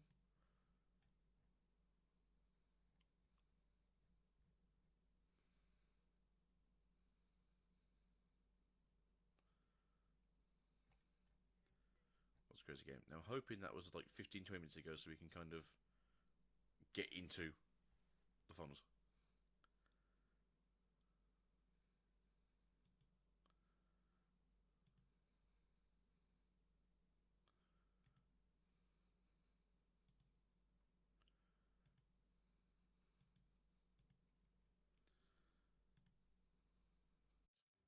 Be grateful for the breeze and the grass beneath your feet.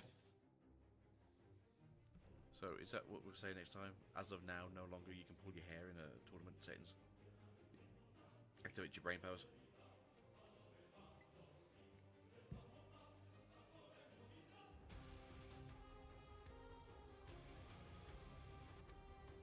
Please, let's get to the finals, please.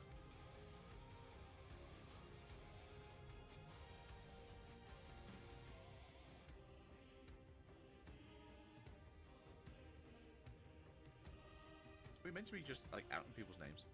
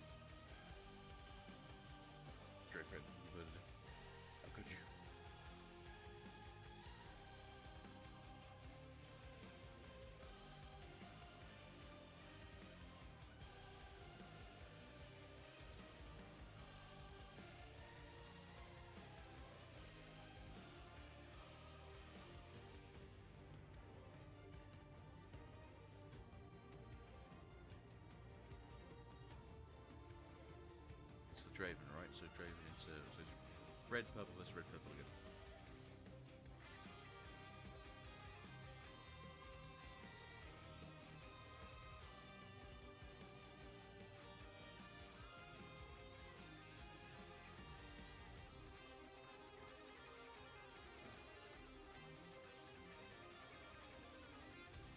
Just like the butcher did.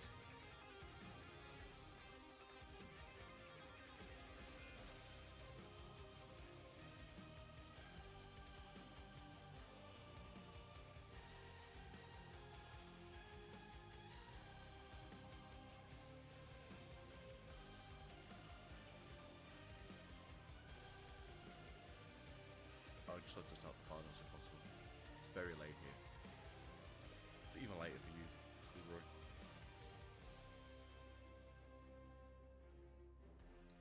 I just want to start the finals. It's late here, so and it's even later for you. So we would just like the competitiveness of Riftbound to start and then end for the day.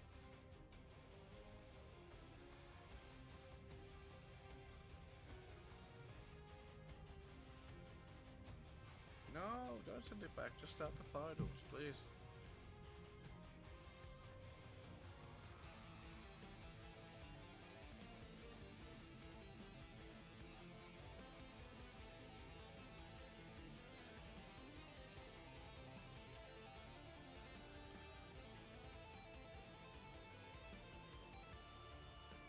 I feel like they should be raised straight away because there's a big gap between the first match and the second match, and the first match went to like an hour, and that was like an hour 15, right? So they should be sitting down ready to go. He says. Hmm?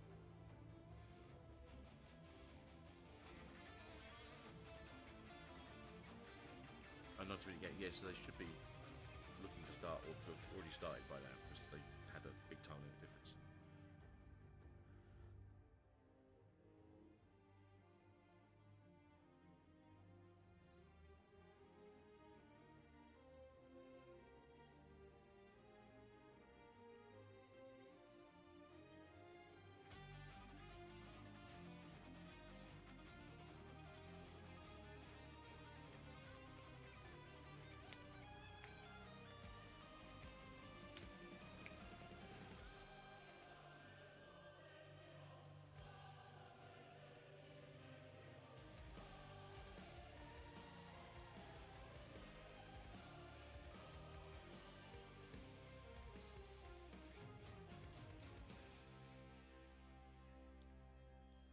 Please, it's so late. I just want to get to the finals.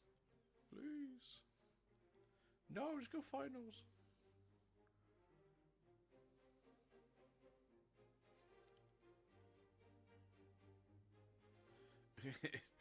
We have an analyst, and I am here to help. I can point at the cards for you.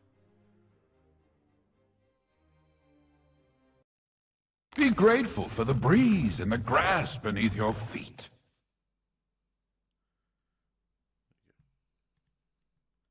The issue is we only saw game 3, so we don't know how good the rest of it is.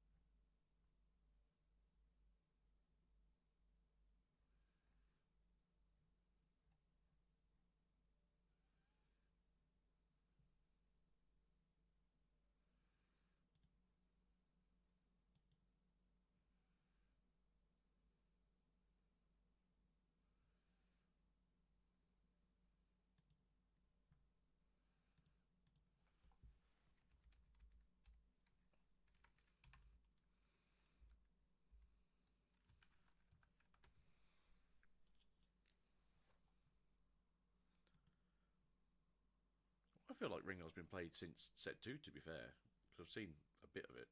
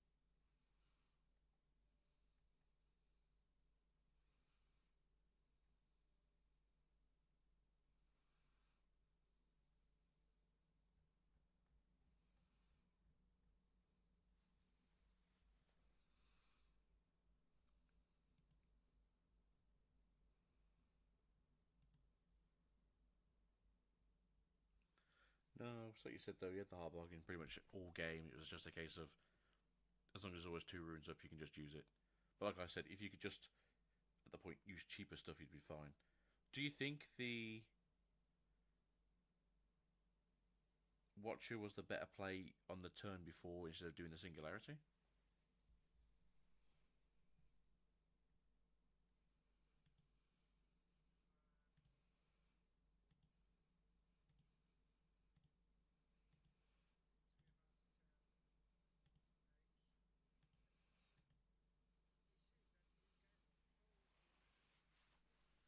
Mm-hmm.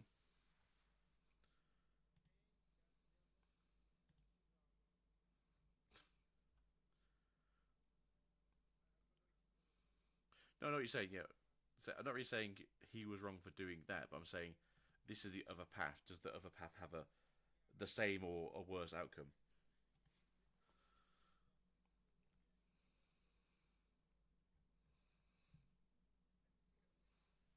Yeah, I mean, obviously the difference there is you have to push out with. I'm trying to think what we'd have. You'd have just the. We'd have all the tokens, wouldn't you? So you're still probably doing that with a Rengar. Swagiolo.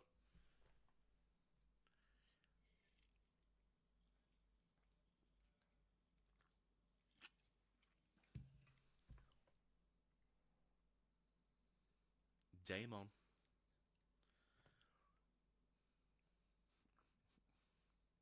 Swagiolo 420. Yeah. You know. Swagiolo 420. Yeah. Yeah, yeah.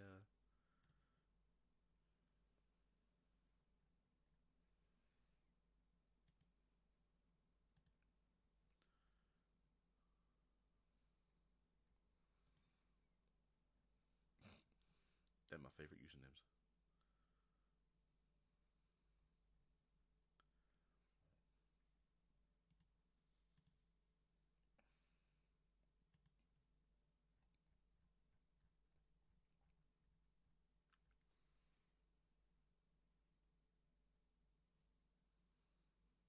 Oh, I know who this is. Yeah, you're right. It was Ali.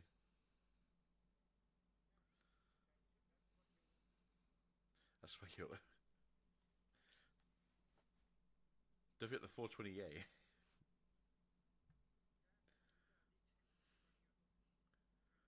No, no, I'm Swagiolo. Oh, cool, cool.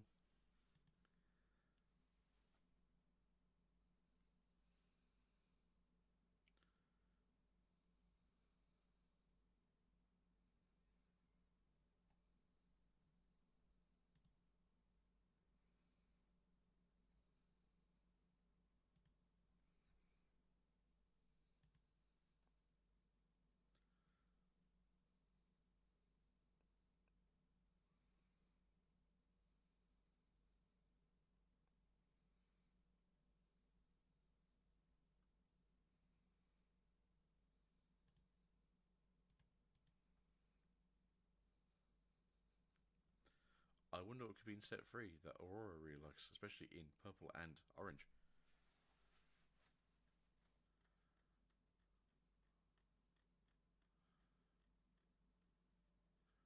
Wow. Wasn't even the guy we saw do the weird gameplay. Was it Waro? So this isn't even the guy that we saw play in that weird game with the Irelia. So it's a new dude. It's pretty funny.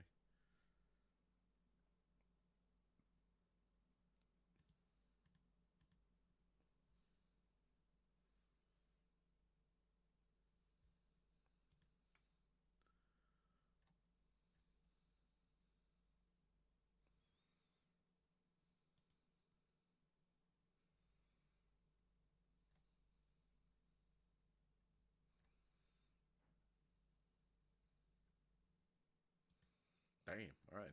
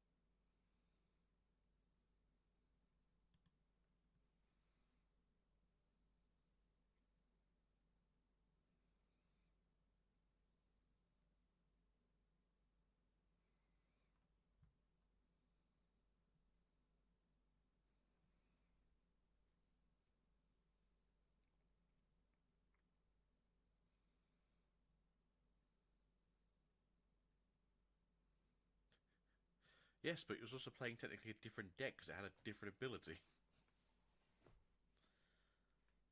It's not the same deck.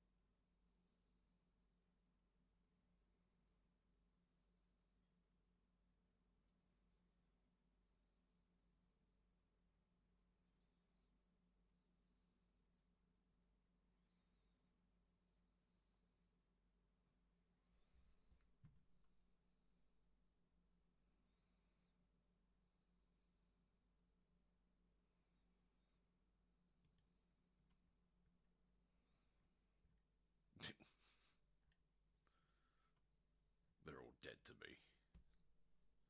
I am the best.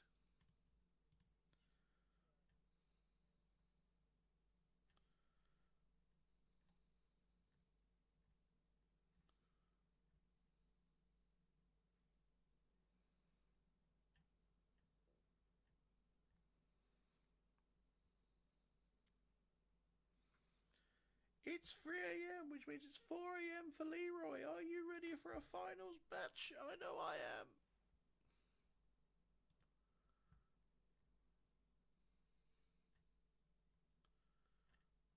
It's time to cry, everyone.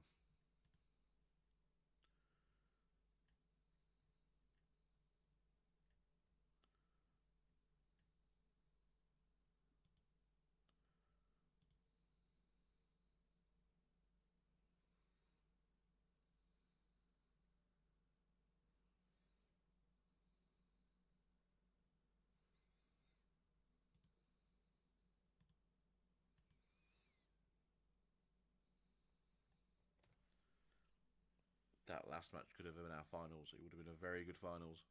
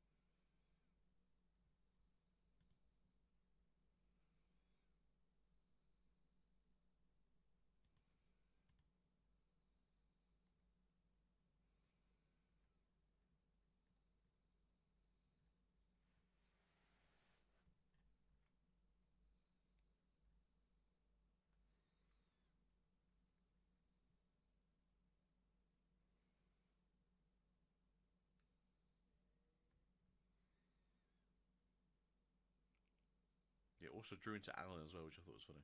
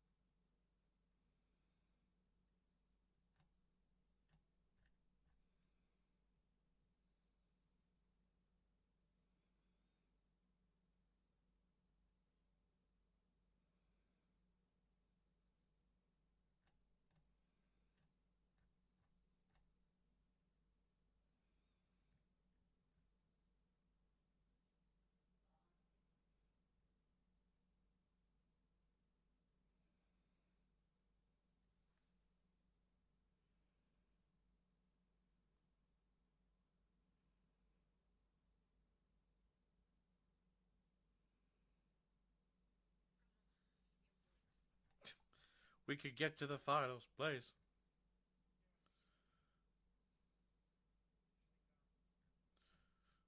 I just gotta stay awake for another hour or so. We'll get there.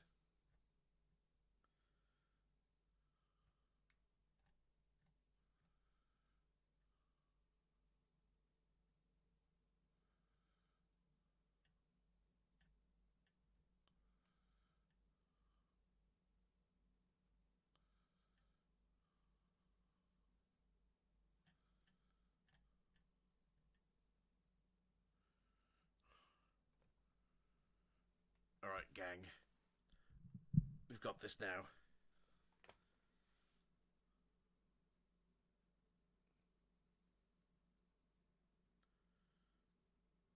I have no idea why this weekend was so elongated compared to last week or any other Western event.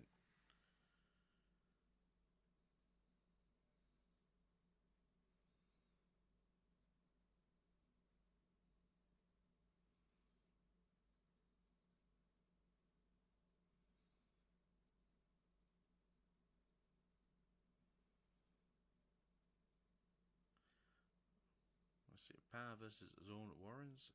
I suppose Annie's going to try and save the Zorn for later on so they get a draw engine going at least at some point later on. And Zorn Warrens is always standard for Draven as their first battlefield, as it's probably the best one they really have access to.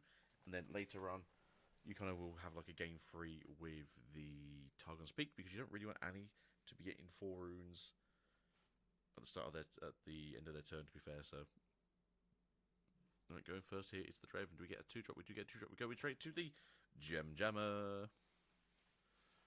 And then we go now on to Annie. 3 here. Do we have a turn play? Alright, not too bad. Get the stacked deck. See if we can sculpt that hand into a play. Got to get this going. Got to get this early going, he says. Let's turn the microphone around. And we're just going to try and get ourselves here into a better position. It's better to have a turn 1 play than it is to lose 2 turns, I think it is. So we should probably try and just get something going.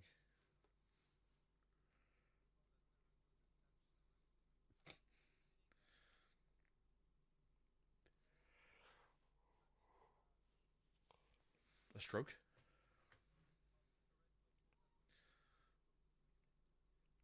Yeah, I think it has been a war on 2 fronts. The decimation of every other colour and purple's redemption after not really losing much at all. But no, I'm happy to see, to be fair, like 2 very good decks. Probably the best of Legend from set 1 and then essentially the best of Legend from set 2. Both just duking it out and they both just happen to be red-purple, which means, hey, when we get set 3, it's going to just be Pike. Here comes... Oh, I think Pike's pretty good. Here comes Kaiser now coming down. Super easy. No acceleration as it is obviously turn 2 on the point. I'm confused why Prism doesn't know what that card is, but sure.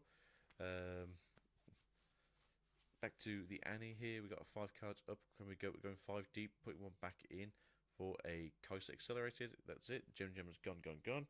And Kaiser's now getting their chance to swim along the Zorn Warrens, which is a horribly polluted area. Getting rid of the Titan to draw another card. As you said earlier, though, they have access to the Rengar, so this should be good fun.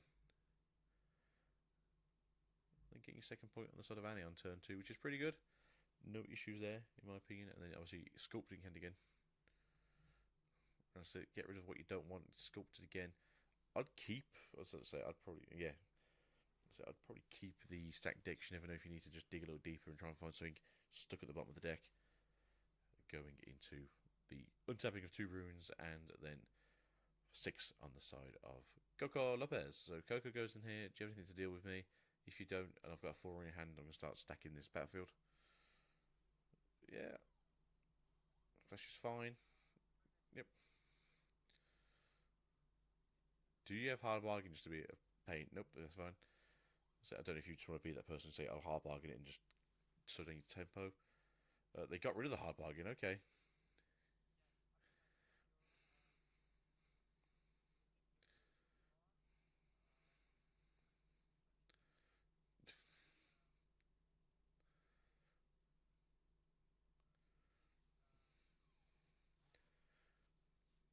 Don't you worry, gang. Next time we see a Draven versus Draven match, we will happily tell you about the Rune Wars. Right, so it is 2 on 2 here. Action is going well. Do we have another Kaiser to accelerate out here? Do we have a 4 to start building up that base defense that we like to see? I'm going to spend 2? Question mark. Because the issue I always find is you don't just have no action to be dealt with. You have to be always concerned of rebuke in purple decks. So stacking up seals for combat tricks isn't always the way.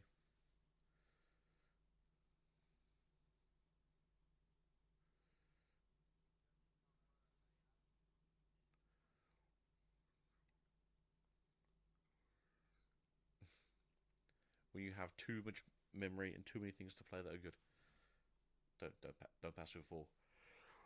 There we go. As you want to see, Mr. Forerunners out to play.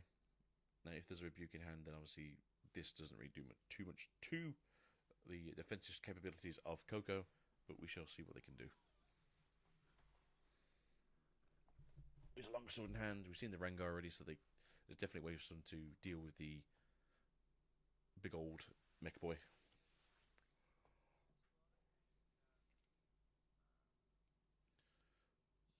Sculpted that hand. Okay then.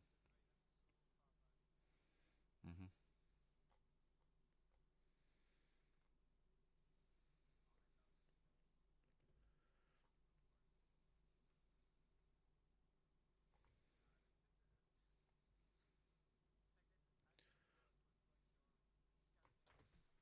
Yeah, that's it. He's either going to play it or you got to get rid of it. So.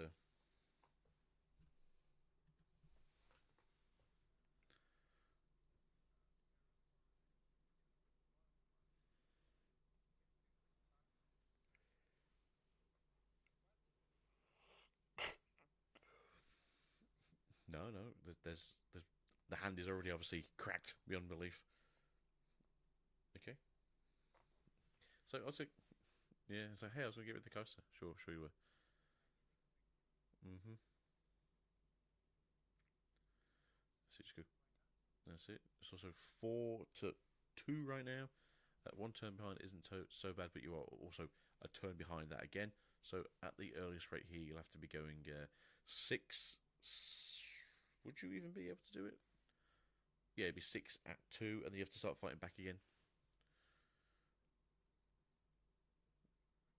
Mm. Obviously, the issue you got here though is you are down to 3 runes. There you go.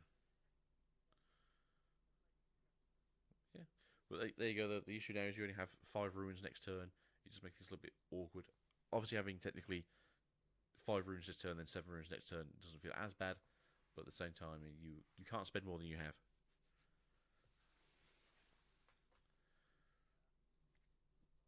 Two, four. I mean, if you have an accelerate Kaiser here, it's not so bad, which we do have. Apparently, I'm a mind reader. So that's what we're going to do now. Walk it over there to that smelly fish man and try and beat him up with 4 into 2. If you can, try and get back some. And he's going to leave. So it's going to go into the Kaiser probably. As this is now a 3 with 4. No, into the Kaiser. So the Kaiser's currently 6. The Rek'Sai is currently 7 because they've just cleaved. So I'm presuming that's the plan.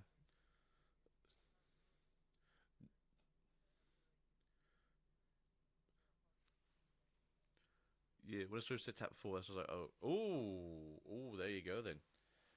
No, I was under the impression it was going to be a Rek'Sai because he tapped 4. I was like, okay, it's going to have to pay the cost then. Although I don't know if he did, but he had 5 originally. Sorry, he had 7 originally at the start of the turn, so it makes sense that he has paid at the cost of power to accelerate. Hiding a card here, which is either going to be everyone's favourite golem-looking switcheroo, or maybe a Diana, which doesn't really help right now.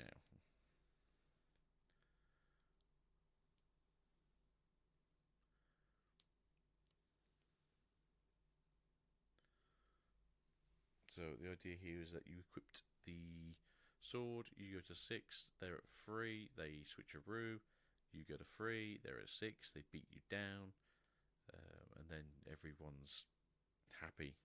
I guess, I don't know.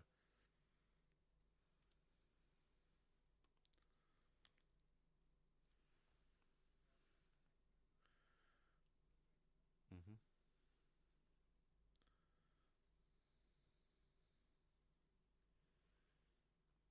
Although we do know that they play and have access to the big fluffy Rengar in hand, so.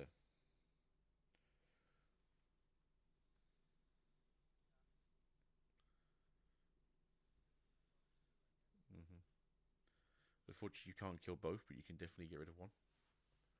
Get Annie. Ooh.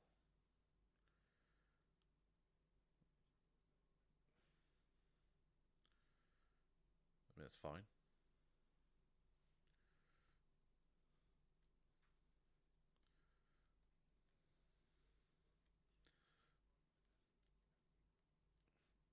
Doesn't have any reds. Yeah. Ringo is free on the next turn, so you. Mm-hmm. Oh.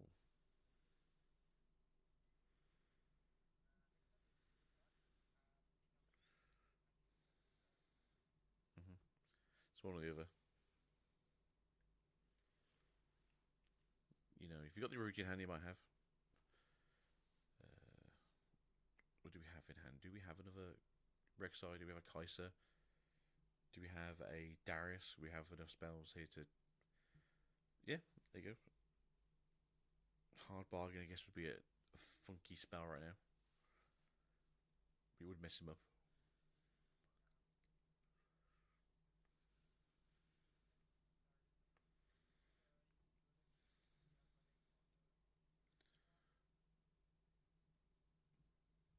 Yeah, there's a chance you might get another hidden switcheroo at some point in the future. Also, just noticed that they have actually changed the sleeves out from the last one because they're not playing the Dragon Ball sleeves anymore.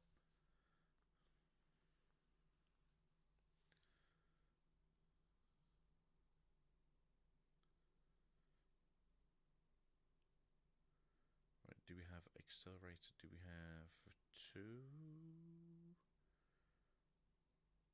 Okay, yeah. That's killing both the issues, right?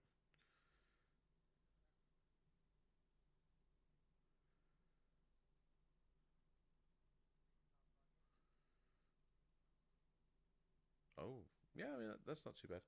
Because if you walk in with anything that's got Accelerate, you just, yep.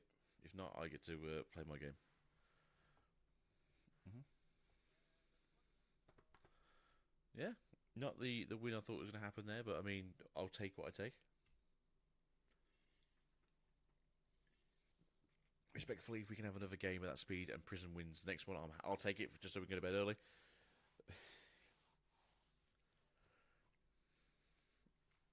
Mm. I mean, that's the thing though. You hit the forerunner with that rebuke, and he does set you so far back.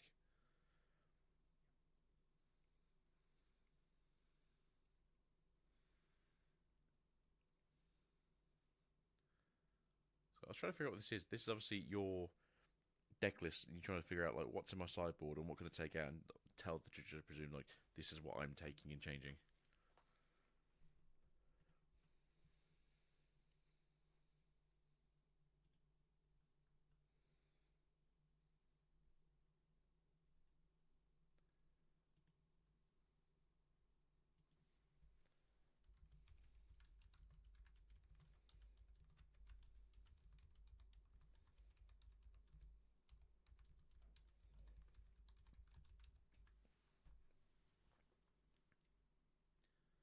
But we are going straight into that game too, though. It makes it a lot easier if they are a little bit ahead with the recordings.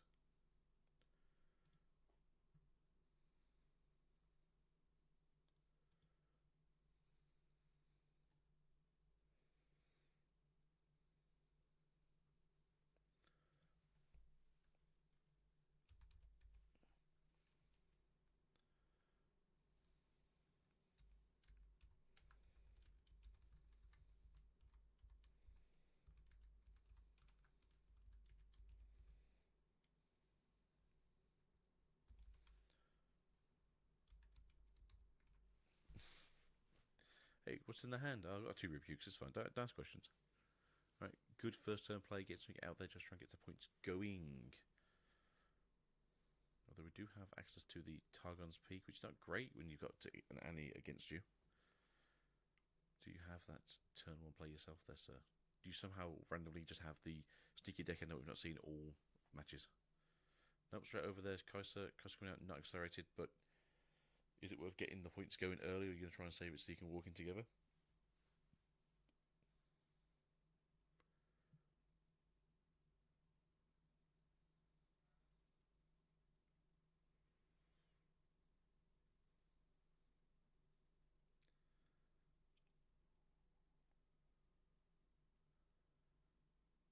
Right, what do we have that's going to cost two? Do we have ourselves a... Okay, Totena. Not a fish... The other fisherman I thought we were going to see. And then we're going to do a Rengar for... Okay. So now you just threaten the bounce back, I guess, with the Rengar.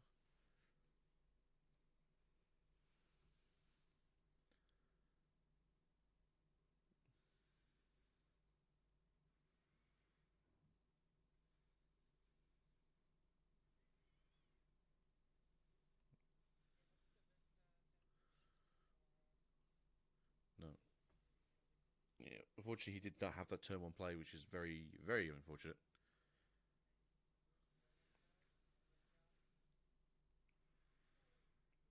But at least Rengar's pretty good on the next go because he'll be a 5 into the 4 or a 5 into the 2, depending what you want to do. Okay, right. I want you to spend as many runes as you can.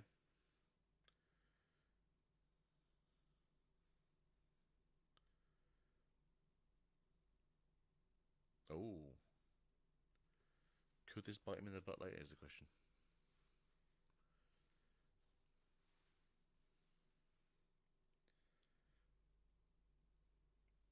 Okay. Okay.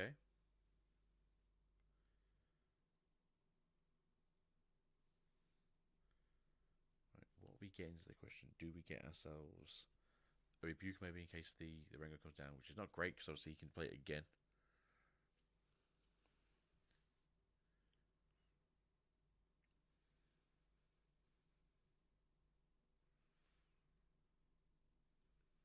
Okay, just boop boop. Right, boop boop it is. But that's it, readying 4 runes now at the end of the turn. Doesn't sound too bad for Prism. And then tides out. Oh, right then.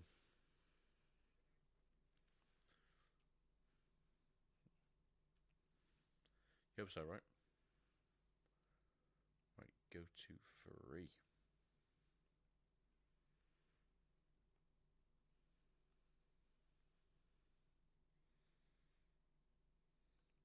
I suppose now you want to have like a longsword yourself, or you want to have spring axis to go into the Targon's Peak, rebuke the Forerunner.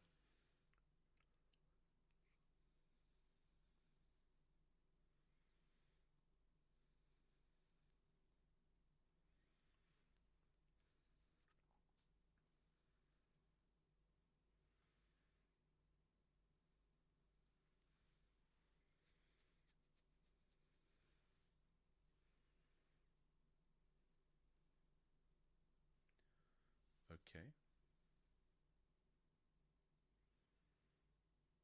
Mm-hmm. Oh.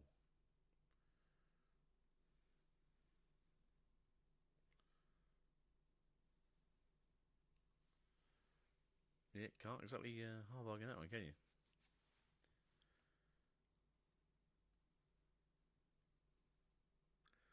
Double Rengar action.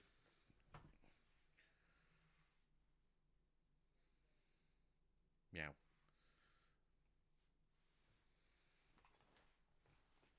That's it going to do.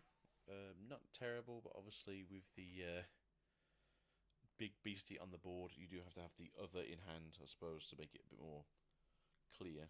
Although there's no reds now, so you can't play the other Rengar. You can't do a longsword either, so it has to be rebukes.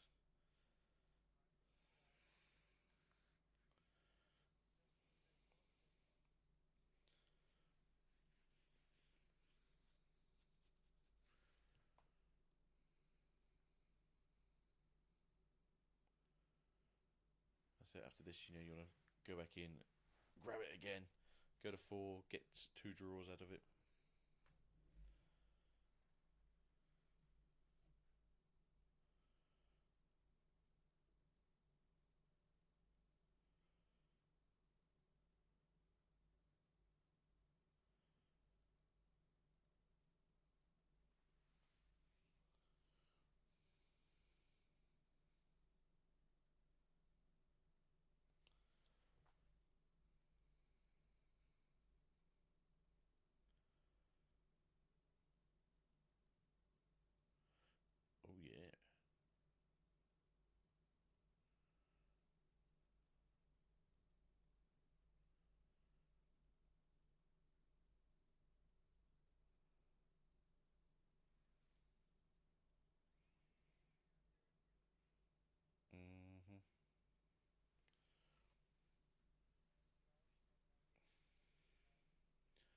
Bye bye.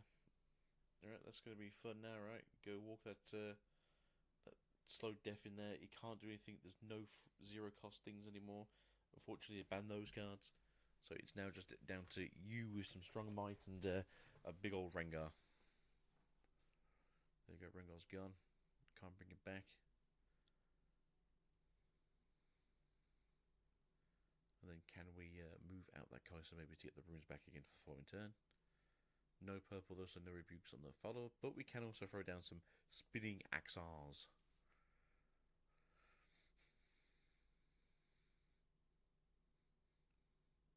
Kind of do need that, right? Or do we... Okay, that works too.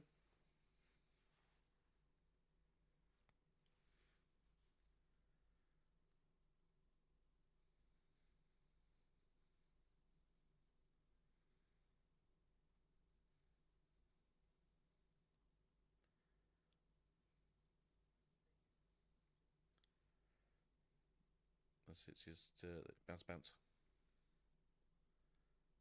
So they just know they're going to rebuke you, but... Ride the wind, okay.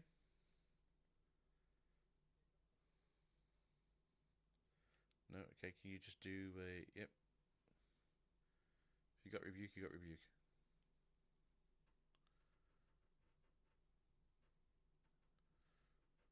Does, but I mean... He's out for another turn now. No.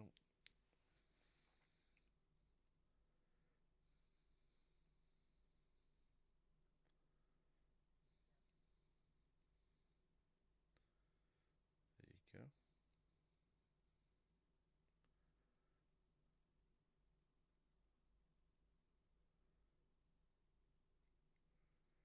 Okay, it does feel like this is more of Coco's going to win now. They can go get 7. They can't currently get both battlefields cleared unless there's enough rebuke in hand. Is it worth moving it back out? No, leave it there. I think it's might be worth just getting the 7 point and then playing the game of you got to take both battlefields. Okay. Oh, okay then.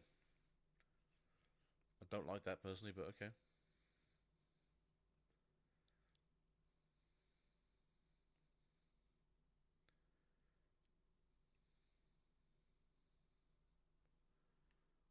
Does he give it up? Nope, gives it over. Okay, straight into game 3. Thank you, gentlemen, for seeing the game in front of you. Awesome. Straight to that game 3. I will say this, and I will apologise if people are watching this or watching in the future. When they win, and we know it's a definite winner, I will not be doing the talk at the end of it. I'm just going to go straight to bed because I am absolutely exhausted. But it was great to cast with you, Leroy.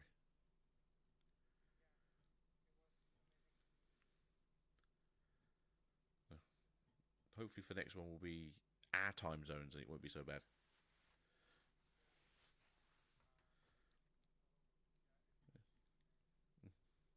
And Barcelona and I mean even China's not too bad if we do the later rounds. There we go. Yeah. Good first turn. Got that actual first turn playoff unlike last game, which will help quite a bit. And having that arena's greatest into the Esperance climb is just one of those weird non-starters, right? It does feel like a weird one. Hmm.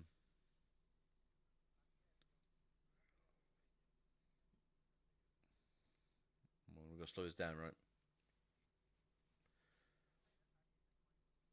Hmm. Oh. Mm-hmm. Right. Turn 2 for Coco. We can just walk out there, try and get our second point of the game. Um, it's not so bad if they really want to just trade a hopeful into a Kaiser. Costs 3 to get a... Okay, we got playing that weird Draven match that we saw in the game a couple of rounds ago.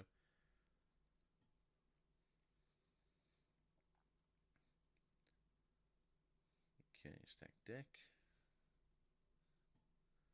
do see a hopeful there. I don't know if they grab the hopeful though. That's the question.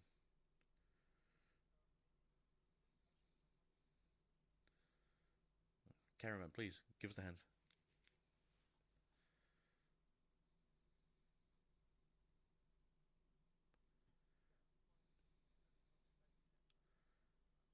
Yeah.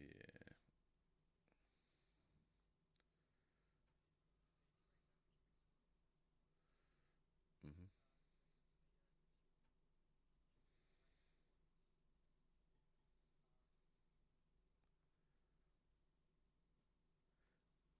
That's it. Now on the side of Coco, he will get a free this turn, hopefully. And having 7 runes up, it just means that something fun is going to be coming down. Be it either a Beast Below or be it a Forerunner. I mean, technically, you could also do a Darius if you wanted to, but you might as well just pay 5 and put it on a battlefield.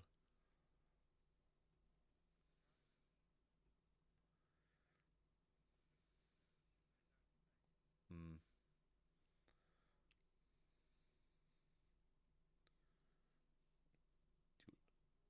Do a searchy search.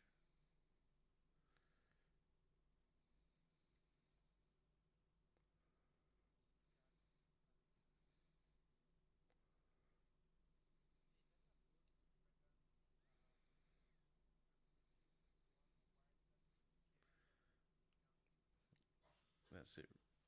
Now you just play the game of, are you going to rebuke me? Nope. You can get the points, get a free. Kosa for 4. Okay, we're not accelerating. Don't have to be fair. We are going to hide presumably either Titan or a switcheroo, because I don't think they are playing Edge of Night.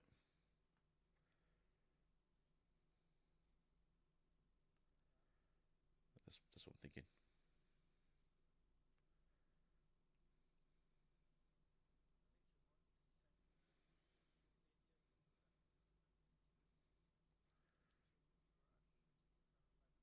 Yeah, I mean, it could be Titan as well, so you just switch out for a Kaiser, so it's 4 and 4.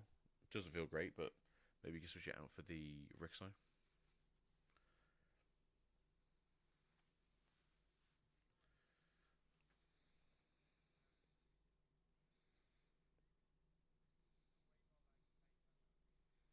Mm.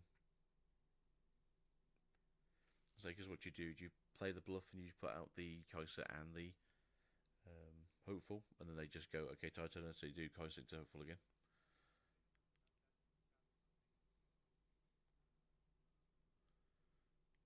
Depends, because they could always have the Spinning Axe in hand as well.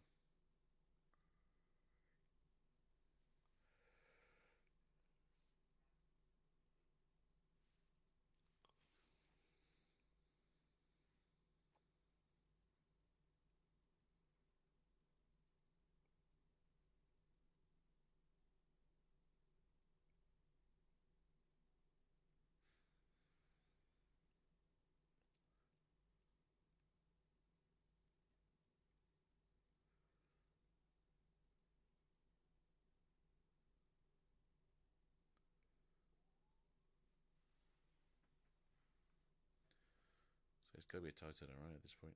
Switcher doesn't do anything. Tatana. He's not going to turn the trades.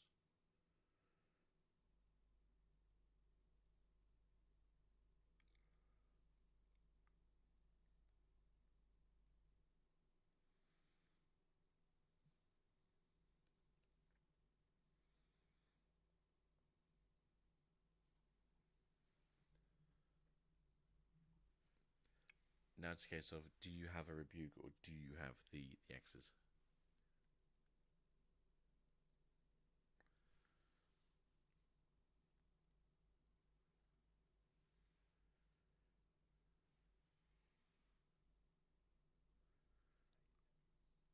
Yeah, it is.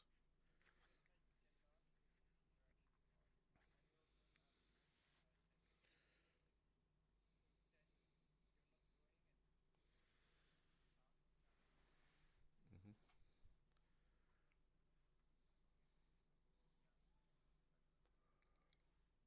Okay, win a battle, get a draw. And then it's just a case of you play again, and then you just put down a Spinning Axe maybe, and then Re- Probably Rebuke, I'd imagine.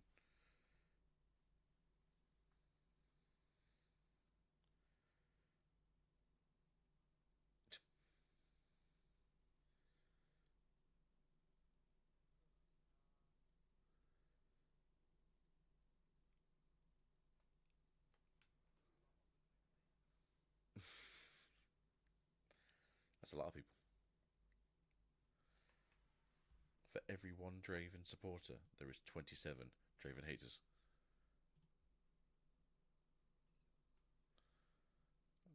Percentage is pretty good, was.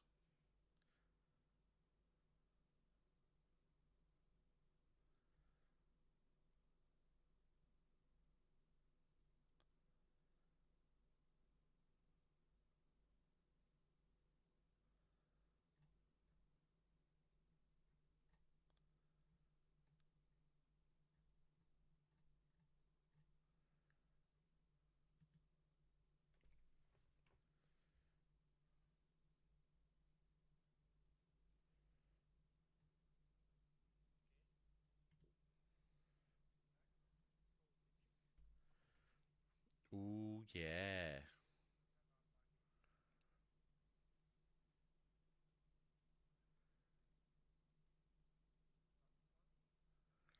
You want to come back, get another draw. Very good. Worst case scenario here now is you can trade, but is that really worth it? Just mhm.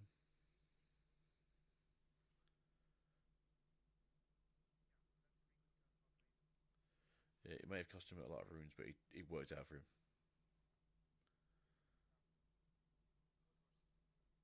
Hmm.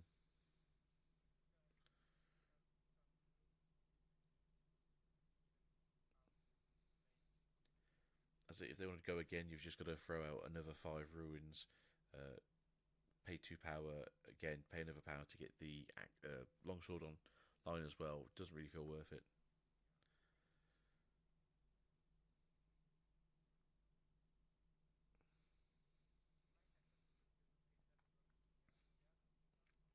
Hmm.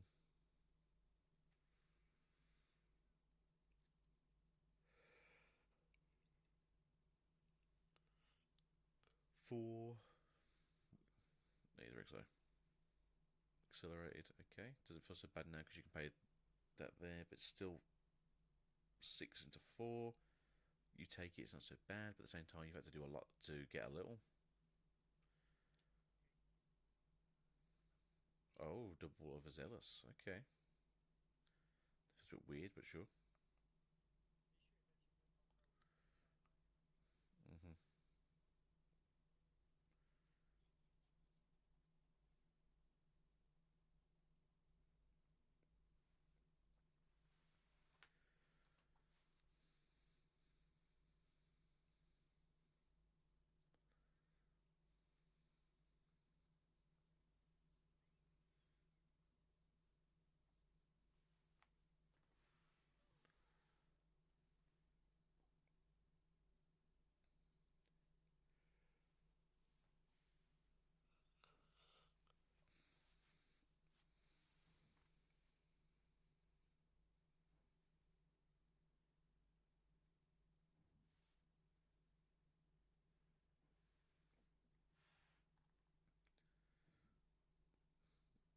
So if I say so, it costs 6, that doesn't take any power.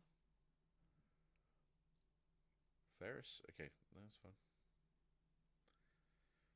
Now, did you play a game of Poke the Overzealous?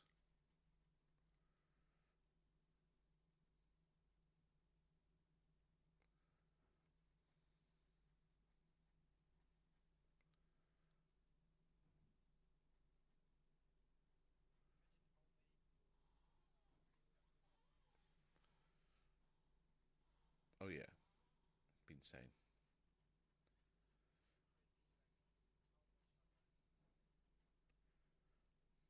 Yeah.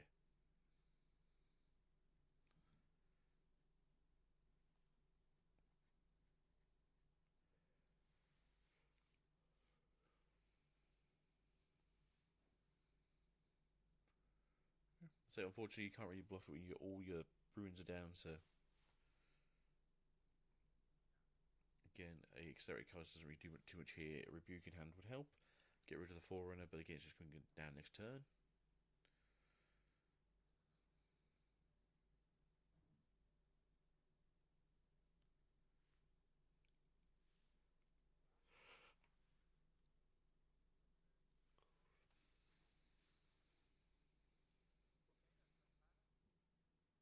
Okay, Forerunner, don't hate it, don't love it, but I mean, it's getting you ready for next turn. Going to be 6 to be fair.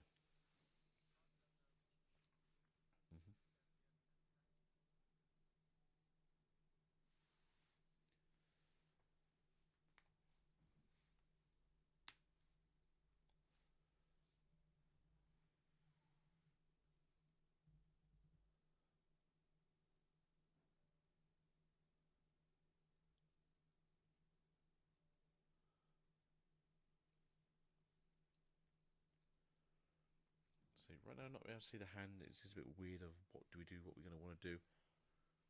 If we have another Forerunner, we can maybe build up that base over there just to be annoying. I do think, yeah, you have to start taking more points. Your opponent is at 3 currently, so rebuke is the worst thing possible, but they're not really fighting you.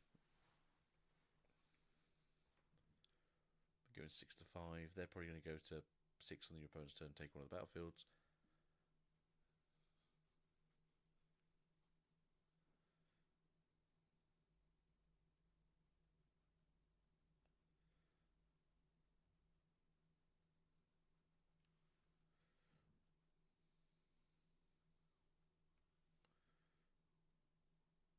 So we have an overzealous, pretty good right now.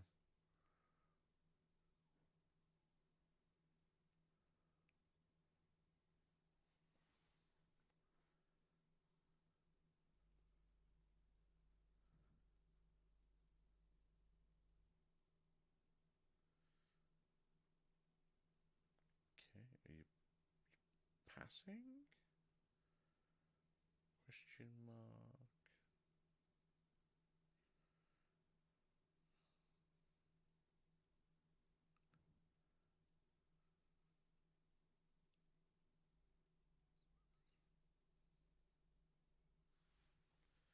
Oh, can't afford sleep.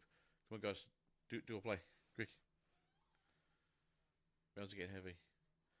Mails are getting heavy. Oh, yeah.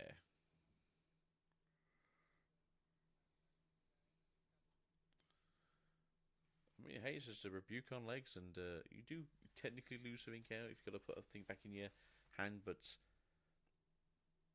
having access to 13 might on a battlefield is pretty darn good. Okay, there we go. Obviously, we can also accelerate the coast if we want to. Is it worth it? Maybe not, but we can.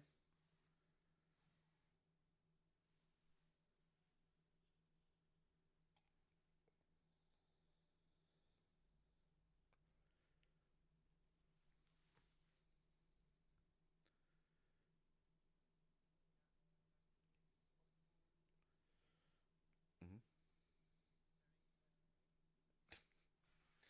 He keeps looking at me. Don't worry about it.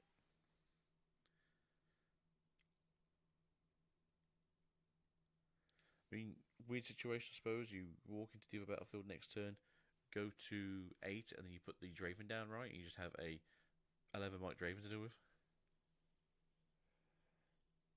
Who got a hard bargain to deal with the answers.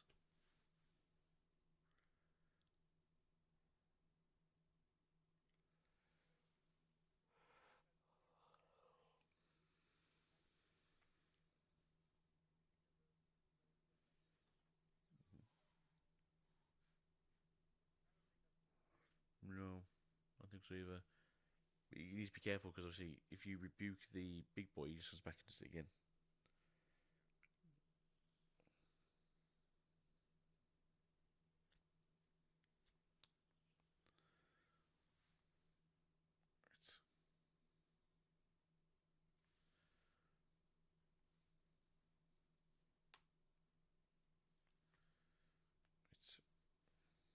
Right. Mm-hmm.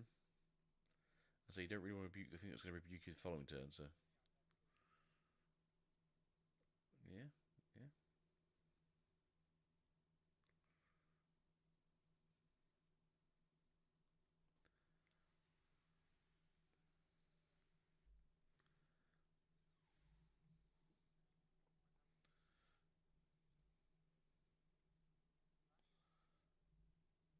Oh, okay. No, it does feel like a weird one. Yeah.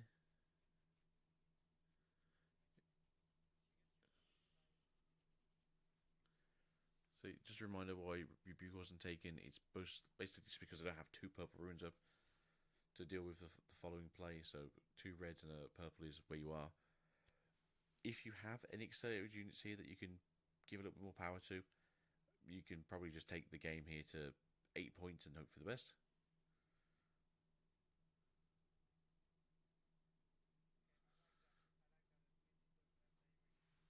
Mm-hmm. So do we have?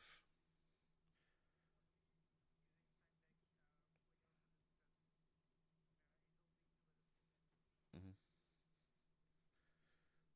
So to be fair, if he pulls that one of Fallen Star out, this could be very detrimental.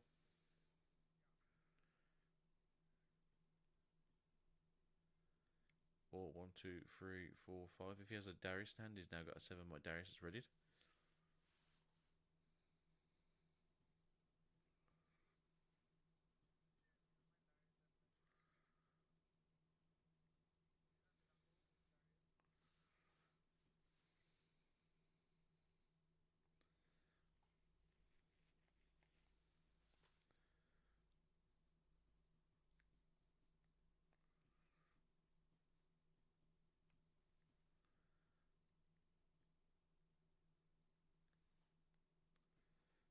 Hello.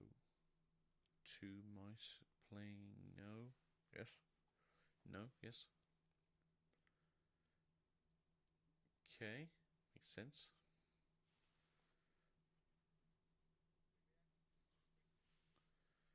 Flash. Flash both. No. Okay.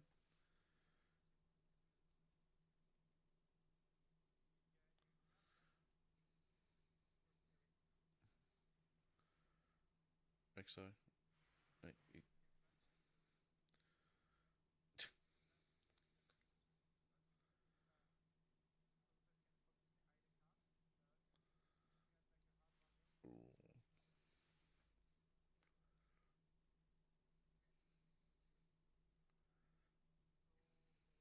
Mm-hmm. Basically, do you have a Rengar in hand? That's the question now.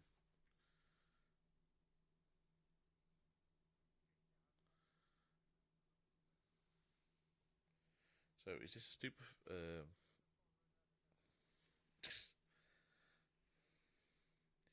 So is this a tide turner or is this a switcheroo?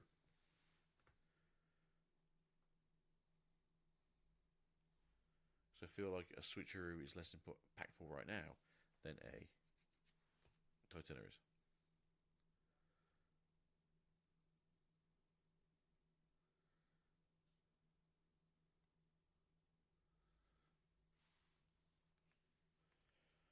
Right here,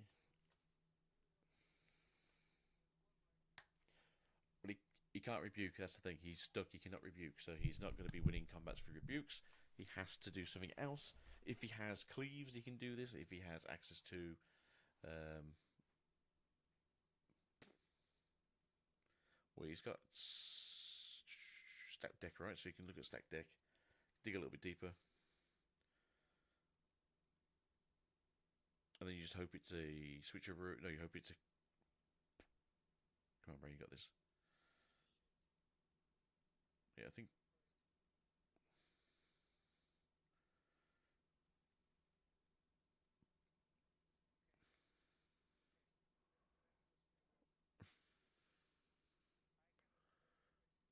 Yep.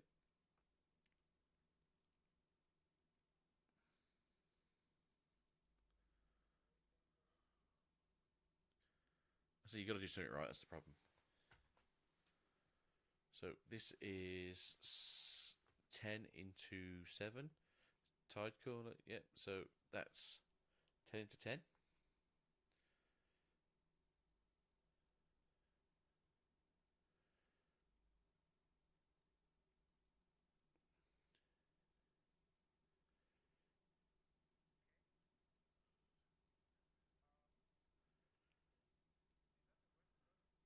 It's not because you're now holding the point. You get an 8 if you wanted to. Your 3 might, I believe, into the 2 of the. You have 5 now, yeah. You have 5 now. 2 runes up. Unfortunately, only 1 purple. Well, you want Rek'Sai, so you want to accelerate the Rek'Sai. You want to have a Rebuke in hand. If you've got that, you've won the game. How many? 1 card? 3 cards, okay. The only thing that really worries you now is a hard bargain, I think. Because you want to Rebuke now, right? So you want to Rebuke, get it off the field.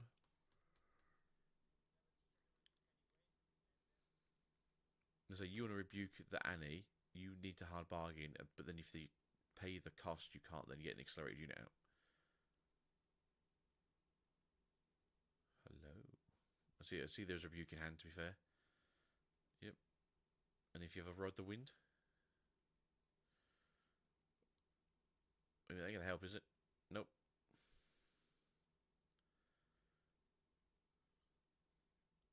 Alright, does he have a Ride the Wind? If he's got a Ride the Wind, he's won this. Or a Coaster hit, Rek'Sai can accelerate.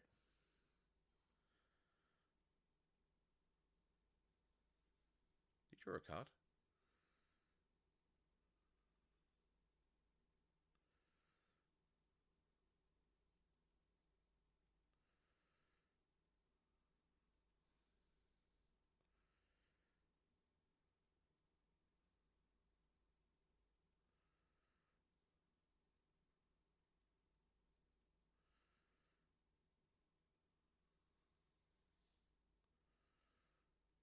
Do you have... Okay. Oh, this is getting stressful. I think it's GG because you can't Rebuke. There's nothing you can redo. You can't Rengar. You could accelerate a Rek'Sai maybe, and that's a trade still.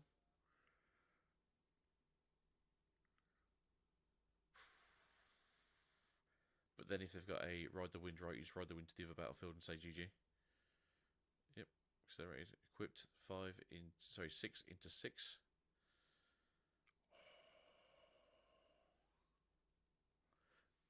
See, this just feels like they're just waiting to get a Rebuke.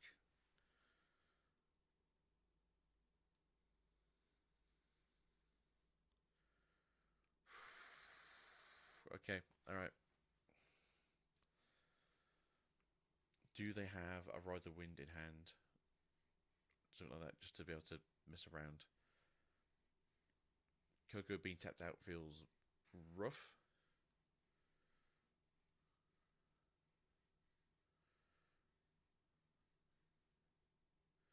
Annie's in hand, you can get the Annie back right, so she can get something else. Annie costs 4. Grab the Rebuke in the trash. When you go to score, Rebuke back to hand.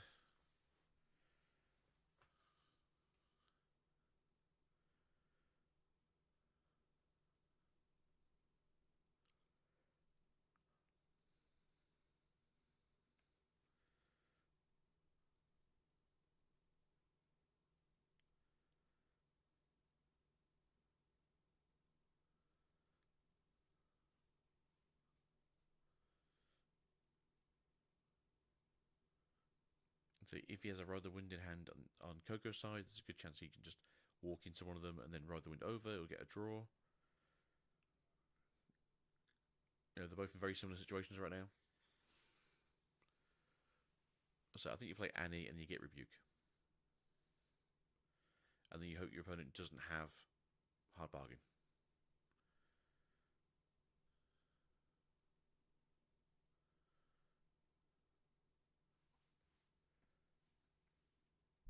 So what do you think?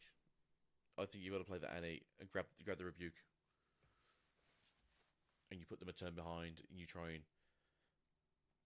and grab it next turn.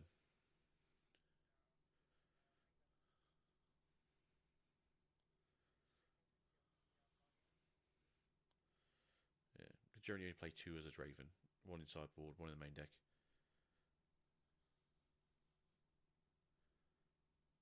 No, I think he's doing hard bargains.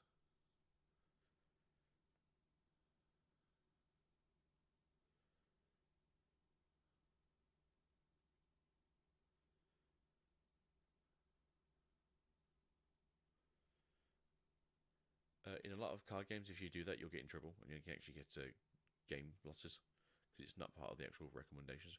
I don't know how it works in Riftbound, but this is the highest table, so maybe we'll be a bit more lenient. So in different card games, I know we like Bandai and such, because it's not part of how you have a layout. That splice layout is technically classed as like a game loss or a warning. Because in Bandai, you have to do it in the order it goes into the trash. There we go. Do you have the Ride the Wind?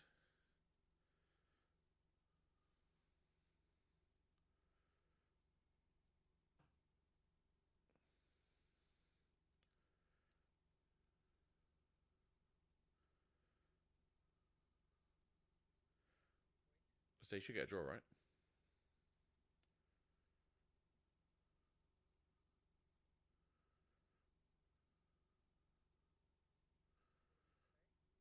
Currently, yes, but not exactly.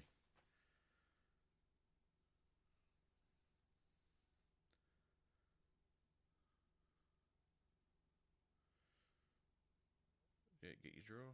This is basically it. If you have a way to deal with this, you win.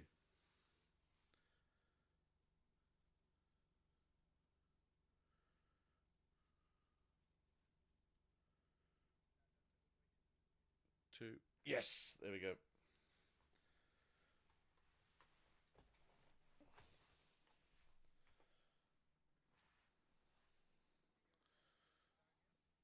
Do you have Darius? Do you have Ride the Wind? Do you have a Rebuke?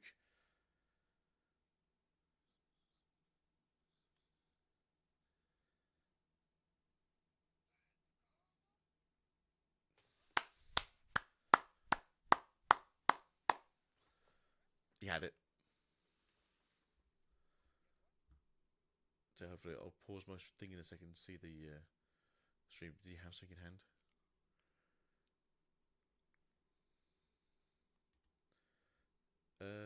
No, he didn't. He didn't have it. I don't think so. Yeah, I think Brisbane would. That's the second time we've seen where they've done the weird wrong person's the winner.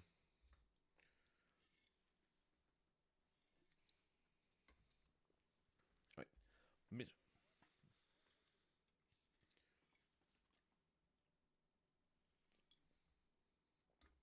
The big boy win. He's got the best of Annie.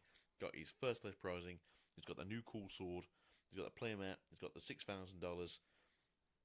Congratulations, Prismat. You worked really hard in that last game, to be fair, to get that final place. And you said it all along, to be fair.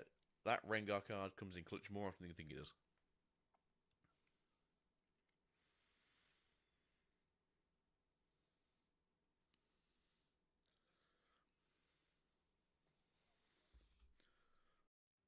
Be grateful for the breeze and the grass beneath your feet. Thank you, everyone, for joining us or seeing this in the near future. If you guys want a different perspective than just what's on the main cast, we appreciate you being here. Me and Leroy are going to go have a snoozy snooze because the sun is rising where I am from, and it's definitely up where Leroy is. So we'll catch you guys hopefully soon for something new.